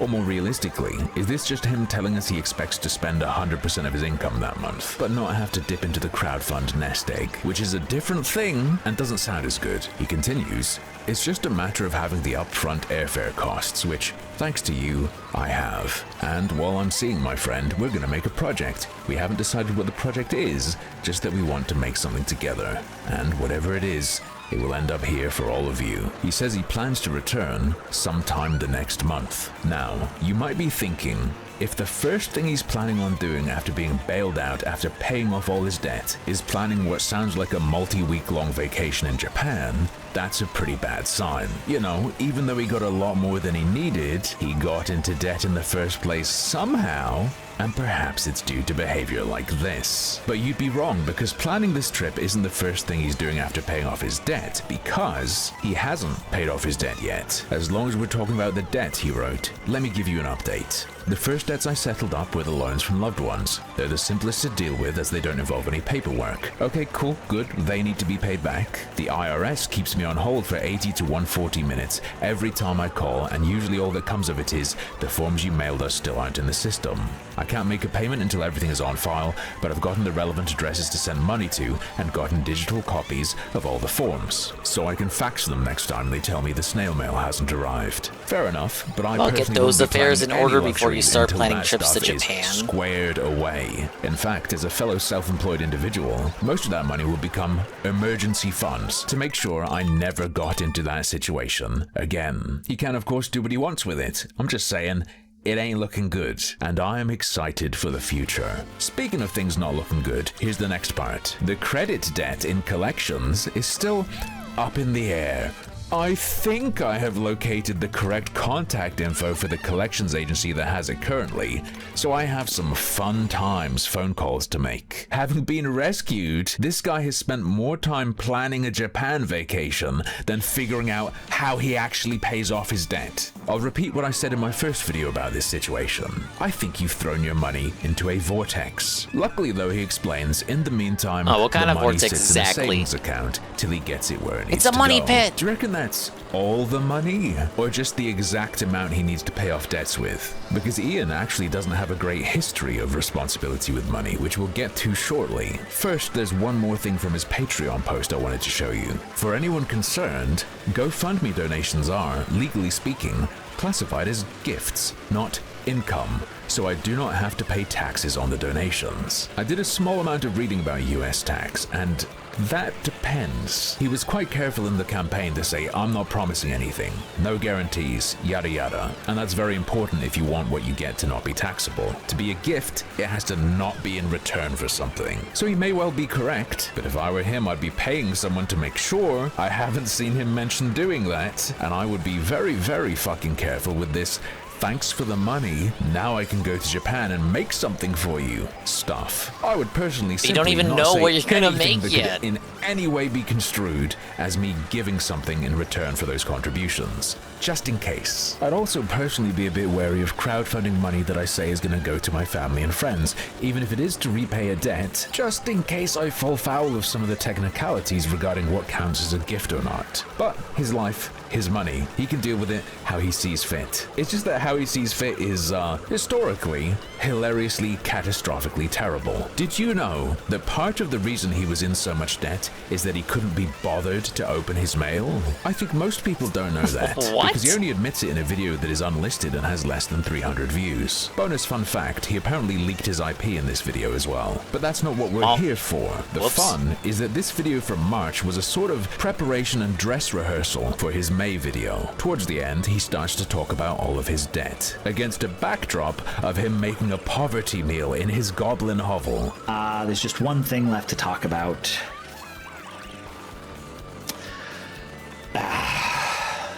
I don't like telling you this. I ain't talking about this, Moving like a guys. street vendor with polio. Anyway, this segment is pure gold from the very first line. Prepare yourself. It is impossible to discuss financial struggles to the people who pay for my career without running the risk of exploitation. Go watch the first video about this I made, knowing that he had that on his mind for over a month at least. It's way better with this knowledge, and I wish I'd been able to include it. I don't want to be that guy who says, everybody chip in to save the channel multiple years in a row, and you all just take me at my word that the channel is indeed struggling. We all know how people lie about money and foster parasocial relationships just to enrich themselves. It's a pitfall of this industry, and they poison the well for everybody. Luckily, though, we have Ian's rock-solid receipts. We can see that he, in fact, only owns 2 pieces of bread. But I am struggling, and the struggle is real. And his 2 pieces of You're gonna have to stretch those 2 slices of bread out. And they're not bagels. And I'm gonna need to ask for help. So, here are some numbers. A basic fact for the self-employed in the US is that you have to pay about 30% of your income in taxes. I am not a US tax god, but I guess gonna be self-employment tax, federal Don't worry, I income know a tax, guy and in whatever Renton. else. About 30%, maybe. At my level, this can be between $10,000 and $15,000 a year.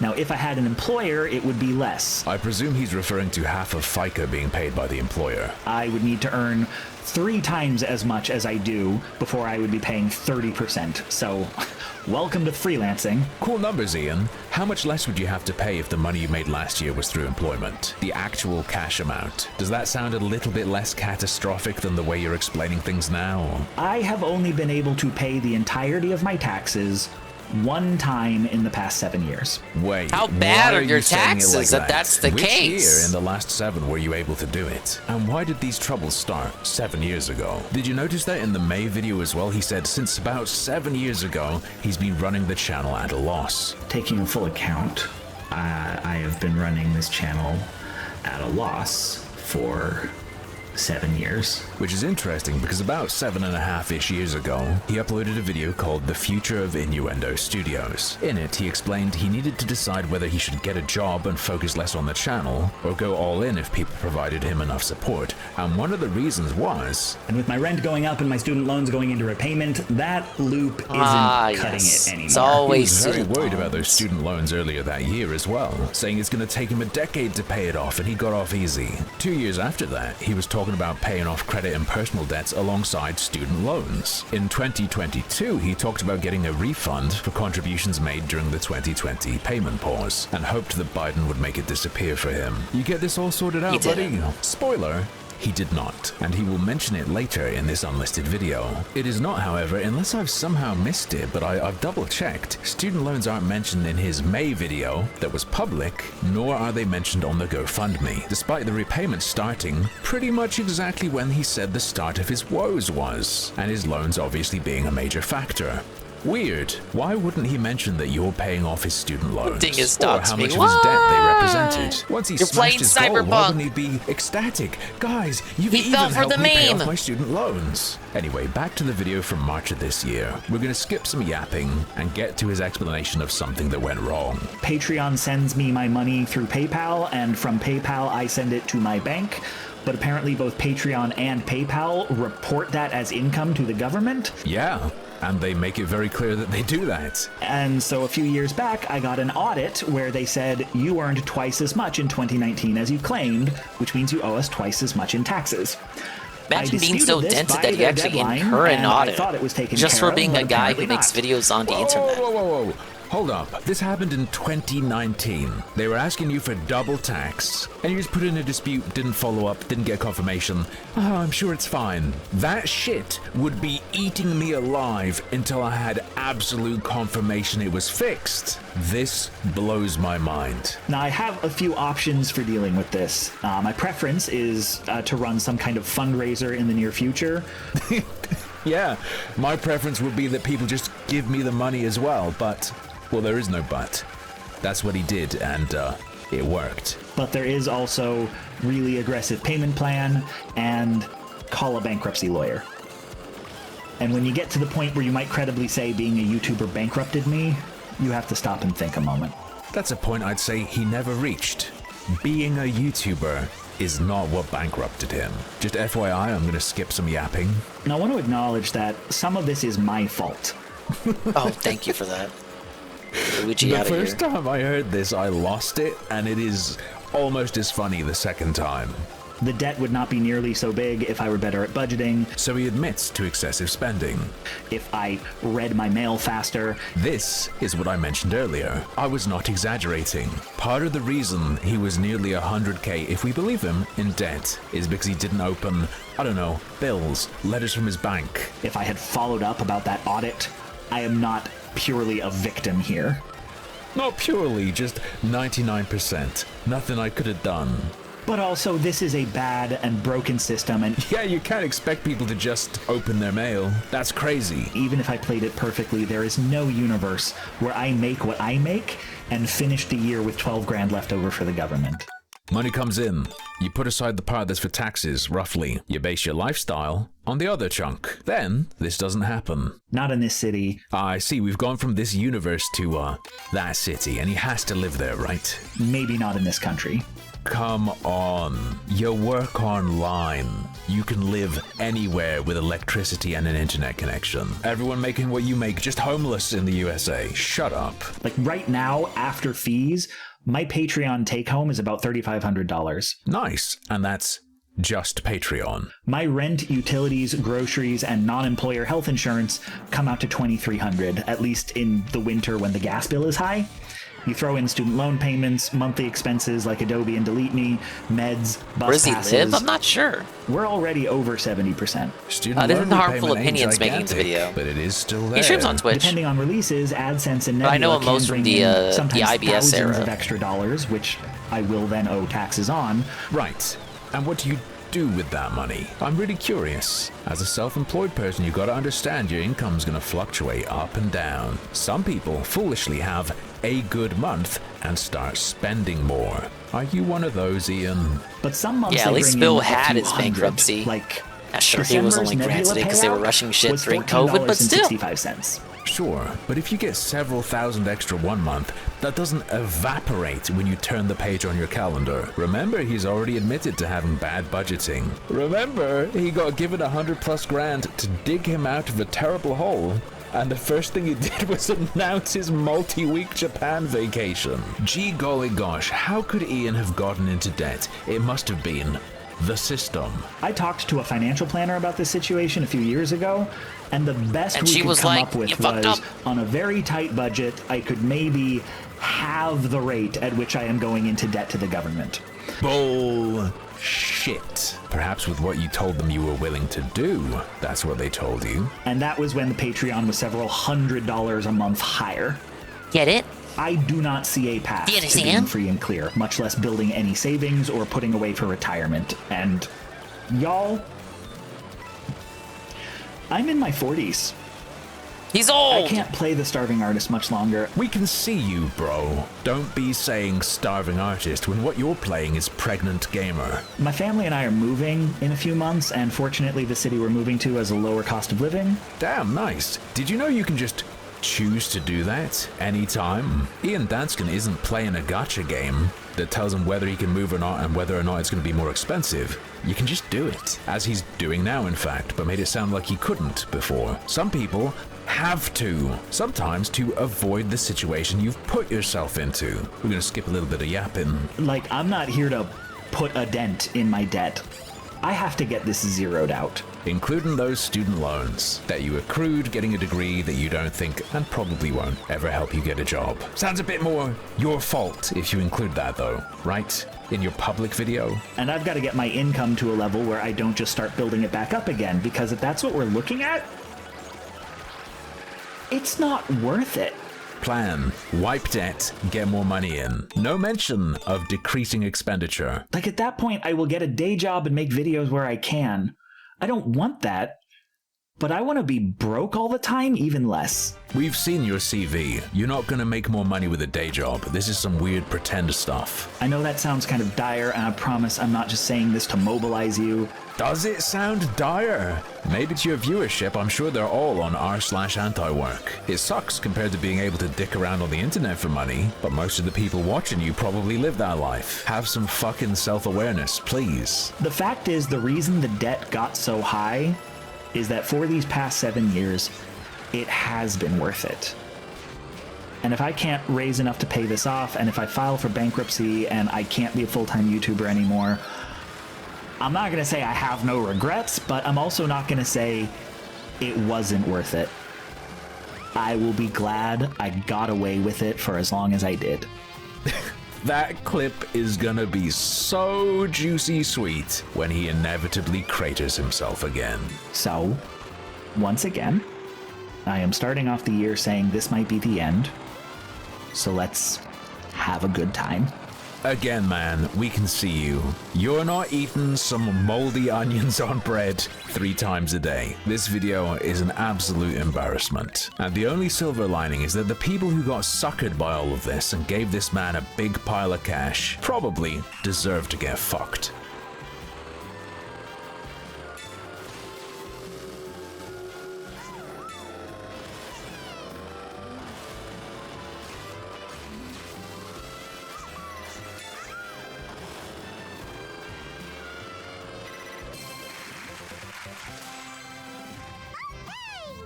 Was I muted for that? I meant to say, GPM, you're base for that, and I wish we could all be like you.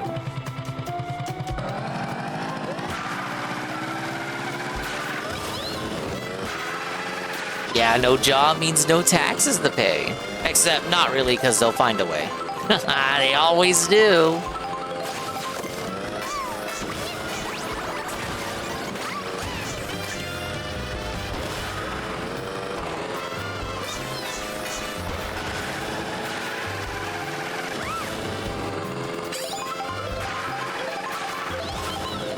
Yeah, good video by that guy. I don't know much about this innuendo character, but it's kind of fucked up that you basically beg for money to survive.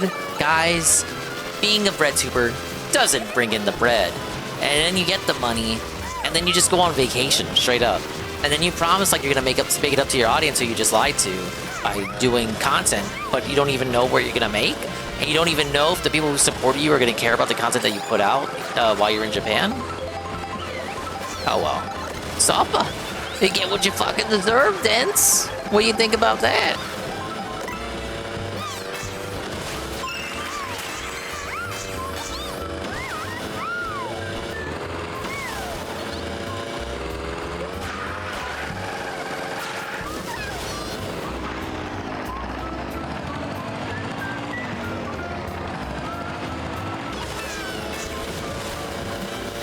I need to get right here.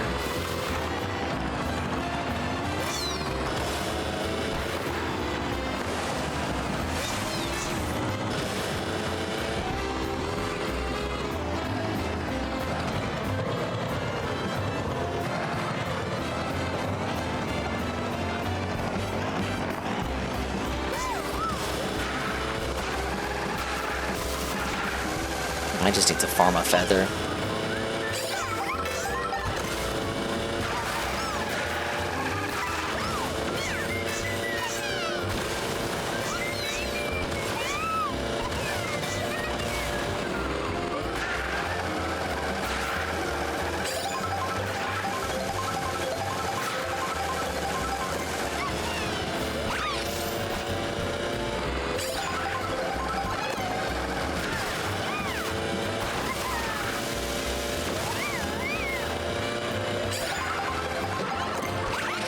I keep using the feathers I get. Shit. I'm mashing. A bread line is where you go if you're broke!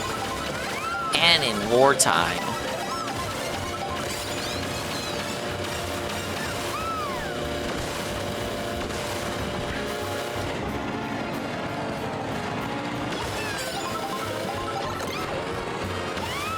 Now I can't get any feathers.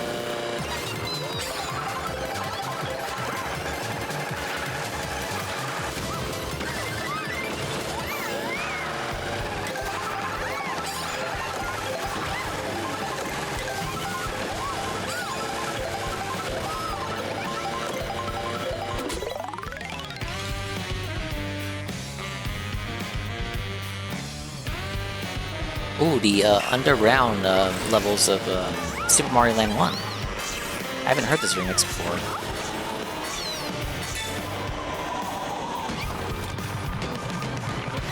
Reverse.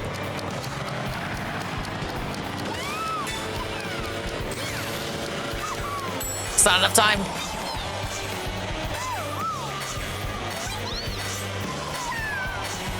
Thank you, Andre.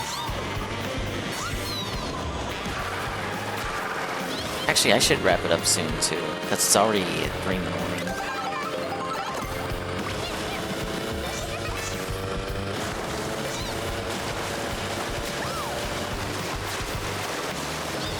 Yeah, take it easy, Andre. Thank you for sticking around. Night, don't remind me of that scammer. We'll race him tomorrow. I just gotta figure out when he's gonna start. He's so schizophrenic with his boot up times. He doesn't have a set schedule.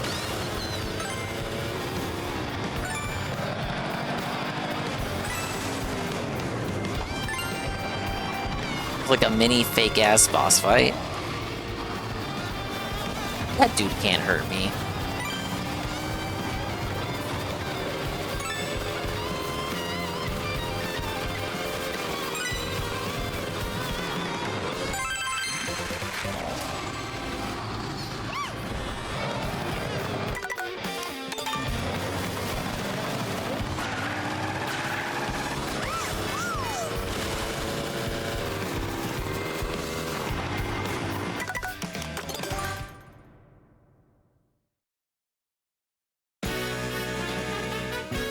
Okay, I should be responsible too. I wanted to do at least one more knockout tonight, but it's getting late.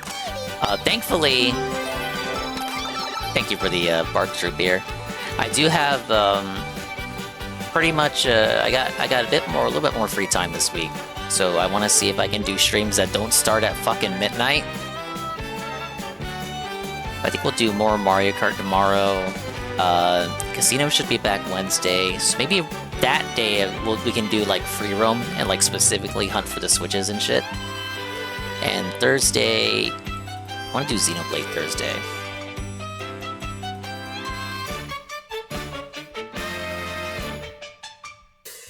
Yeah, that sounds about right.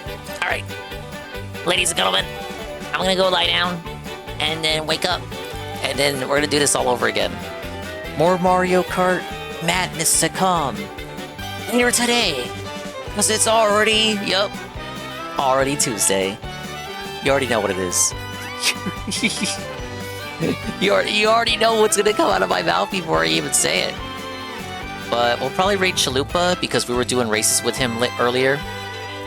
First hour and a half, 2 hours racing with Chalupa. I think he's playing Fortnite now. Chalupa was very cool.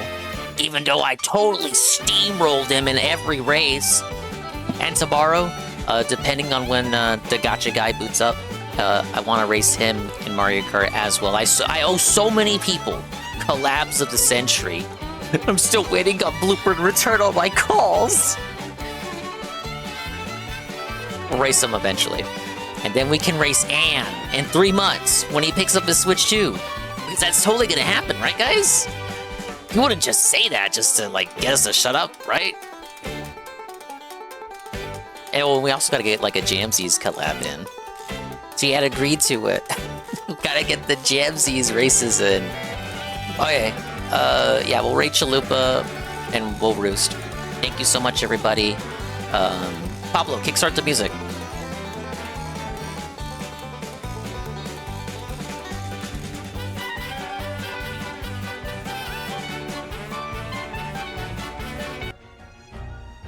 I can't wait till the full soundtrack is uploaded. I said it already, but some guy is already like hot on it. But he can only upload so many tracks a day because of the limit that I presume it's the limit that YouTube puts on certain accounts that don't have like an established history of uploading videos. So you got like an upload limit. But when that whole soundtrack is up, ooh, mama. All that shit's going straight to the backup playlist. Thank you guys. Thank you, GPM.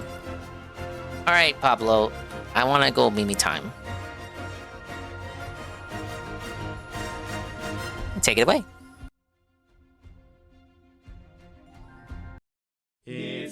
Thanks for stopping by. These knockout tours are knocking me out, bud. I got 5 to go. I've done 3 so far. 5 to go. Gold crown and 3-star. Leaving the golden mushroom one for last because Ivan said that's the one that's going to make me wish I don't want to be alive anymore.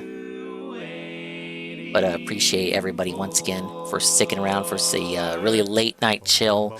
Sorry the streams have been all late as of late. I'm going to try to fix that this week and make it up to you. Got some free hours. Earlier shifts mean earlier clock outs. You clock in earlier, suffer earlier, clock out earlier. This means earlier streams, which means longer streams. They'll all end up ending at 3 a.m. regardless. Overall, you get more stream time though, and that's cool. Thank you, Soggy, for the follow. Sangers, the raid with a party of 31. GPM, raid with a party of 8. DJ Filthy Rich, 39 months at tier 1 for 40 months. Dingus gets to drink the White Claws earlier now. I don't know what you're talking about. This is a sober stream. And we like it that way. You love it. You love it. Alright, I'm out of breath. Where are we going again?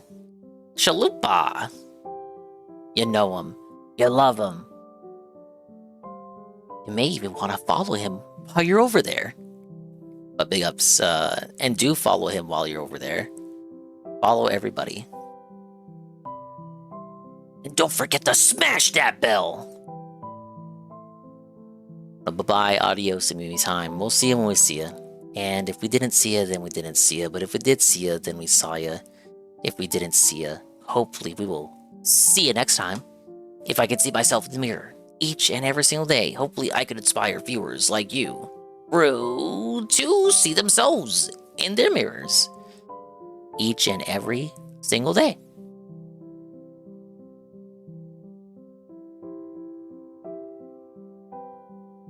And I said that a little too early.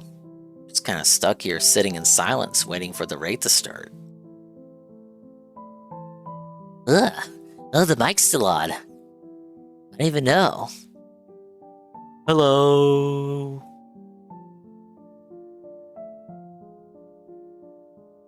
Yeah, see ya. Saru sent me this game called Metropolis 1998. It looks like Roller Coaster Tycoon 2. Which is why I think he thinks I'll be interested in it.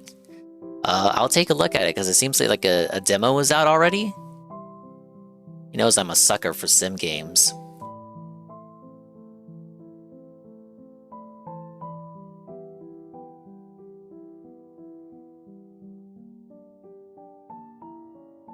Lazy raid message.